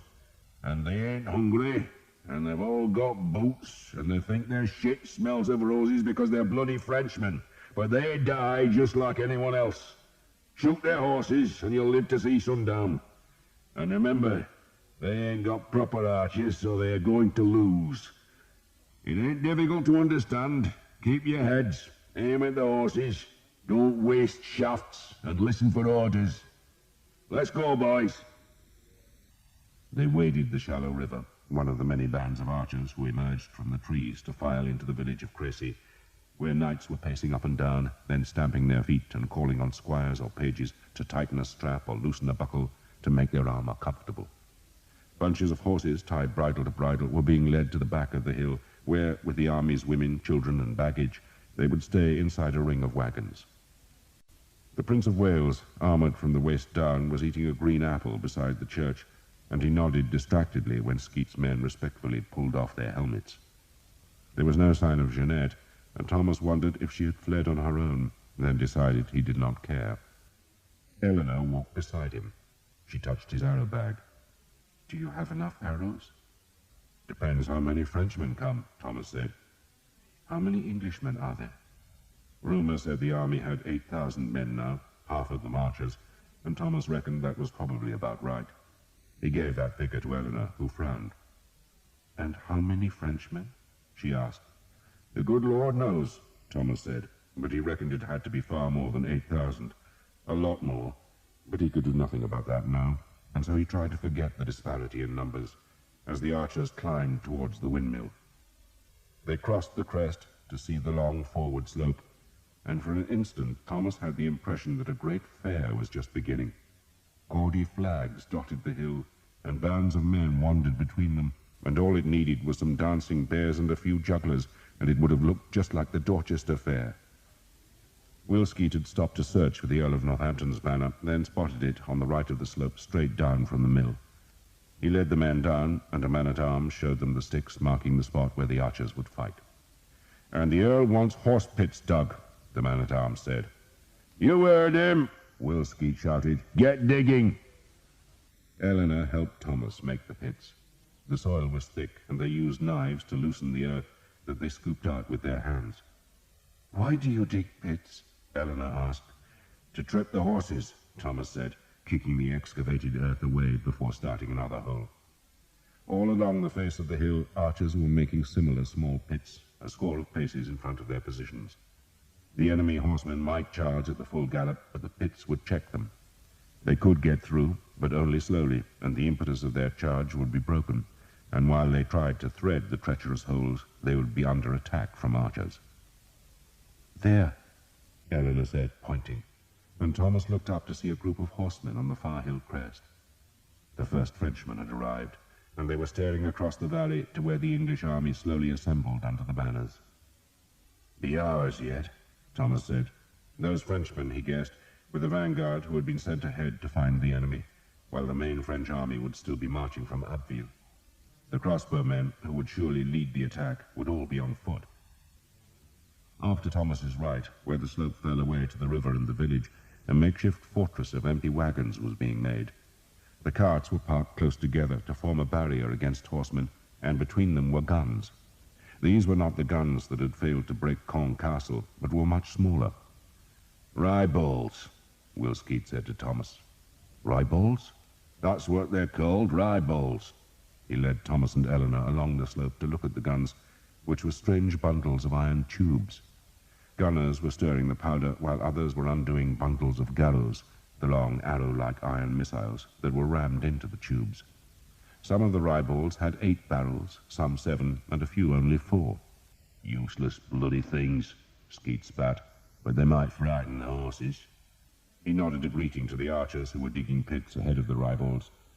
The guns were thick here. Thomas counted 34, and others were being dragged into place, but they still needed the protection of bowmen. Skeet leaned on a wagon and stared at the far hill. It was not warm, but he was sweating. "Are you ill?" Thomas asked. "Guts are churning a bit," Skeet admitted, "but nothing to make a song and dance about." There were about 400 French horsemen on the far hill now, and others were appearing from the trees. "It might not happen," Skeet said quietly. "The battle?" "Philip of France is jumpy," Skeet said. "He's got a knack of marching up to battle, then deciding he'd rather be frolicking at home. That's what I hear. Nervous bastard." He shrugged. But if he thinks he's got a chance today, Tom, it's going to be nasty. Thomas smiled. The pits? The archers? Don't be a bloody fool, boy, Skeet retorted. Not every pit breaks a leg and not every arrow strikes true. We might stop the first charge or maybe the second, but they'll still keep coming. And in the end they'll get through. There's just too many of the bastards.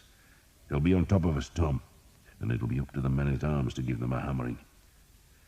Just keep your head, boy, and remember it's the men-at-arms who do the close-quarter work. If the bastards get past the pits, then take your bow back, wait for a target, and stay alive. And if we lose, he shrugged, leg it for the forest and hide there. What is he saying? Eleanor asked. That it should be easy work today. You are a bad liar, Thomas. Just too many of them, Skeet said almost to himself. Tommy Dugdale faced worse odds down in Brittany, Tom, but he had plenty of arrows. We're short. We're going to be all right, Will. Aye, well, maybe. Skeet pushed himself off the wagon. You two go ahead. I need a quiet place for a second. Thomas and Eleanor walked back north. The English line was forming now, the scattered flags being swamped by men-at-arms who were forming into blocks. Archers stood ahead of each formation, while marshals, armed with white staffs, made sure there were gaps in the line through which the archers could escape if the horsemen came too close. Bundles of lances had been fetched from the village and were being issued to the men-at-arms in the front rank, for if the French did get past the pits and the arrows, the lances would have to be used as pikes. By mid-morning, the whole army was assembled on the hill. It looked far bigger than it really was, because so many women had stayed with their men and now sat on the grass or else lay and slept. A fitful sun came and went, racing shadows across the valley. The pits were dug and the guns loaded. Perhaps 1,000 Frenchmen watched from the far hill, but none ventured down the slope. At least it's better than marching, Jake said. Gives us a chance for a rest, eh? Be an easy day, Sam reckoned. He nodded at the far hill. Not many of the bastards, eh? That's only the vanguard, you daft bastard, Jake said. There are more coming? Sam sounded genuinely surprised. Every goddamn bastard in France is coming, Jake said. Thomas kept quiet. He was imagining the French army strung along the Abbeville road. They would all know the English had stopped running, that they were waiting, and doubtless the French were hurrying in case they missed the battle. They had to be confident. He made the sign of the cross, and Eleanor, sensing his fear, touched his arm. "You will be all right," she said. "You too, my love." "You remember your promise to my father?" she asked. Thomas nodded, but he could not persuade himself that he would see the lance of St. George this day. This day was real, while the lance belonged to some mysterious world of which Thomas really wanted no part. Everyone else, he thought, cared passionately about the relic, and only he, who had as good a reason as any to discover the truth, was indifferent. He wished he had never seen the lance. He wished that the man who called himself the Harlequin had never come to Hookton. But if the French had not landed, he thought, then he would not be carrying the black bow, and would not be on this green hillside, and would not have met Eleanor. "You cannot turn your back on God," he told himself. "If I see the lance," he promised Eleanor, "I shall fight for it." That was his penance, though he still hoped he would not have to serve it. They ate mouldy bread for their midday meal. The French were a dark mass on the far hill, too many to count now, and the first of their infantry had arrived. A spit of rain made those archers who had their strings dangling from a bow tip hurry to coil the cords and shelter them under helmets or hats. But the small rain passed. A wind stirred the grass. And still the French came to the far hill. They were a horde. They had come to Crécy, and they had come for revenge. The English waited. Two of Skeet's archers played straw flutes, while the hoblars, who were helping to protect the guns on the army's flanks, sang songs of green woods and running streams. Some men danced the steps they would have used on a village green back home. Others slept. Many played dice, and all but the sleepers continually looked across the valley to the far hill crest, that was thickening with men. Jake had a linen-wrapped lump of beeswax that he handed round the archers so they could coat their bows. It was not necessary, just something to do. "Where did you get the wax?" Thomas asked him. "Stole it, of course, off some daft men-at-arms. Saddle polish, I reckon." An argument developed over which wood made the best arrows. It was an old discussion, but it passed the time. Everyone knew ash made the best shafts, but some men liked to claim that birch or hornbeam, even oak, flew just as well. Alder, though heavy, was good for killing deer, but needed a heavy head and did not have the distance for battle. Sam took one of his new arrows from his bag and showed everyone how warped the shaft was. "Must be made of bloody blackthorn," he complained bitterly. "You could shoot that round the corner." "They don't make arrows like they used to," Will Skeet said, and his archers jeered, for it was an old complaint. "It's true," Skeet said. "It's all hurry up and no craftsmanship these days. Who cares? The bastards get paid by the sheaf, and the sheaves are sent to London, and no one looks at them till they reach us. And what are we going to do? Just look at it." He took the arrow from Sam and twisted it in his fingers. "That's not a bloody goose feather. It's a goddamn sparrow feather. No bloody use for anything except scratching your ass." He tossed the arrow back to Sam. "No, a proper archer makes his own arrows." "I used to," Thomas said. "But you're a lazy bastard now, eh, Tom?" Skeet grinned, but the grin faded as he stared across the valley. "Enough of the goddamn bastards," he grumbled, looking at the gathering French. Then he grimaced as a solitary raindrop splashed on his worn boots. "I wish it would damn well rain and get it over with. It wants to. If it pisses on us when the bastards are attacking, then we might as well run for home because the bows won't shoot." Eleanor sat beside Thomas and watched the far hill. There were at least as many men there as were in the English army now, and the French main battle was only just arriving. Mounted men-at-arms were spreading across the hill, organizing themselves into Cornwell. A Cornwell was the basic fighting unit for a knight or man-at-arms, and most had between a dozen and 20 men, but those who formed the bodyguards of the great lords were much larger.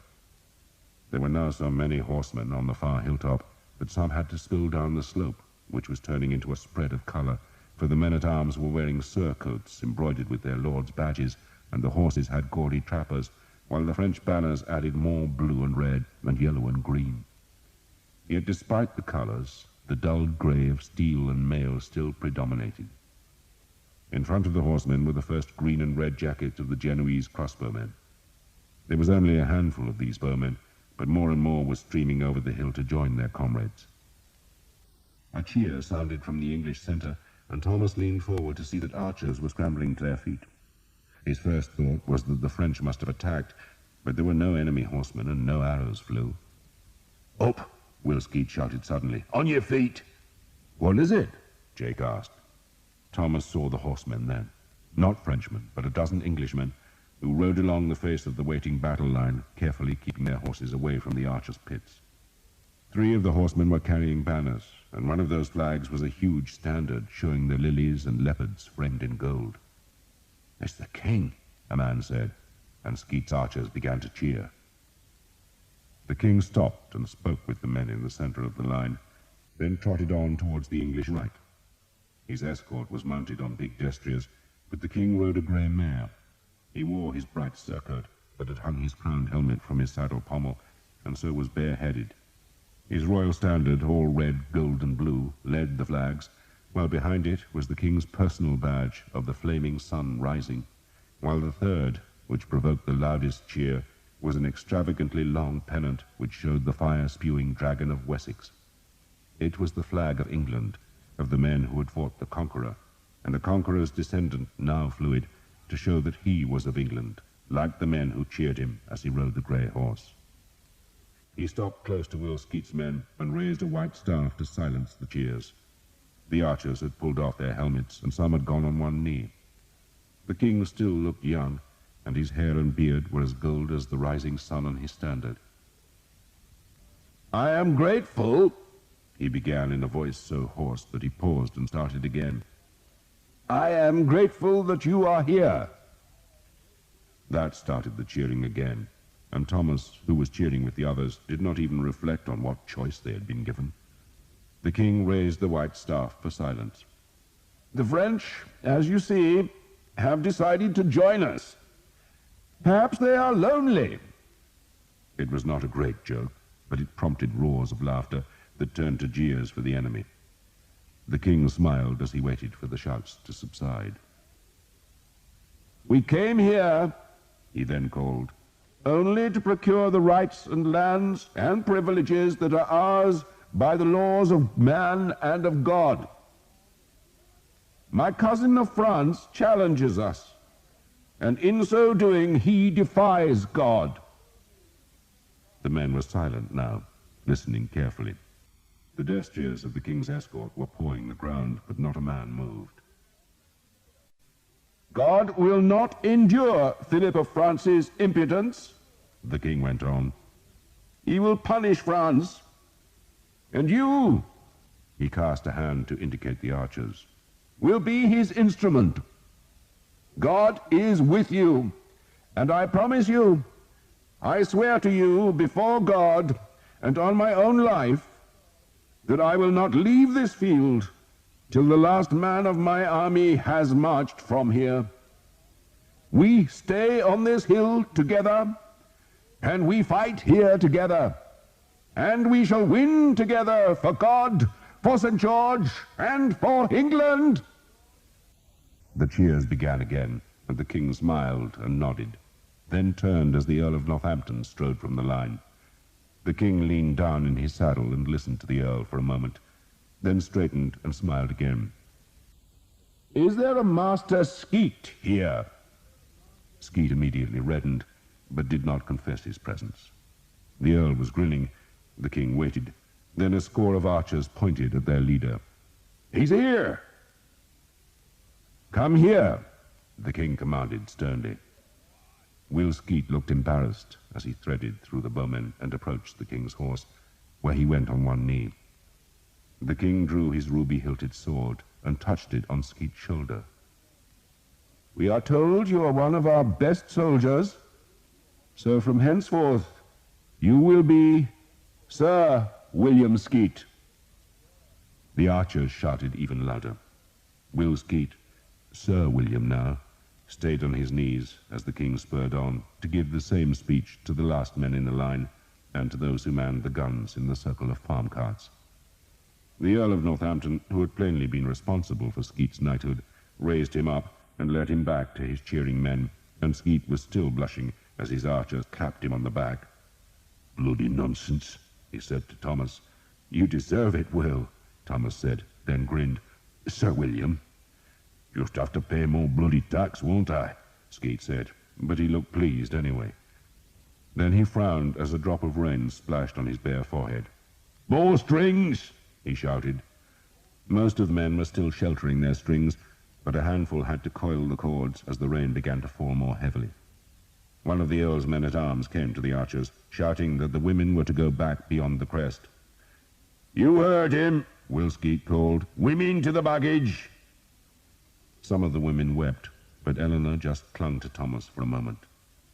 "Live," she said simply, then walked away through the rain, passing the Prince of Wales, who, with 6 other mounted men, was riding to his place among the men-at-arms behind Will Skeet's archers. The prince had decided to fight on horseback so he could see over the heads of the dismounted men, and to mark his arrival, his banner, which was bigger than any other on the right of the field, was loosed to the heavy downpour. Thomas could no longer see across the valley because wide curtains of heavy grey rain were sweeping from the north and obscuring the air. There was nothing to do but sit and wait while the leather backing of his mail became cold and clammy. He hunched miserably, staring into the greyness, knowing that no bow could draw properly till this downpour ended. "What they should do," said Father Hobb, who sat beside Thomas, "is charge now." "They couldn't find their way in this muck, Father," Thomas said. He saw the priest had a bow and an arrow bag, but no other battle equipment. "You should get some mail," he said, "or at least a padded jacket." "I'm armored by the faith, my son." "Where's your bowstrings?" Thomas asked, for the priest had neither helmet nor cap. "I looped them round my... Oh, well, never mind. It has to be good for something other than pissing, eh? And it's dry down there. Father Hobb seemed indecently cheerful. "I've been walking the lines, Tom, and looking for your lance. It's not here." "Hardly goddamn surprising," Thomas said. "I never thought it would be." Father Hobb ignored the blasphemy. "And I had a chat with Father Pryke. Do you know him?" "No," Thomas said curtly. The rain was pouring off the front of his helmet onto the broken bridge of his nose. "How the hell would I know Father Pryke?" Father Hobb was not deterred by Thomas's surliness. "He's confessor to the king and a great man. He'll be a bishop one day soon. I asked him about the Vexil." Father Hobb paused, but Thomas said nothing. "He remembers the family," the priest went on. "He says they had lands in Cheshire, but they supported the Mortimers at the beginning of the king's reign, so they were outlawed. He said something else. They were always reckoned pious, but their bishop suspected they had strange ideas. A touch of Gnosticism." "Cathars," Thomas said. "It seems likely, doesn't it?" "And if it's a pious family," Thomas said, "then I probably don't belong. Isn't that good news?" "You can't escape, Thomas," Father Hobb said softly. His usually wild hair was plastered close to his skull by the rain. "You promised your father. You accepted the penance." Thomas shook his head angrily. "There are a score of bastards here, Father." He indicated the archers crouching under the rain's lash, "who've murdered more men than I have. Go and harrow their souls and leave mine alone." Father Hobb shook his head. "You've been chosen, Thomas, and I'm your conscience. It occurs to me, see, that if the Vexil supported Mortimer, then they can't love our king. If they'll be anywhere today, it'll be over there." He nodded towards the valley's far side, which was still blotted out by the pelting rain. "Then they'll live for another day, won't they?" Thomas said. Father Hobb frowned. "You think we're going to lose?" he asked sternly. "No." Thomas shivered. "It must be getting late in the afternoon, Father. If they don't attack now, they'll wait till morning. That'll give them a whole day to slaughter us." "Ah, Thomas, how God loves you." Thomas said nothing to that, but he was thinking that all he wanted was to be an archer, to become Sir Thomas of Hookton, as Will had just become Sir William. He was happy serving the king, and did not need a heavenly lord to take him into weird battles against dark lords. "Let me give you some advice, Father," he said. "It's always welcome, Tom. First bastard that drops, get his helmet and mail. Look after yourself." Father Hobb clapped Thomas's back. "God is on our side. You heard the king much." He stood and went to talk with other men, and Thomas sat by himself and saw that the rain was lessening at last. He could see the far trees again, see the colours of the French banners and surcoats, and now he could see a mass of red and green crossbowmen at the other side of the valley. They were going nowhere, he reckoned, for a crossbow string was as susceptible to the damp as any other. "It'll be tomorrow," he called down to Jake. "We'll do it all again tomorrow." "Let's hope the sun shines," Jake said. The wind brought the last drops of rain from the north. It was late. Thomas stood, stretched, and stamped his feet. A day wasted, he thought, and a hungry night ahead. And tomorrow, his first real battle. An excited group of mounted men had gathered about the French king, who was still a half-mile from the hill where the largest part of his army had gathered. There were at least 2,000 men-at-arms in the rearguard who were still marching, but those who had reached the valley hugely outnumbered the waiting English.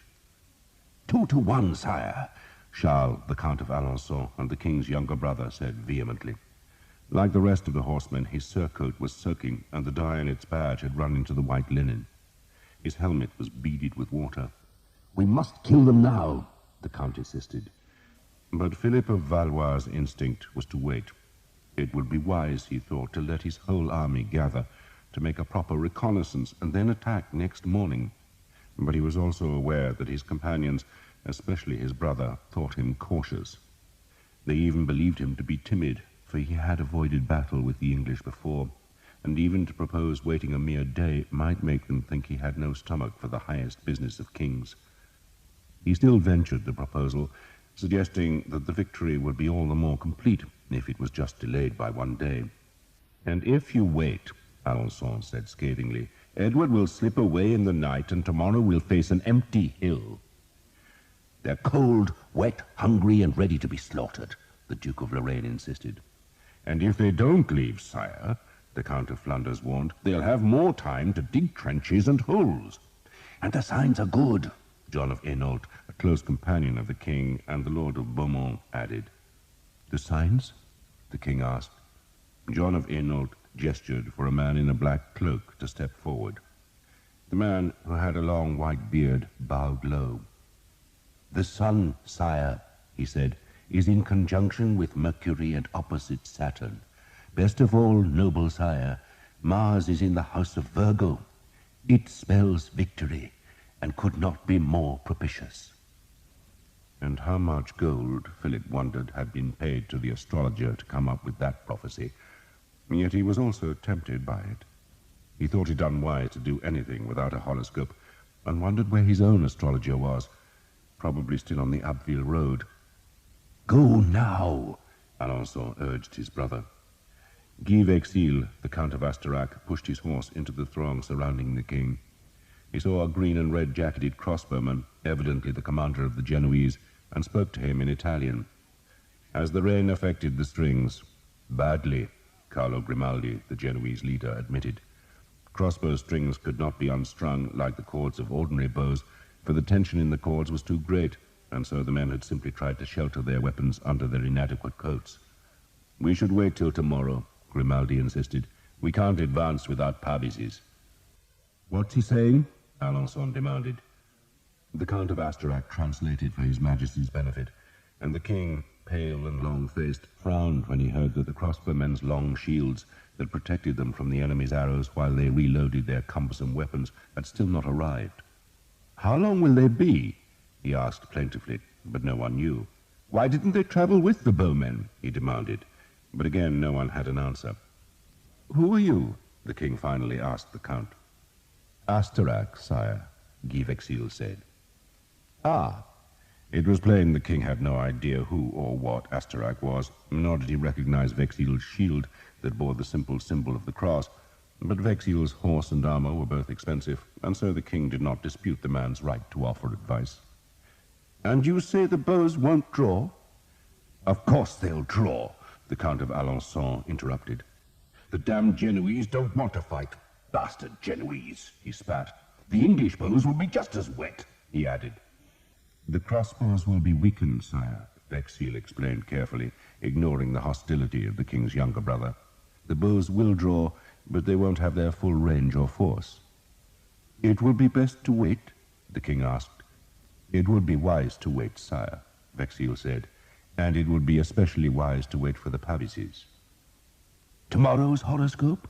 John of Hainault asked the astrologer. The man shook his head. Neptune approaches the bendings tomorrow, sire. It is not a hopeful conjunction. Attack now! They're wet, tired, and hungry, Alençon urged. Attack now! The king still looked dubious, but most of the great lords were confident, and they hammered him with their arguments. The English were trapped, and a delay of even one day might give them a chance to escape. Perhaps their fleet would come to Le Crotoy. Go now, they insisted, even though it was late in the day. Go and kill, go and win. Show Christendom that God is on the side of the French. Just go now. And the king, because he was weak, and because he wanted to appear strong, surrendered to their wishes. So the Oriflamme was taken from its leather tube and carried to its place of honor at the front of the men-at-arms. No other flag would be allowed to go ahead of the long, plain red banner that flew from its cross-staff and was guarded by 30 picked knights who wore scarlet ribbons on their right arms. The horsemen were given their long lances, then the Cornwell closed together so the knights and men-at-arms were knee to knee. Drummers took the rain covers from their instruments, and Grimaldi, the Genoese commander, was peremptorily told to advance and kill the English archers. The king crossed himself, while a score of priests fell to their knees in the wet grass and began to pray. The lords of France rode to the hill crest where their mailed horsemen waited. By nightfall, they would all have wet swords and prisoners enough to break England forever, for the Oriflamme was going into battle. God's teeth! Will Skeet sounded astonished as he scrambled to his feet. The bastards are coming! His surprise was justified, for it was late in the afternoon, the time when labourers would think of going home from the fields. The archers stood and stared. The enemy was not yet advancing, but a horde of crossbowmen was spreading across the valley bottom, while above them the French knights and men-at-arms were arming themselves with lances. Thomas thought it had to be a feint. It would be dark in another 3 or 4 hours, yet perhaps the French were confident they could do their business quickly. The crossbowmen were at last starting forward. Thomas took off his helmet to find a bowstring, looped one end over a horn tip, then flexed the shaft to fix the other loop in its nock. He fumbled and had to make 3 attempts to string the long black weapon. Sweet Jesus, he thought, but they were really coming. Be calm, he told himself, be calm. But he felt as nervous as when he had stood on the slope above Hookton and dared himself to kill a man for the very first time. He pulled open the laces of the arrow bag. The drums began to beat from the French side of the valley, and a great cheer sounded. There was nothing to explain the cheer. The men-at-arms were not moving, and the crossbowmen were still a long way off. English trumpets responded, calling sweet and clear from the windmill, where the king and a reserve of men-at-arms waited.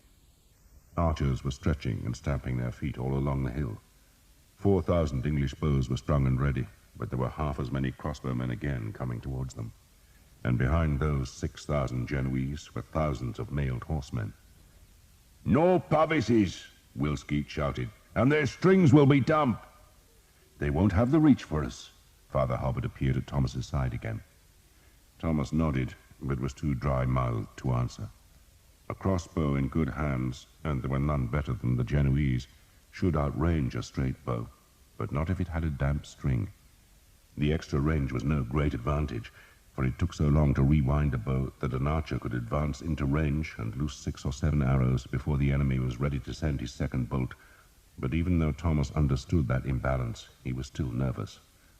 The enemy looked so numerous, and the French drums were great heavy kettles with thick skins that boomed like the devil's own heartbeat in the valley.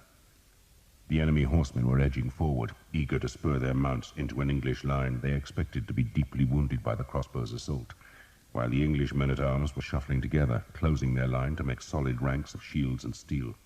The mail clinked and jangled. "God is with you," a priest shouted. "Don't waste your arrows," Will Skeet called. "Aim true, boys, aim true. They ain't going to stand long."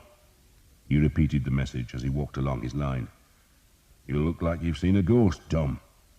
10,000 ghosts, Tom said. "There's more of the bastards than that," Will Skeet said. He turned and gazed at the hill. "Maybe 12,000 horsemen," he grinned. "So that's 12,000 arrows, lad." There were 6,000 crossbowmen and twice as many men-at-arms, who were being reinforced by infantry that was appearing on both French flanks. Thomas doubted that those foot soldiers would take any part in the battle, not unless it turned into a rout, and he understood that the crossbowmen could probably be turned back because they were coming without pavises and would have rain-weakened weapons. But to turn the Genoese back would need arrows, a lot of arrows, and that would mean fewer for the mass of horsemen whose painted lances, held upright, made a thicket along the far hilltop. "We need more arrows," he said to Skeet. "You'll make do with what you've got," Skeet said. "We all will. Can't wish for what you ain't got." The crossbowmen paused at the foot of the English slope and shook themselves into line before placing their bolts into their bows' troughs. Thomas took out his first arrow and superstitiously kissed its head, which was a wedge of slightly rusted steel with a wicked point and 2 steep barbs. He laid the arrow over his left hand and slotted its knocked butt onto the center of the bowstring, which was protected from fraying with a whipping of hemp. He half-tensed the bow, taking comfort from the used resistance. The arrow lay inside the shaft, to the left of the hand grip. He released the tension, gripped the arrow with his left thumb, and flexed the fingers of his right hand. A sudden blare of trumpets made him jump. Every French drummer and trumpeter was working now, making a cacophony of noise that started the Genoese forward again. They were climbing the English slope, their faces white blurs, framed by the grey of their helmets. The French horsemen were coming down the slope, but slowly and in fits and starts, as though they were trying to anticipate the order to charge. "God is with us," Father Hobb called. He was in his archer's stance, left foot far forward, and Thomas saw the priest had no shoes. What happened to your boots, father? Some poor boy needed them more than I did. I'll get a French pair. Thomas smoothed the feathers of his first arrow. Wait, Will Skeet shouted. Wait!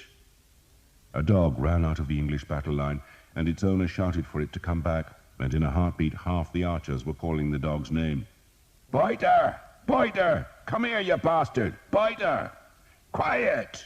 Will Skeet roared as the dog, utterly confused, ran towards the enemy. End of side 17. Side 18. Off to Thomas's right, the gunners were crouched by the carts, linstocks smoking. Archers stood in the wagons, weapons half-braced. The Earl of Northampton had come to stand among the archers. You shouldn't be here, my lord, Will Skeet said. The king makes him a knight, the Earl said, and he thinks he can give me orders. The archers grinned. Don't kill all the men-at-arms, Will, the Earl went on. Leave some for us poor swordsmen. You'll get your chance, Will Skeet said grimly. Wait, he called to the archers. Wait! The Genoese were shouting as they advanced, though their voices were almost drowned by the heavy drumming and the wild trumpet calls. Biter was running back to the English now, and a cheer sounded when the dog at last found shelter in the battle line. Don't waste your goddamn arrows, Will Skeet called. Take proper aim, like your mother's taught you. The Genoese were within bow range now, but not an arrow flew, and the red and green-coated crossbowmen still came, bending forward slightly as they trudged up the hill. They were not coming straight at the English, but at a slight angle, which meant that the right of the English line, where Thomas was, would be struck first. It was also the place where the slope was most gradual, and Thomas, with a sinking heart, understood he was likely to be in the heart of the fight. Then the Genoese stopped, shuffled into line, and began to shout their war cry. Too soon, the Earl muttered. The crossbows went into the shooting position. They were angled steeply upwards, as the Genoese hoped to drop a thick rain of death on the English line. Draw! Skeet said, and Thomas could feel his heart thumping as he pulled the coarse string back to his right ear. He chose a man in the enemy line, placed the arrow tip directly between that man and his right eye, edged the bow to the right because that would compensate for the bias in the weapon's aim, then lifted his left hand and shifted it back to the left because the wind was coming from that direction. Not much wind. He had not thought of aiming the arrow. It was all instinct, but he was still nervous and a muscle was twitching in his right leg. The English line was utterly silent. The crossbowmen were shouting and the French drums and trumpets deafening. The Genoese line looked like green and red statues. Let go, you bastards, a man muttered, and the Genoese obeyed him. 6,000 crossbow bolts arced into the sky. Now, Will said, surprisingly softly, and the arrows flew. Eleanor crouched by the wagon that held the archer's baggage.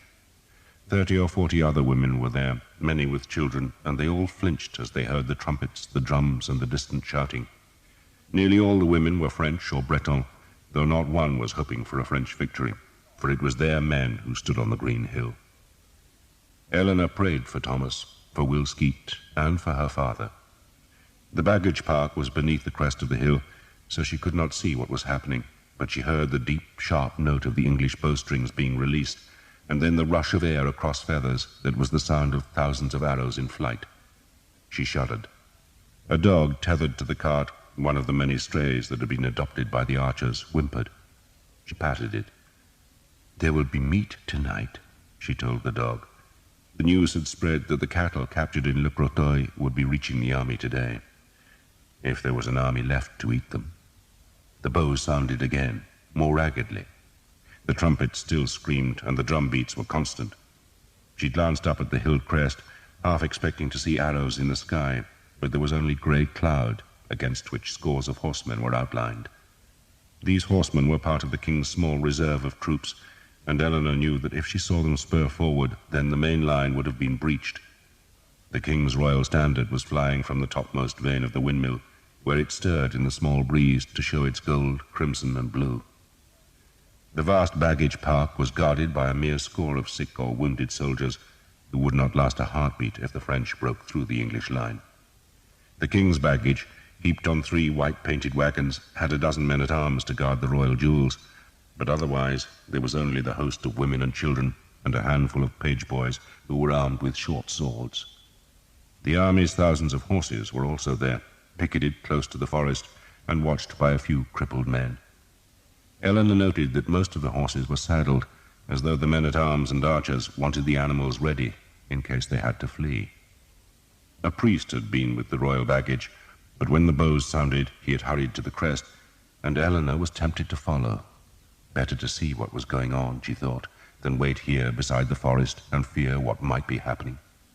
She patted the dog and stood, intending to walk to the crest, but just then she saw the woman who had come to Thomas in the damp night in the forest of Cressy. The Countess of Armorica, beautifully dressed in a red gown and with her hair netted in a silver mesh, was riding a small white mare up and down beside the prince's wagons. She paused every now and then to gaze at the crest, and then she would stare towards the forest of Cressy Grange that lay to the west. A crash startled Eleanor and made her turn to the crest.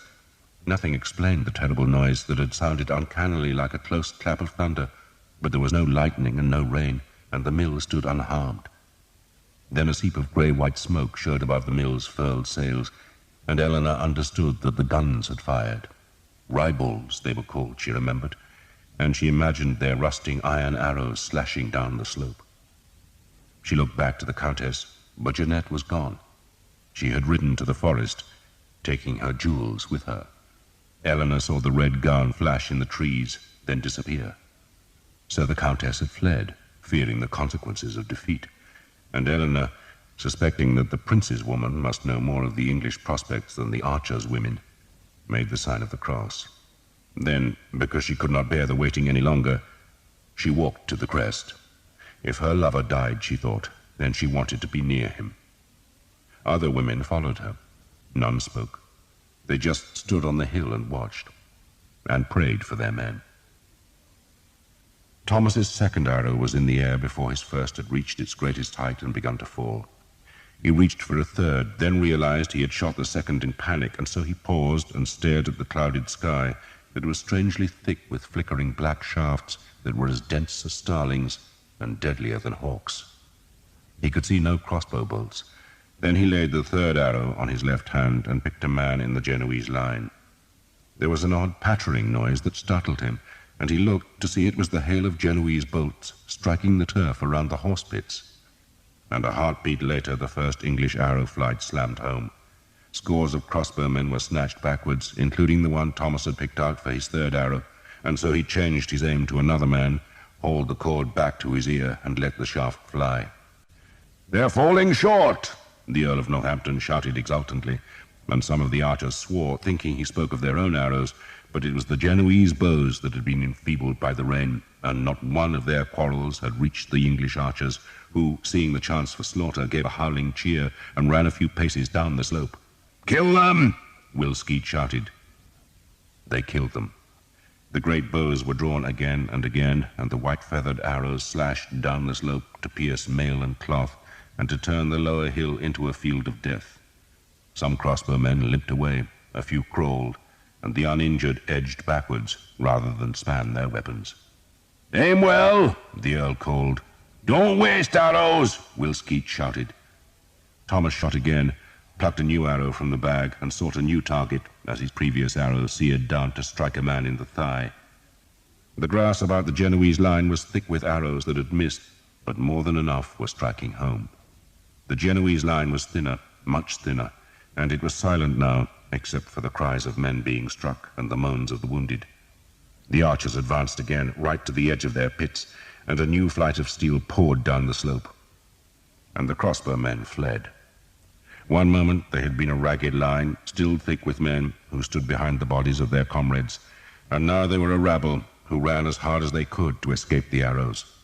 "Stop shooting!" Will Skeet bellowed. "Stop!" "Hold!" John Armstrong, whose men were to the left of Skeet's band, shouted. "Well done!" the Earl of Northampton called. "Back, lads, back!" Will Skeet motioned the archers. "Sam, David, go and collect some arrows, quick!" He pointed down the slope to where, amidst the Genoese dying and dead, the white-tipped shafts were thickly stuck in the turf. Hurry, lads! Jump! Beat it! Go and help them! Go! All along the line, archers were running to salvage arrows from the grass. But then a shout of warning came from the men who had remained in their places. Get back! Get back! Will Skeet shouted. The horsemen were coming. Sir Guillaume d'Evêque led a convoi of 12 men on the far left of the French second line of horsemen. Ahead of him was a mass of French cavalry belonging to the first battle. To his left was a scatter of infantrymen who sat on the grass, and beyond them the small river twisted through its water meadows beside the forest. To his right was nothing but horsemen crammed together as they waited for the crossbowmen to weaken the enemy line. That English line looked pitifully small, perhaps because its men-at-arms were on foot, and so took up much less room than mounted knights. Yet Sir Guillaume grudgingly acknowledged that the English king had chosen his position well. The French knights could not assault either flank, for they were both protected by a village. They could not ride around the English right, for that was guarded by the soft lands beside the river, while to circle about Edward's left would mean a long journey around Vaudicourt, and by the time the French came in sight of the English again, the archers would surely have been redeployed to meet a French force made ragged by its long detour, which meant that only a frontal assault could bring a swift victory, and that, in turn, meant riding into the arrows. Heads down, shields up, and keep close, he told his men, before clanging down the facepiece of his helmet. Then, knowing he would not charge for some time yet, he pushed the visor back up. His men-at-arms shuffled their horses till they were knee to knee. The wind, it was said, should not be able to blow between the lances of a charging convoi. Be a while yet, Sir Guillaume warned them. The fleeing crossbowmen were running up the French-held hill. Sir Guillaume had watched them advance, and mouthed a silent prayer that God would be on the shoulders of the Genoese. Kill some of those damned archers, he had prayed, but spare Thomas. The drummers had been hammering their great kettles, driving down the sticks as if they could defeat the English by noise alone, and Sir Guillaume, elated by the moment, had put the butt of his lance on the ground and used it to raise himself in the stirrups so he could see over the heads of the men in front. He had watched the Genoese loose their quarrels, seen the bolts as a quick haze in the sky, and then the English had shot, and their arrows were a dark smear against the green slope and grey clouds, and Sir Guillaume had watched the Genoese stagger. He had looked to see the English archers falling, but they were coming forward instead, still loosing arrows, and then the two flanks of the small English line had billowed dirty white as the guns added their missiles to the hail of arrows that was whipping down the slope. His horse had twitched uneasily when the crack of the guns rolled over the valley, and Sir Guillaume dropped into the saddle and clicked his tongue. He could not pat the horse, for the lance was in his right hand, and his left arm was strapped into its shield with the 3 yellow hawks on the blue ground. The Genoese had broken. At first Sir Guillaume did not credit it, believing that perhaps their commander was trying to trick the English archers into an undisciplined pursuit that would strand them at the bottom of the slope where the crossbows could turn on them. But the English did not move, and the fleeing Genoese had not stopped. They ran, leaving a thick line of dead and dying men, and now they climbed in panic towards the French horsemen. A growl sounded from the French men-at-arms. It was anger, and the sound rose to a great jeer. "Cowards!" a man near Sir Guillaume called. The Count of Alençon felt a surge of pure rage. "They've been paid," he snarled at a companion. "Bastards have taken a bribe." "Cut them down!" the king called from his place at the edge of the beechwood. "Cut them down!" His brother heard him, and wanted nothing more than to obey. The Count was in the second line, not the first, but he spurred his horse into a gap between 2 of the leading convoy, and shouted at his men to follow. "Cut them down!" he called. "Cut the bastards down!" The Genoese were between the horsemen and the English line, and now they were doomed, for all along the hill the French were spurring forward. Hot-blooded men from the second battle were tangling with the convoy of the first line to form an untidy mass of banners, lances, and horses. They should have walked their horses down the hill so that they were still in close order when they reached the climb on the far side, but instead they raked back spurs and, driven by a hatred of their own allies, raced each other to the kill. "We stay!" Guy Vexil, Count of Asterac, shouted at his men. "Wait!" Sir Guillaume called. Better to let the first ragged charge spend itself, he reckoned. rather than join the madness. Perhaps half the French horsemen stayed on the hill. The rest, led by the king's brother, rode down the Genoese. The crossbowmen tried to escape. They ran along the valley in an attempt to reach the northern and southern ends, but the mass of horsemen overlapped them, and there was no way out. Some Genoese sensibly lay down and curled into balls, others crouched in the shallow ditches, but most were killed or wounded as the horsemen rode over them. The destriers were big beasts with hooves like hammers. They were trained to run men down, and the Genoese screamed as they were trampled or slashed. Some knights used their lances on the crossbowmen, and the weight of a horse and armored man easily drove the wooden spears clean through their victims. But those lances were all lost, left in the mangled torsos of the dead men, and the knights had to draw their swords. For a moment there was chaos in the valley bottom, as the horsemen drove 1,000 paths through the scattered crossbowmen. Then there were only the mangled remnants of the Genoese mercenaries, their red and green jackets soaked with blood, and their weapons lying broken in the mud. The horsemen, one easy victory under their belt, cheered themselves. "Montjoie Saint-Denis!" they shouted. "Montjoie Saint-Denis!" Hundreds of flags were being taken forward with the horsemen, threatening to overtake the Oriflamme, but the red-ribboned knights guarding the sacred flag spurred ahead of the charge, shouting their challenge as they started up the slope towards the English, and so climbed from a valley floor that was now thick with charging horsemen. The remaining lances were lowered, the spurs went back, but some of the more sensible men who had waited behind for the next assault noted that there was no thunder of hoofs coming from the vast charge. "It's turned to mud," Sir Guillaume said to no one in particular. Trappers and surcoats were spattered with the mud churned up by the hoofs from the low ground that had been softened by the rain. For a moment the charge seemed to flounder. Then the leading horsemen broke out of the wet valley bottom to find better footing on the English hill. God was with them after all, and they screamed their war cry, "Montjoie Saint-Denis!" The drums were beating faster than ever, and the trumpets screamed to the sky as the horses climbed towards the mill. "Fools," Guy Vexil said. "Poor souls," Sir Guillaume said. "What's happening?" the king asked, wondering why his careful ordering of the battle lines had broken even before the fight proper had begun. But no one answered him. They just watched. "Jesus, Mary, and Joseph," Father Hobbs said, for it seemed as if half the horsemen of Christendom were coming up the hill. "Into line!" Wilskeed shouted. "God be with you!" the Earl of Northampton called, then went back to join his men-at-arms. "Aim for the horses!" John Armstrong ordered his men. "Bastards rode down their own bowmen," Jake said in wonderment. "So we'll kill the goddamn bastards," Thomas said vengefully. The charge was nearing the line of those Genoese who had died in the arrow storm. To Thomas, staring down the hill, the attack was a flurry of garish horse trappers and bright shields, of painted lances and streaming pennants, and now, because the horses had climbed out of the wet ground, every archer could hear the hooves that were louder even than the enemy's kettle drums. The ground was quivering so that Thomas could feel the vibration through the worn soles of his boots that had been a gift from Sir Guillaume. He looked for the 3 hawks, but could not see them, then forgot Sir Guillaume as his left leg went forward and his right arm hauled back. The arrow's feathers were beside his mouth, and he kissed them, then fixed his gaze on a man who carried a black and yellow shield. "Now!" Wilskeed shouted. The arrows climbed away, hissing as they went.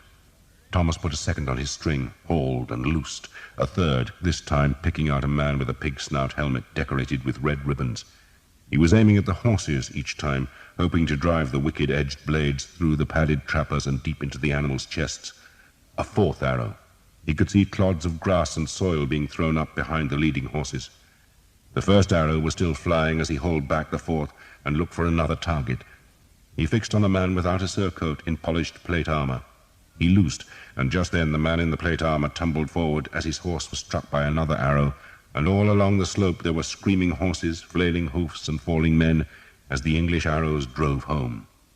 A lance cartwheeled up the slope. A cry sounded above the beating hoofbeats. A horse ran into a dying animal and broke its leg, and knights were thumping their knees against their horses to make them swerve about the stricken beasts.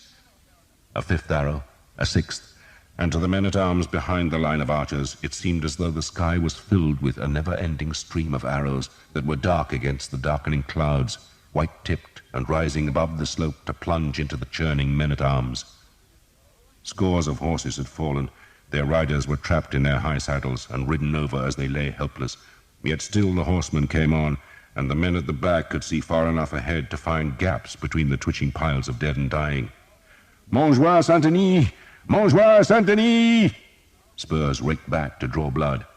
To Thomas, the slope looked a nightmare of heaving horses with yellow teeth and white eyes, of long lances and arrow-stuck shields, of flying mud, wild banners, and grey helmets with slits for eyes and snouts for noses.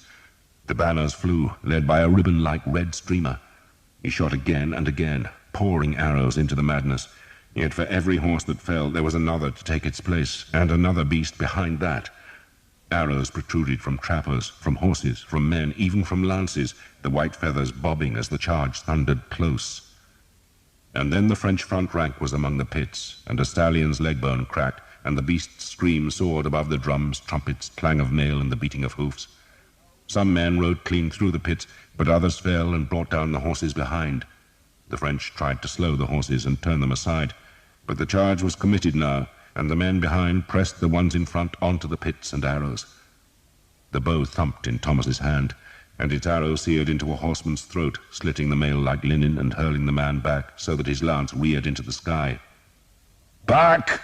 Wilskeet was shouting. The charge was too close, much too close. "Back! Back! Back! Now! Go!"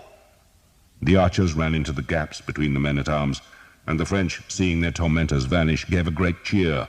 "Montjoie Saint-Denis!" "Shields!"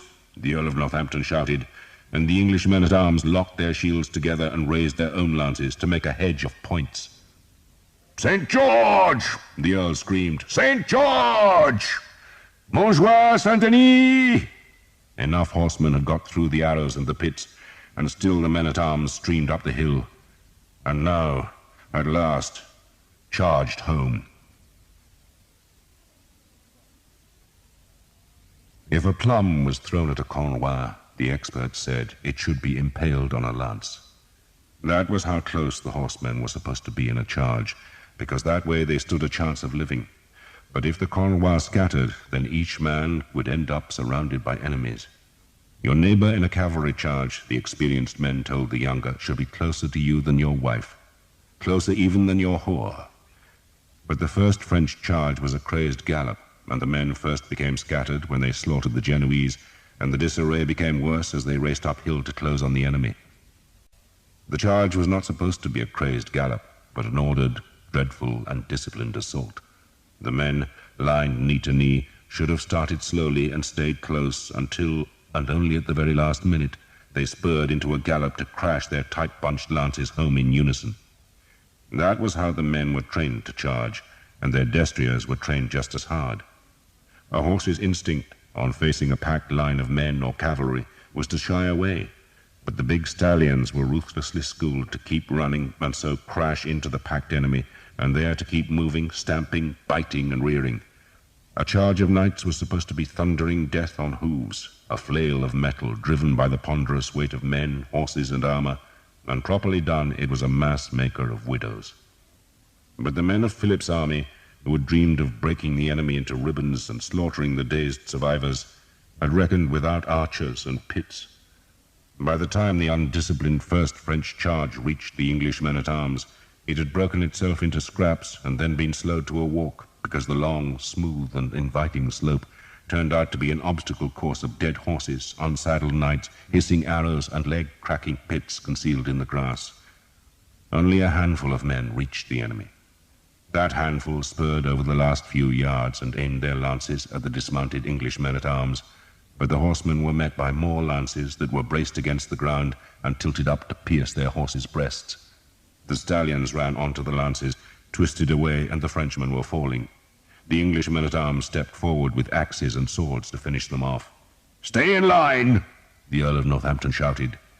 More horses were threading through the pits, and there were no archers in front to slow them now. These were the third and fourth ranks of the French charge. They had suffered less damage from arrows, and they came to help the men hacking at the English line that still bristled with lances. Men roared their battle cries, hacked with swords and axes, and the dying horses dragged down the English lances, so that the French could at last close on the men-at-arms. Steel rang on steel and thumped on wood, but each horseman was faced by 2 or 3 men-at-arms, and the French were being dragged from their saddles and butchered on the ground. "No prisoners!" the Earl of Northampton shouted. "No prisoners!" Those were the king's orders. To take a man prisoner meant possible wealth, but it also required a moment of courtesy to inquire whether an enemy truly yielded, and the English had no time for such civility. They needed only to kill the horsemen who kept streaming up the hill. The king, watching from beneath the mill's furled sails, which creaked as the wind twitched their tethers, saw that the French had broken through the archers only on the right, where his son fought, and where the line lay closest to the French and the slope was gentlest. The great charge had been broken by arrows, but more than enough horsemen had survived, and those men were spurring towards the place where the swords rang. When the French charge began, it had been spread all across the battlefield, but now it shrank into a wedge shape, as the men facing the English left swerved away from the archers there, and added their weight to the knights and men-at-arms who hacked at the Prince of Wales's battle.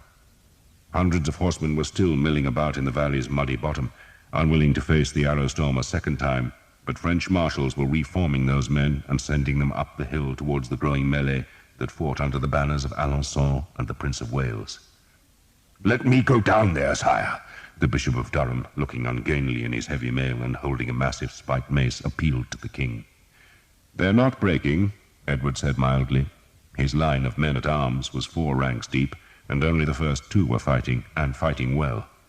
A horseman's greatest advantage over infantry was speed, but the French charge had been sapped of all velocity. The horsemen were being forced into a walk to negotiate the copses and pits, and there was no room beyond to spur into a trot before they were met by a vicious defense of axes, swords, maces, and spears. Frenchmen hacked down, but the English held their shields high and stabbed their blades into the horses' guts, or else sliced swords across hamstrings. The destriers fell, screaming and kicking, breaking men's legs with their wild thrashing, but every horse down was an added obstacle, and, fierce as the French assault was, it was failing to break the line. No English banners had toppled yet, though the king feared for his son's bright flag that was closest to the most violent fighting. "Have you seen the Oriflamme?" he asked his entourage. "It fell, sire," a household knight answered. The man pointed down the slope to where a heap of dead horses and broken men were the remnants of the first French attack. "Somewhere there, sir. Arrows." "God bless arrows," the king said. A convoi of 14 Frenchmen managed to negotiate the pits without harm. "Montjoie Saint-Denis!" they shouted, and couched their lances as they spurred into the melee, where they were met by the Earl of Northampton and a dozen of his men.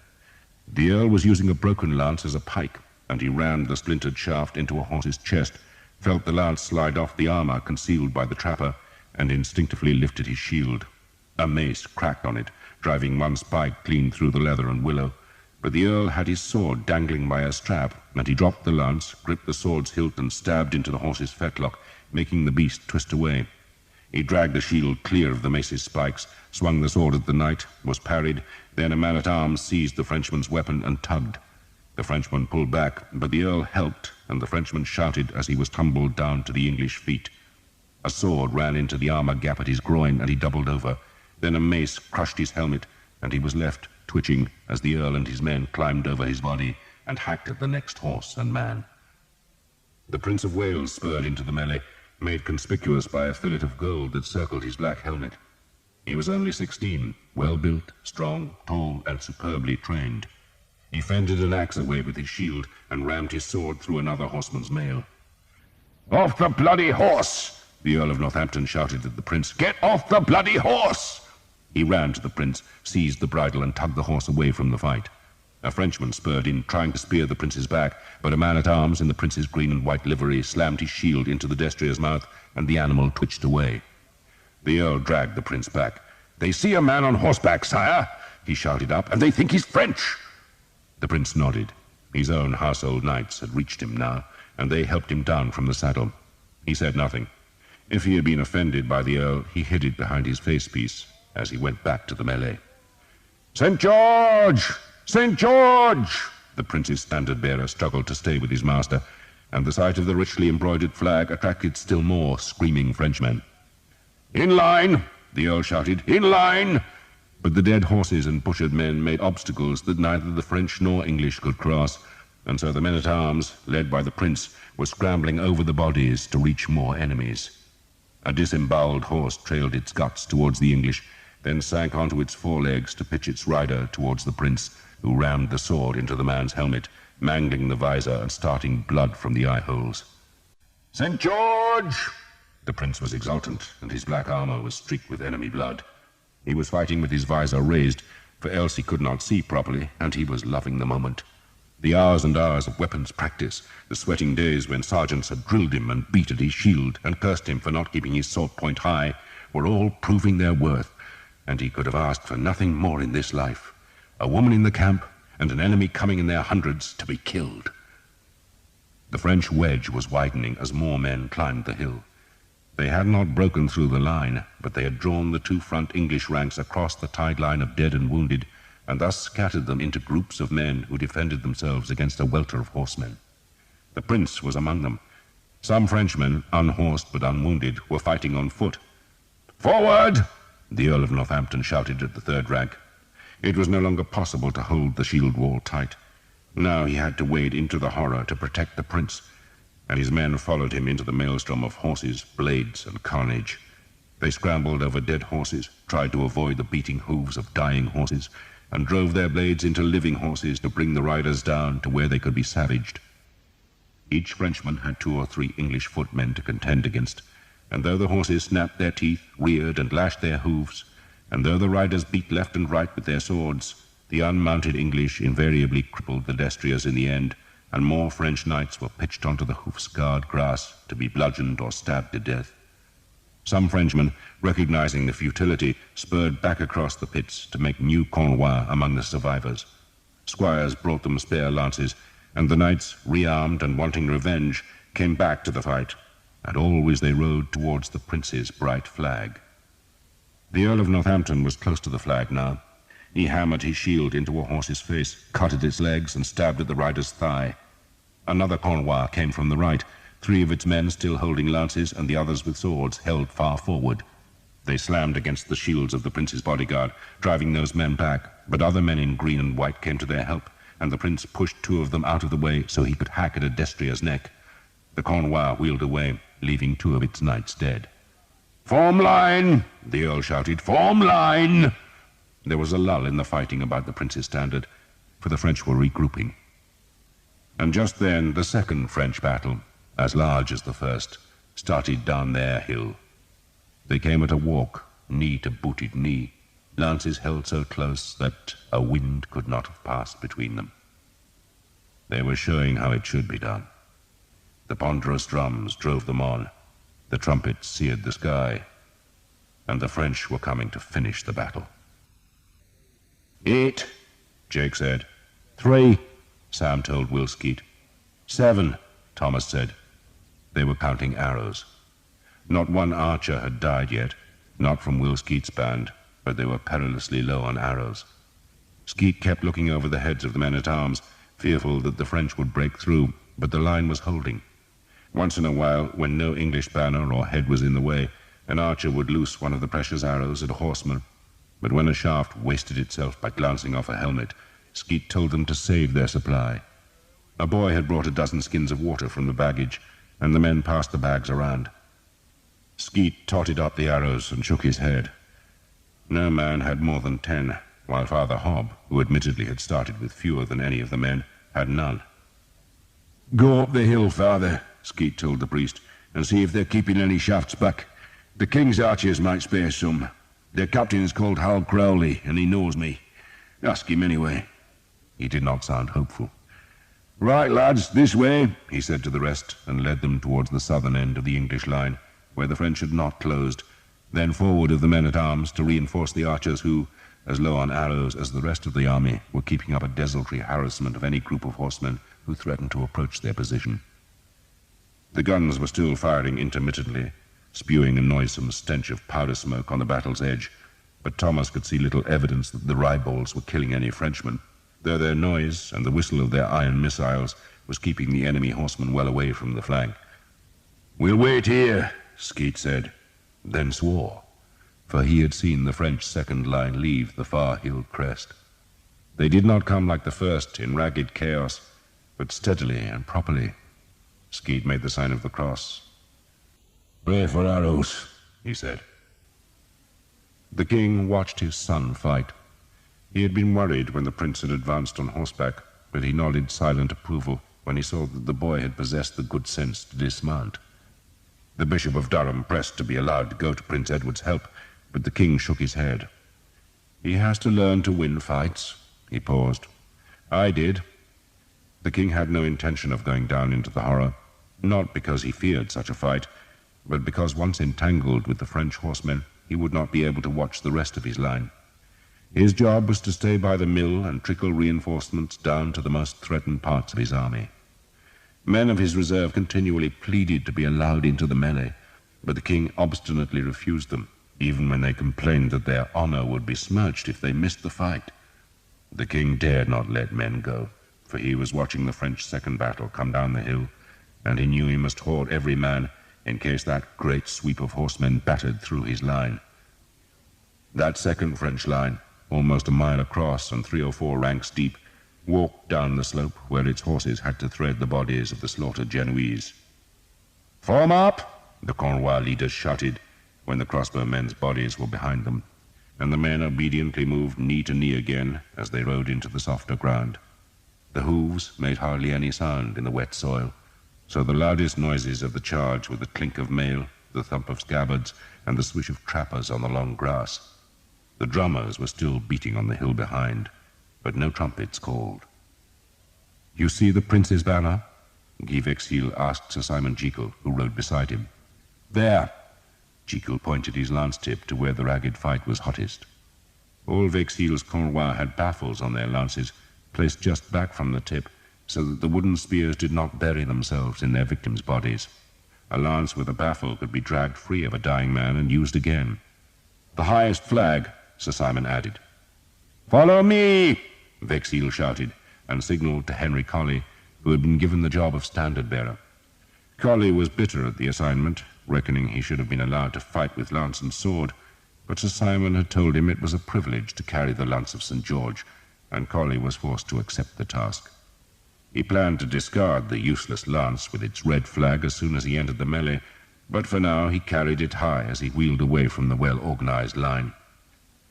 Vexil's men followed their banner, and the departure of the Cornwell left a gap in the French formation, and some men called out angrily, even accusing Vexil of cowardice, but the Count of Asterac ignored the jibes as he slanted across the rear of the line to where he judged his horsemen were precisely opposite the prince's men, and there he found a fortuitous gap, forced his horse into the space, and let his men follow as best they could.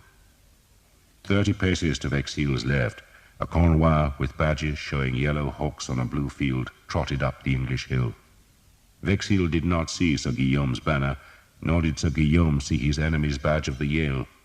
Both men were watching the hill ahead, wondering when the archers would shoot, and admiring the bravery of the first charge's survivors, who repeatedly withdrew a few paces, reformed and recharged the stubborn English line. Not one man threatened to break the enemy, but they still tried, even when they were wounded and their destriers were limping.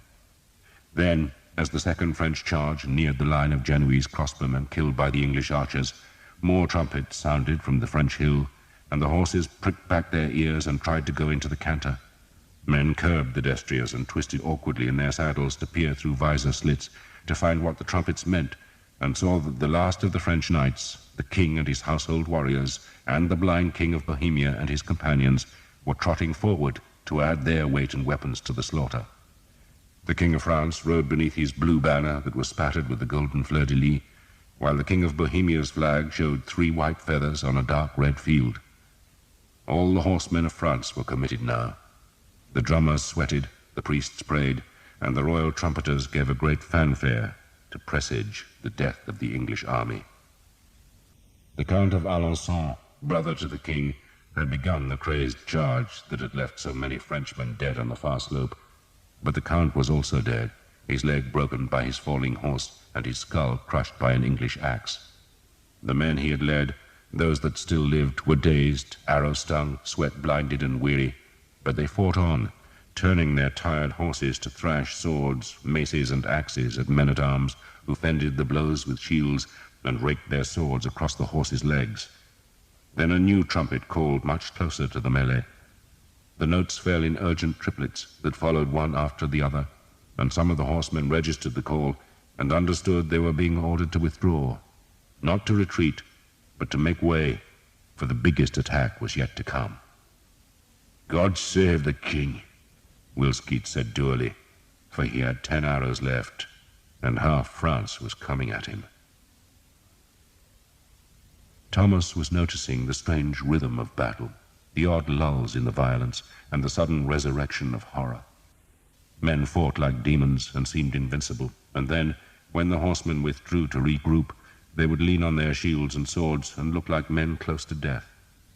The horses would stir again, English voices would shout warnings, and the men-at-arms would straighten and lift their dented blades. The noise on the hill was overwhelming. The occasional crack of the guns that did little except make the battlefield reek with hell's dark stench, the screams of horses, the blacksmith's clangor of weapons, men panting, shouting, and moaning. Dying horses bared their teeth and thrashed the turf. Thomas blinked sweat from his eyes and stared at the long slope that was thick with dead horses, scores of them, hundreds maybe, and beyond them, approaching the bodies of the Genoese who had died under the arrow's lash. Even more horsemen were coming beneath a new spread of bright flags. Sir Guillaume? Where was he? Did he live? Then Thomas realized that the terrible opening charge, when the arrows had felled so many horses and men, had been just that, an opening. The real battle was starting now. "Will? Will?" Father Hobbs' voice called from somewhere behind the men-at-arms. "Sir William?" "Here, father." The men-at-arms made way for the priest, who was carrying an armload of arrow sheaves and leading a small frightened boy who carried still more. "A gift from the Royal Archers," Father Hobbs said, and he spilled the sheaves onto the grass. Thomas saw the arrows had the red-dyed feathers of the king's own bowmen. He drew his knife, cut a binding lace, and stuffed the new arrows into his bag. End of side 18. Side 19. "Into line! Into line!" the Earl of Northampton shouted hoarsely. His helmet was deeply dented over his right temple, and his surcoat was spotted with blood. The Prince of Wales was shouting insults at the French, who were wheeling their horses away, going back through the tangled sprawl of dead and wounded. "Archers!" the Earl called, then pulled the Prince back into the men-at-arms, who were slowly lining themselves into formation. 2 men were picking up fallen enemy lances to rearm the front rank. "Archers!" the Earl called again. Will Skeet took his men back into their old position in front of the Earl. "We're here, my lord. You have arrows? Some? Enough?" "Some," Skeet stubbornly answered. Thomas kicked a broken sword from under his feet. 2 or 3 paces in front of him was a dead horse with flies crawling on its wide white eyes and over the glistening blood on its black nose. Its trapper was white and yellow, and the knight who had ridden the horse was pinned under the body. The man's visor was lifted. Many of the French, and nearly all of the English men-at-arms, fought with open visors, and this dead man's eyes stared straight at Thomas, then suddenly blinked. "Sweet Jesus!" Thomas swore, as if he had seen a ghost. "Have pity," the man whispered in French. "For Christ's sake, have pity." Thomas could not hear him, for the air was filled with the drumbeat of hooves and the bray of trumpets. "Leave them! They're beat!" Will Skeet bawled, for some of his men were about to draw their bows against those horsemen who had survived the first charge and had withdrawn to realign their ranks, well within bow-shot range. "Wait!" Skeet shouted. "Wait!" Thomas looked to his left. There were dead men and horses for a mile along the slope, but it seemed the French had only broken through to the English line where he stood. Now they came again, and he blinked away sweat and watched the charge come up the slope. They came slowly this time, keeping their discipline.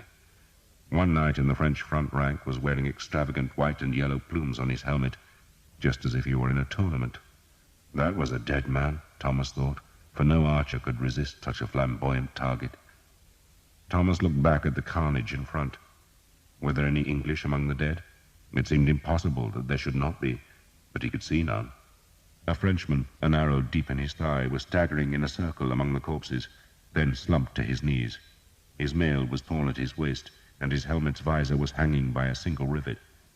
For a moment, with his hands clasped over his sword's pommel, he looked just like a man at prayer. Then he slowly fell forward. A wounded horse whinnied. A man tried to rise, and Thomas saw the red cross of St. George on his arm and the red and yellow quarters of the Earl of Oxford on his jupon. So there were English casualties after all. "Wait!" Will Skeet shouted, and Thomas looked up to see that the horsemen were closer, much closer. He drew the black bow. He had shot so many arrows that the two calloused string fingers of his right hand were actually sore, while the edge of his left hand had been rubbed raw by the flick of the goose feathers whipping across its skin. The long muscles of his back and arms were sore. He was thirsty. "Wait!" Skeet shouted again, and Thomas relaxed the string a few inches. The close order of the second charge had been broken by the bodies of the crossbowmen, but the horsemen were reforming now and were well within bow range. But Will Skeet, knowing how few arrows he had, wanted them all to count. "Aim true, boys," he called. "We've no steel to waste now, so aim true. Kill the damned horses." The bows stretched to their full extent, and the string bit like fire into Thomas's sore fingers. "Now!" Skeet shouted, and a new flight of arrows skimmed the slope, this time with red feathers among the white. Jake's bowstring snapped, and he cursed as he fumbled for a replacement. A second flight whipped away, its feathers hissing in the air, and then the third arrows were on the string as the first flight struck. Horses screamed and reared. The riders flinched and then drove back spurs, as if they understood that the quickest way to escape the arrows was to ride down the archers. Thomas shot again and again, not thinking now, just looking for a horse, leading it with the steel arrowhead, then releasing. He drew out a white-feathered arrow and saw blood on the quills, and knew his bow fingers were bleeding for the first time since he had been a child. He shot again and again, until his fingers were raw flesh, and he was almost weeping from the pain. But the second charge had lost all its cohesion as the barbed points tortured the horses and the riders encountered the corpses left by the first attack. The French were stalled, unable to ride into the arrow flail, but unwilling to retreat. Horses and men fell, the drums beat on, and the rearward horsemen were pushing the front ranks into the bloody ground where the pits waited and the arrows stung. Thomas shot another arrow, watched the red feathers whip into a horse's breast, then fumbled in the arrow bag to find just one shaft left. He swore. "Arrows!" Sam called, but no one had any to spare. Thomas shot his last, then turned to find a gap in the men-at-arms that would let him escape the horsemen who would surely come, now the arrows had run out. But there were no gaps. He felt a heartbeat of pure terror. There was no escape, and the French were coming. Then, almost without thinking, he put his right hand under the horn tip of the bow and launched it high over the English men-at-arms, so it would fall behind them. The bow was an encumbrance now, so he would be rid of it, and he picked up a fallen shield, hoping to God it showed an English insignia, and pushed his left forearm into the tight loops. He drew his sword and stepped back between two of the lances held by the men-at-arms. Other archers were doing the same. "Let the archers in!" the Earl of Northampton shouted. "Let them in!" But the men-at-arms were too fearful of the rapidly approaching French to open their files. "Ready?" a man shouted. "Ready!" There was a note of hysteria in his voice. The French horsemen, now that the arrows were exhausted, were streaming up the slope between the corpses and the pits. Their lances were lowered and their spurs raked back as they demanded a last spurt from the horses before they struck the enemy. The trappers were flecked with mud and hung with arrows. Thomas watched a lance, held the unfamiliar shield high, and thought how monstrous the enemy's steel faces looked. "You'll be all right, lad," a quiet voice spoke behind him. "Hold the shield high and go for the horse." Thomas snatched a look and saw it was the grey-haired Reginald Cobham, the old champion himself, standing in the front rank. "Brace yourselves!" Cobham shouted. The horses were on top of them, vast and high, lances reaching, the noise of the hooves and the rattle of mail overwhelming. Frenchmen were shouting victory as they leaned into the lunge. "Now kill them!" Cobham shouted. The lances struck the shields, and Thomas was hurled back, and a hoof thumped his shoulder. But a man behind pushed him upright, so he was forced hard against the enemy's horse. He had no room to use the sword, and the shield was crushed against his side. There was the stench of horse sweat and blood in his nostrils. Something struck his helmet, making his skull ring and vision darken. Then miraculously the pressure was gone, and he glimpsed a patch of daylight and staggered into it, swinging the sword to where he thought the enemy was. "Shield up!" a voice screamed, and he instinctively obeyed, only to have the shield battered down. But his dazed vision was sharpening, and he could see a bright-colored trapper and a mailed foot in a big leather stirrup close to his left. He rammed his sword through the trapper and into the horse's guts, and the beast twisted away. Thomas was dragged along by the trapped blade, but managed to give it a violent tug that jerked it free so sharply that its recoil struck an English shield. The charge had not broken the line, but had broken against it like a sea wave striking a cliff. The horses recoiled, and the English men-at-arms advanced to hack at the horsemen who were relinquishing lances to draw their swords. Thomas was pushed aside by the men-at-arms. He was panting, dazed, and sweat-blinded. His head was a blur of pain. An archer was lying dead in front of him, head crushed by a hoof. Why had the man no helmet? Then the men-at-arms were reeling back as more horsemen filed through the dead to thicken the fight, all of them pushing towards the Prince of Wales's high banner.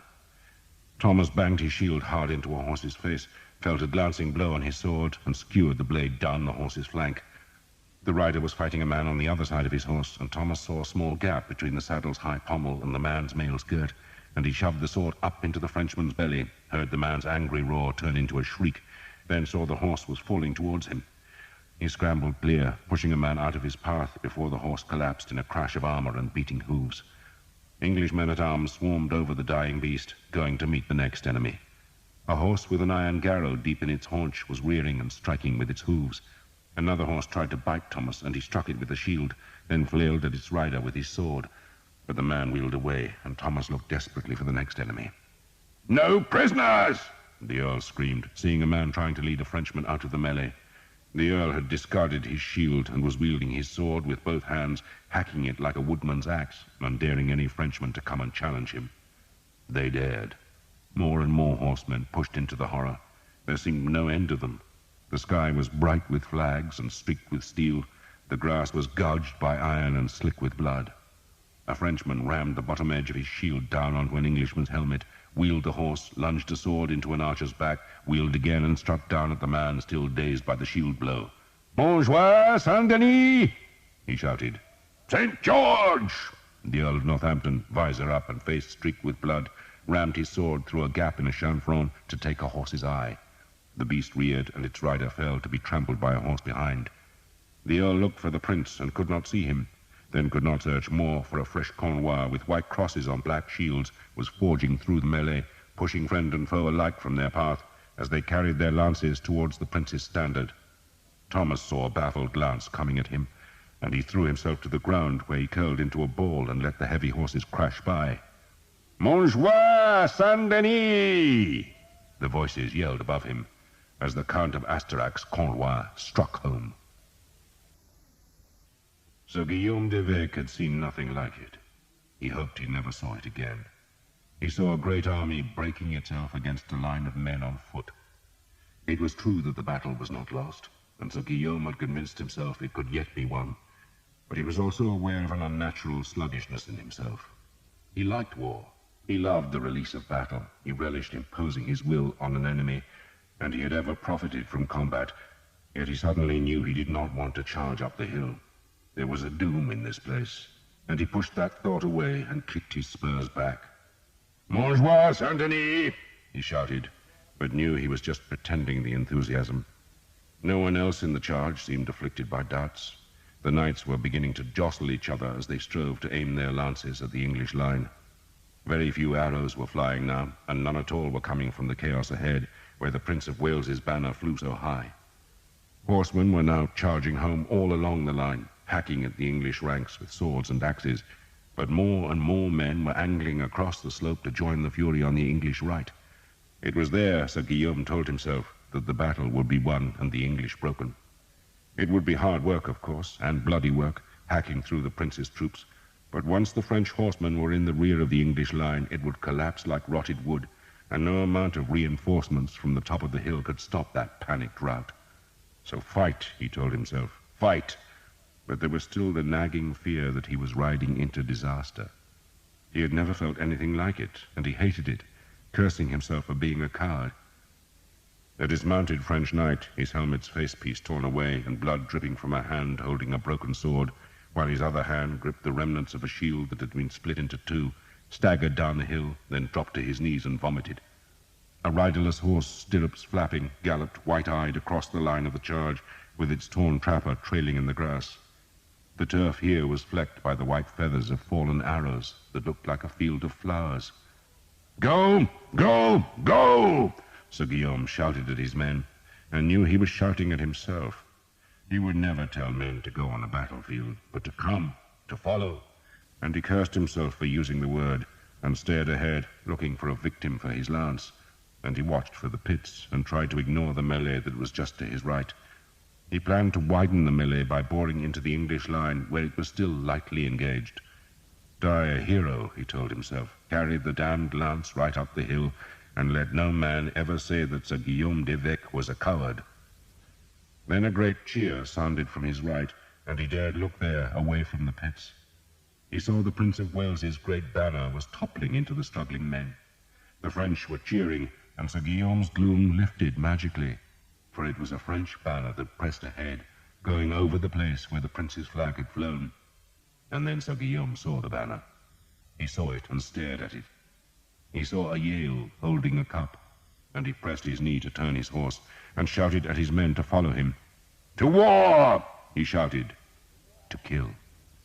And there was no more sluggishness, and no more doubts, for Sir Guillaume had found his enemy.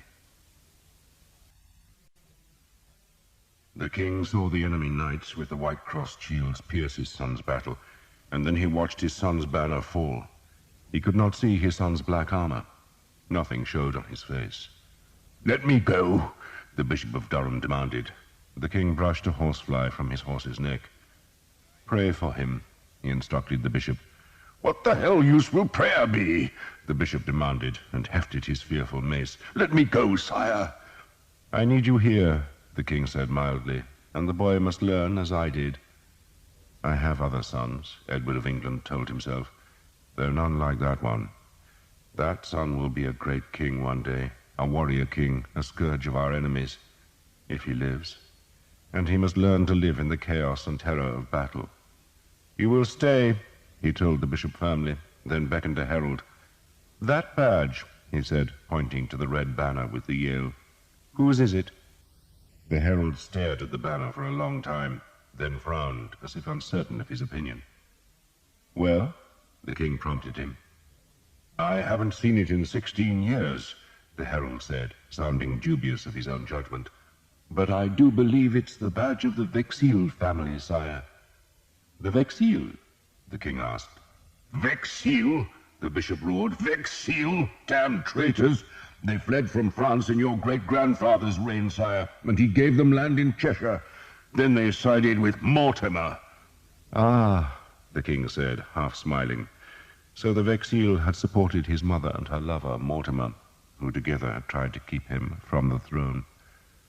No wonder they fought well. They were trying to avenge the loss of their Cheshire estates. "The eldest son never left England," the bishop said, staring down at the widening struggle on the slope. He had to raise his voice to be heard above the din of steel. "He was a strange fellow. Became a priest. Can you credit it? An eldest son. Didn't like his father, he claimed, but we locked him up all the same." "On my orders?" the king asked. "You were very young, sire, so one of your council made sure the Vexil priest couldn't cause trouble. Sealed him up in a monastery, then beat and starved him till he was convinced he was holy. After that he was harmless, so they put him into a country parish to rot. He must be dead by now." The bishop frowned because the English line was bending backwards, pushed by the Cornwell Vexil knights. "Let me go down, sire," he pleaded. "I pray you, let me take my men down." "I asked you to pray to God rather than to me." "I have a score of priests praying," the bishop said, "and so do the French. We're deafening God with our prayers. Please, sire, I beg you." The king relented. "Go on foot," he told the bishop, "and with only one convoy." The bishop howled in triumph. then slid awkwardly off his destrier's back. Arms. Some Frenchmen tried to break through, but most were content to shout insults in the hope of drawing a handful of the dismounted English out of the shield wall. But the English discipline held. They returned insult for insult, inviting the French to come and die on their blades. Only where the Prince of Wales's banner had flown was the fighting ferocious, and there, and for 100 paces on either side, the two armies had become inextricably tangled. The English line had been torn, but it had not been pierced. Its rear ranks still defended the hill, while the front ranks had been scattered into the enemy, where they fought against the surrounding horsemen. The Earls of Northampton and Warwick had tried to keep the line steady, but the Prince of Wales had broken the formation by his eagerness to carry the fight to the enemy, and the Prince's bodyguard were now down the slope, near to the pits where so many horses lay with broken legs. It was there that Guy Vexil had lanced the Prince's standard-bearer, so that the great flag, with its lilies and leopards and gilded fringe, was being trampled by the iron-shod hoofs of his Cornwell. Thomas was 20 yards away, curled into the bloody belly of a dead horse, and flinching every time another destrier trod near him. Noise overwhelmed him, but through the shrieks and hammering he could hear English voices still shouting defiance, and he lifted his head to see Will Skeet and Father Hobb, a handful of archers and 2 men-at-arms, defending themselves against French horsemen. Thomas was tempted to stay in his blood-reeking haven, but he forced himself to scramble over the horse's body and run to Skeet's side. A French sword lanced off his helmet. He bounced off the rump of a horse, then stumbled into the small group. "Still alive, lad," Skeet said. "Jesus," Thomas swore. "he ain't interested. Come on, you bastard, come on!" Skeet was calling to a Frenchman, but the enemy preferred to carry his unbroken lance towards the battle raging about the fallen standard. "They're still coming," Skeet said in tones of wonderment. "No end to the goddamn bastards." An archer in the Prince's green and white livery, without a helmet and bleeding from a deep shoulder wound, lurched towards Skeet's group. A Frenchman saw him, casually wheeled his horse and chopped down with a battle-axe. "The bastard," Sam said, and before Skeet could stop him, he ran from the group and leaped up onto the back of the Frenchman's horse.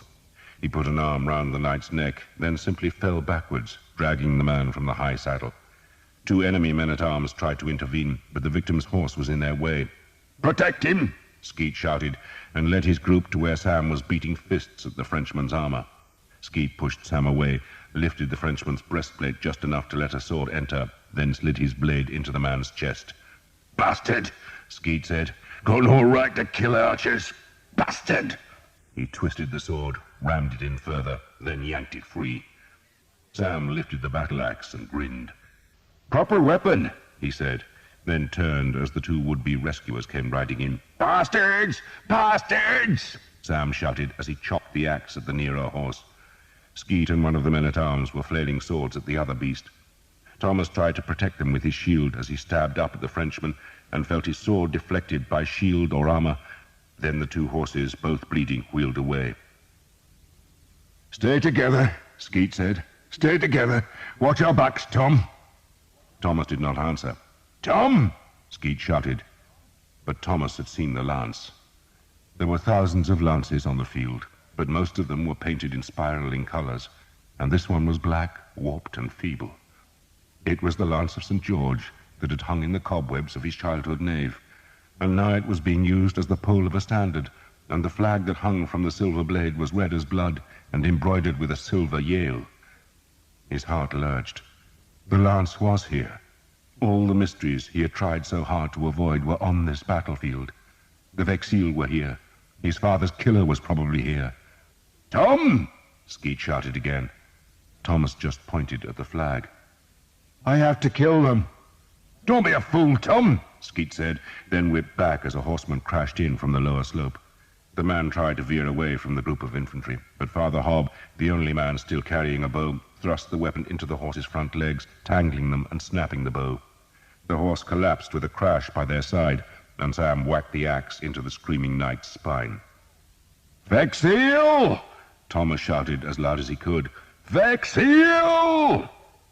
"Lost his bloody head," Skeet said to Father Hobb. "He hasn't," the priest said. He was without a weapon now, but when Sam had finished chopping his new axe through mail and leather, the priest took the dead Frenchman's falchion that he hefted appreciatively. Vaxil! Vaxil! Thomas screamed. One of the knights about the Yale standard heard the shout and turned his pig-snouted helmet. It seemed to Thomas that the man stared at him through the snout's eye slits for a long time, though it could only have been for a heartbeat or two, because the man was assailed by footmen. He was defending himself skillfully, his horse dancing the battle steps to keep itself from being hamstrung, but the rider beat down one Englishman's sword and slashed his left spur across the face of the other before turning the quick horse and killing the first man with a lunge of his sword. The second man reeled away, and the pig-snouted knight turned and trotted straight at Thomas. Asking for bloody trouble, Skeet growled, but went to Thomas's side. The knight swerved at the last moment and beat down with his sword. Thomas parried and was shocked by the force of the man's blow that stung his shield arm to his shoulder. The horse was gone, turned, came back, and the knight beat at him again. Skeet lunged at the horse, but the destrier had a mail coat under its trapper, and the sword slid away. Thomas parried again and was half beaten to his knees. Then the horseman was 3 paces away. The destrier was swivelling fast, and the knight raised his sword hand and pushed up his pig snout, and Thomas saw it was Sir Simon Jekyll. End of side 19. Side 20. Anger rose in Thomas like bile, and ignoring Skeet's warning shout, he ran forward, sword swinging. Sir Simon parried the blow with contemptuous ease. The trained horse sidestepped delicately, and Sir Simon's blade was coming back fast. Thomas had to twist aside, and even so, fast as he was, the blade clanged against his helmet with stunning force. "This time you'll die," Sir Simon said, and he lunged with the blade, thrusting with killing force on Thomas's mail-clad chest. But Thomas had tripped on a corpse and was already falling backwards. The lunge pushed him down faster, and he sprawled on his back, his head spinning from the blow to his helmet. There was no one to help him any more, for he had dashed away from Skeet's group that was defending itself against a new rush of horsemen. Thomas tried to stand, but a pain ripped at his head, and he was winded by the blow to his chest. Then Sir Simon was leaning down from his saddle, and his long sword was seeking Tom's protected face. "Goddamn bastard!" Sir Simon said, then opened his mouth wide as though he was yawning. He stared at Thomas, then spewed a stream of blood that spattered Thomas's face. A lance had gone clean through Sir Simon's side, and Thomas, shaking the blood from his eyes, saw that a Frenchman had thrust the blue and yellow lance. A horseman? Only the French were mounted, but Thomas had seen the horseman let go of the lance that was hanging from Sir Simon's side. And now the Englishman, eyes rolling, was swaying in his saddle, choking and dying. Then Thomas saw the trappers of the horsemen who had swept past him. They showed yellow hawks on a blue field. Thomas staggered to his feet. Sweet Christ, but he had to learn how to fight with a sword. A bow was not enough. Sir Guillaume's men were past him now, cutting into the Vexil Cornwell. Will Skeet shouted at Thomas to come back, but he stubbornly followed Sir Guillaume's men. Frenchman was fighting Frenchman. The Vexil had almost broken the English line, but now they had to defend their backs, while English men-at-arms tried to hold them from their saddles. "Vexil! Vexil!" Sir Guillaume shouted, not knowing which visored man was his enemy. He beat again and again on a man's shield, bending him back in his saddle. Then he chopped the sword down on the horse's neck, and the beast dropped, and an Englishman, a priest, was slashing the fallen knight's head with a falchion. A flash of rearing colour made Sir Guillaume look to his right. The Prince of Wales's banner had been rescued and raised. He looked back to find Vexil, but saw only a half-dozen horsemen with white crosses on their black shields. He spurred towards them, raised his own shield to fend off an axe blow, and lunged his sword into a man's thigh, twisted it clear, felt a blow on his back, turned the horse with his knee, and parried a high sword blow. Men were shouting at him, demanding to know why he fought his own side. Then the Vexil's standard-bearer began to topple as his horse was hamstrung. 2 archers were slashing at the beast's legs, and the silver Yale fell into the melee as Henry Colley let go of the old lance to draw his sword. "Bastards!" he shouted at the men who had hamstrung his horse. "Bastards!" He slashed the blade down, hacking into a man's mailed shoulder. Then a great roar made him turn to see a heavy man in plate and mail, and with a crucifix about his neck, wielding a mace. Colley, still on his collapsing horse, swung at the bishop, who hammered the sword away with his shield, and then slammed the mace down onto Colley's helmet. "In the name of God!" the bishop roared as he dragged the spikes free of the mangled helmet. collie was dead, his skull crushed, and the bishop swung the bloody mace at a horse with a yellow and blue trap up, but the rider swerved at the last instant.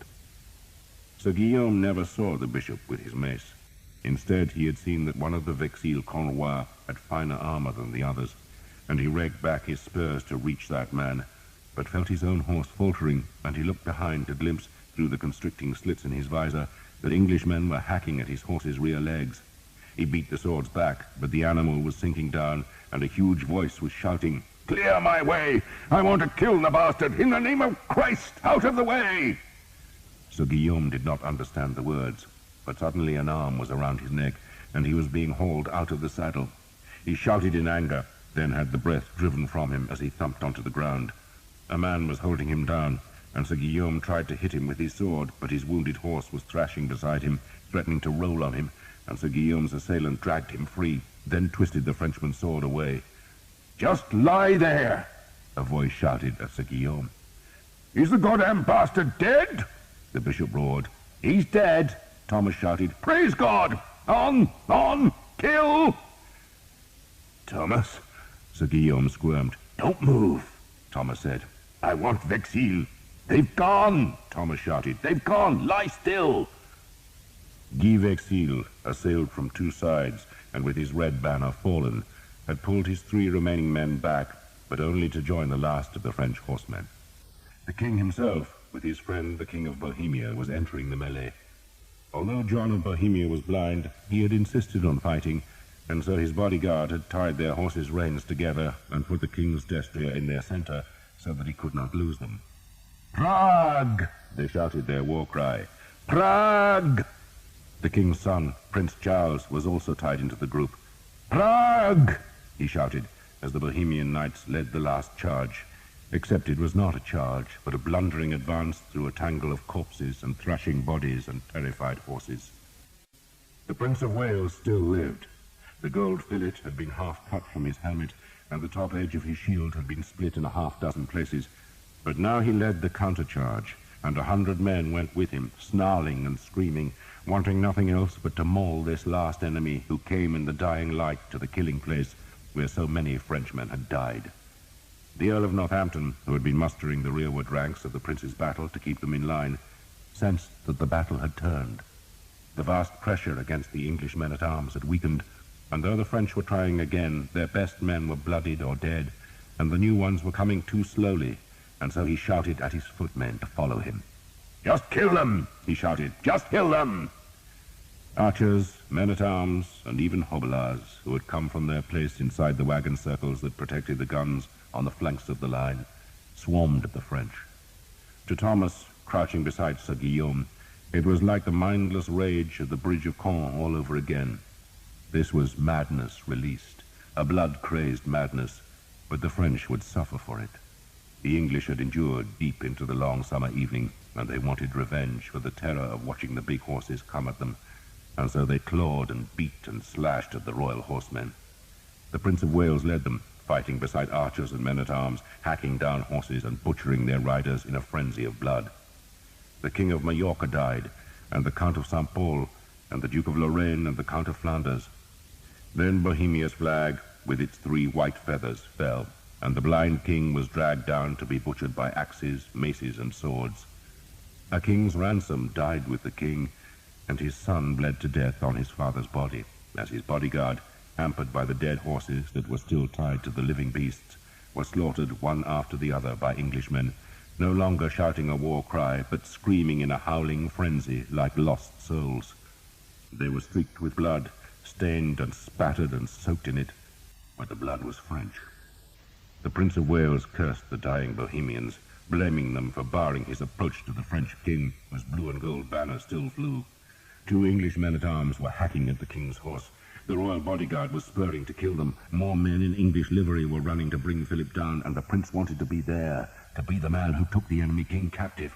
But one of the Bohemian horses, dying, lurched on its side, and the prince was still wearing his spurs, and one of them became caught in the dying horse's trapper. The prince lurched, was trapped, and it was then that Guy Vexil saw the black armor and the royal surcoat and the broken fillet of gold, and saw too that the prince was unbalanced amidst the dying horses. So Guy Vexil turned and charged. Thomas saw Vexil turn. He could not reach the charging horseman with his sword, for that would mean clambering over the same horses where the prince was trapped. But under his right hand was a black ash shaft tipped with silver, and he snatched up the lance and ran at the charging man. Skeet was there too, scrambling over the Bohemian horses with his old sword. The lance of St. George struck Guy Vexil on the chest. The silver blade crumpled and tangled with the crimson banner, but the old ash shaft had just enough strength to knock the horseman back and keep his sword from the prince, who was being pulled free by two of his men-at-arms. Vexil hacked again, reaching far from his saddle, and Will Skeet bellowed at him and thrust his sword hard up at Vexil's waist. But the black shield deflected the lunge, and Vexil's trained horse instinctively turned into the attack, and the rider slashed down hard. "No!"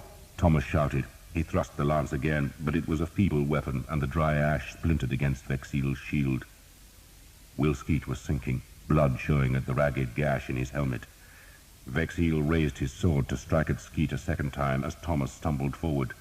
The sword fell, slicing into Skeet's head. Then the blank mask of Vexil's dark visor swung towards Thomas. Will Skeet was on the ground, not moving. Vexil's horse turned to bring its master to where he could kill most efficiently, and Thomas saw death in the Frenchman's bright sword. But then, in panic desperation, he rammed the broken end of the black lance into the destrier's open mouth and gouged the ragged wood deep into the animal's tongue. The stallion sheared away, screaming and rearing, and Vexil was thrown hard against his saddle's cantle. The horse, eyes white behind its chanfron and mouth dripping blood, turned back to Thomas, but the Prince of Wales had been freed from the dying horse, and he brought two men-at-arms to attack Vexil's other flank, and the horseman parried the prince's sword blow, then saw he must be overwhelmed, and so drove back his spurs to take his horse through the melee and away from danger. "Calix meus inebrians!" Thomas shouted. He did not know why. The words just came to him, his father's dying words, but they made Vexil look back. He stared through the eye slits, saw the dark-haired man who was holding his own banner. Then a new surge of vengeful Englishmen spilled down the slope, and he pricked his horse through the carnage and the dying men and the broken dreams of France. A cheer sounded from the English hilltop. The king had ordered his mounted reserve of knights to charge the French, and as those men lowered their lances, still more horses were being hurried from the baggage park, so that more men could mount and pursue the beaten enemy. John of Hainault, Lord of Beaumont, took the French king's reins and dragged Philip away from the melee. The horse was a remount, for one royal horse had already been killed, while the king himself had taken a wound in the face because he had insisted on fighting with his visor up, so that his men would know he was on the field. "It is time to go, sire," the Lord of Beaumont said gently. "Is it over?" Philip asked. There were tears in his eyes and incredulity in his voice. "It's over, sire," the Lord of Beaumont said. The English were howling like dogs, and the chivalry of France was twitching and bleeding on a hillside. John of Hainault did not know how it had happened, only that the battle, the Oriflamme, and the pride of France were all lost. "Come, sire," he said, and dragged the king's horse away. Groups of French knights, their horses' trappers rattling with arrows, were crossing the valley to the far woods that were dark with the coming night. "That astrologer, John," the French king said. "Sire, have him put to death. Bloodily. You hear me? Bloodily." The king was weeping as, with the handful of his bodyguard that was left, he rode away. More and more Frenchmen were fleeing to seek safety in the gathering dark, and their retreat turned into a gallop as the first English horsemen of the battle burst through the remnants of their battered line to begin the pursuit. The English slope seemed to twitch as the men-at-arms wandered among the wounded and dead. The twitching was the jerking of the dying men and horses. The valley floor was scattered with the Genoese who had been killed by their own paymasters. It was suddenly very quiet. There was no clang of steel, no hoarse shouts, and no drums. There were moans and weeping and sometimes a gasp, but it seemed quiet. The wind stirred the fallen banners and flickered the white feathers of the fallen arrows that had reminded Sir Guillaume of a spread of flowers. and it was over. Sir William Skeet lived.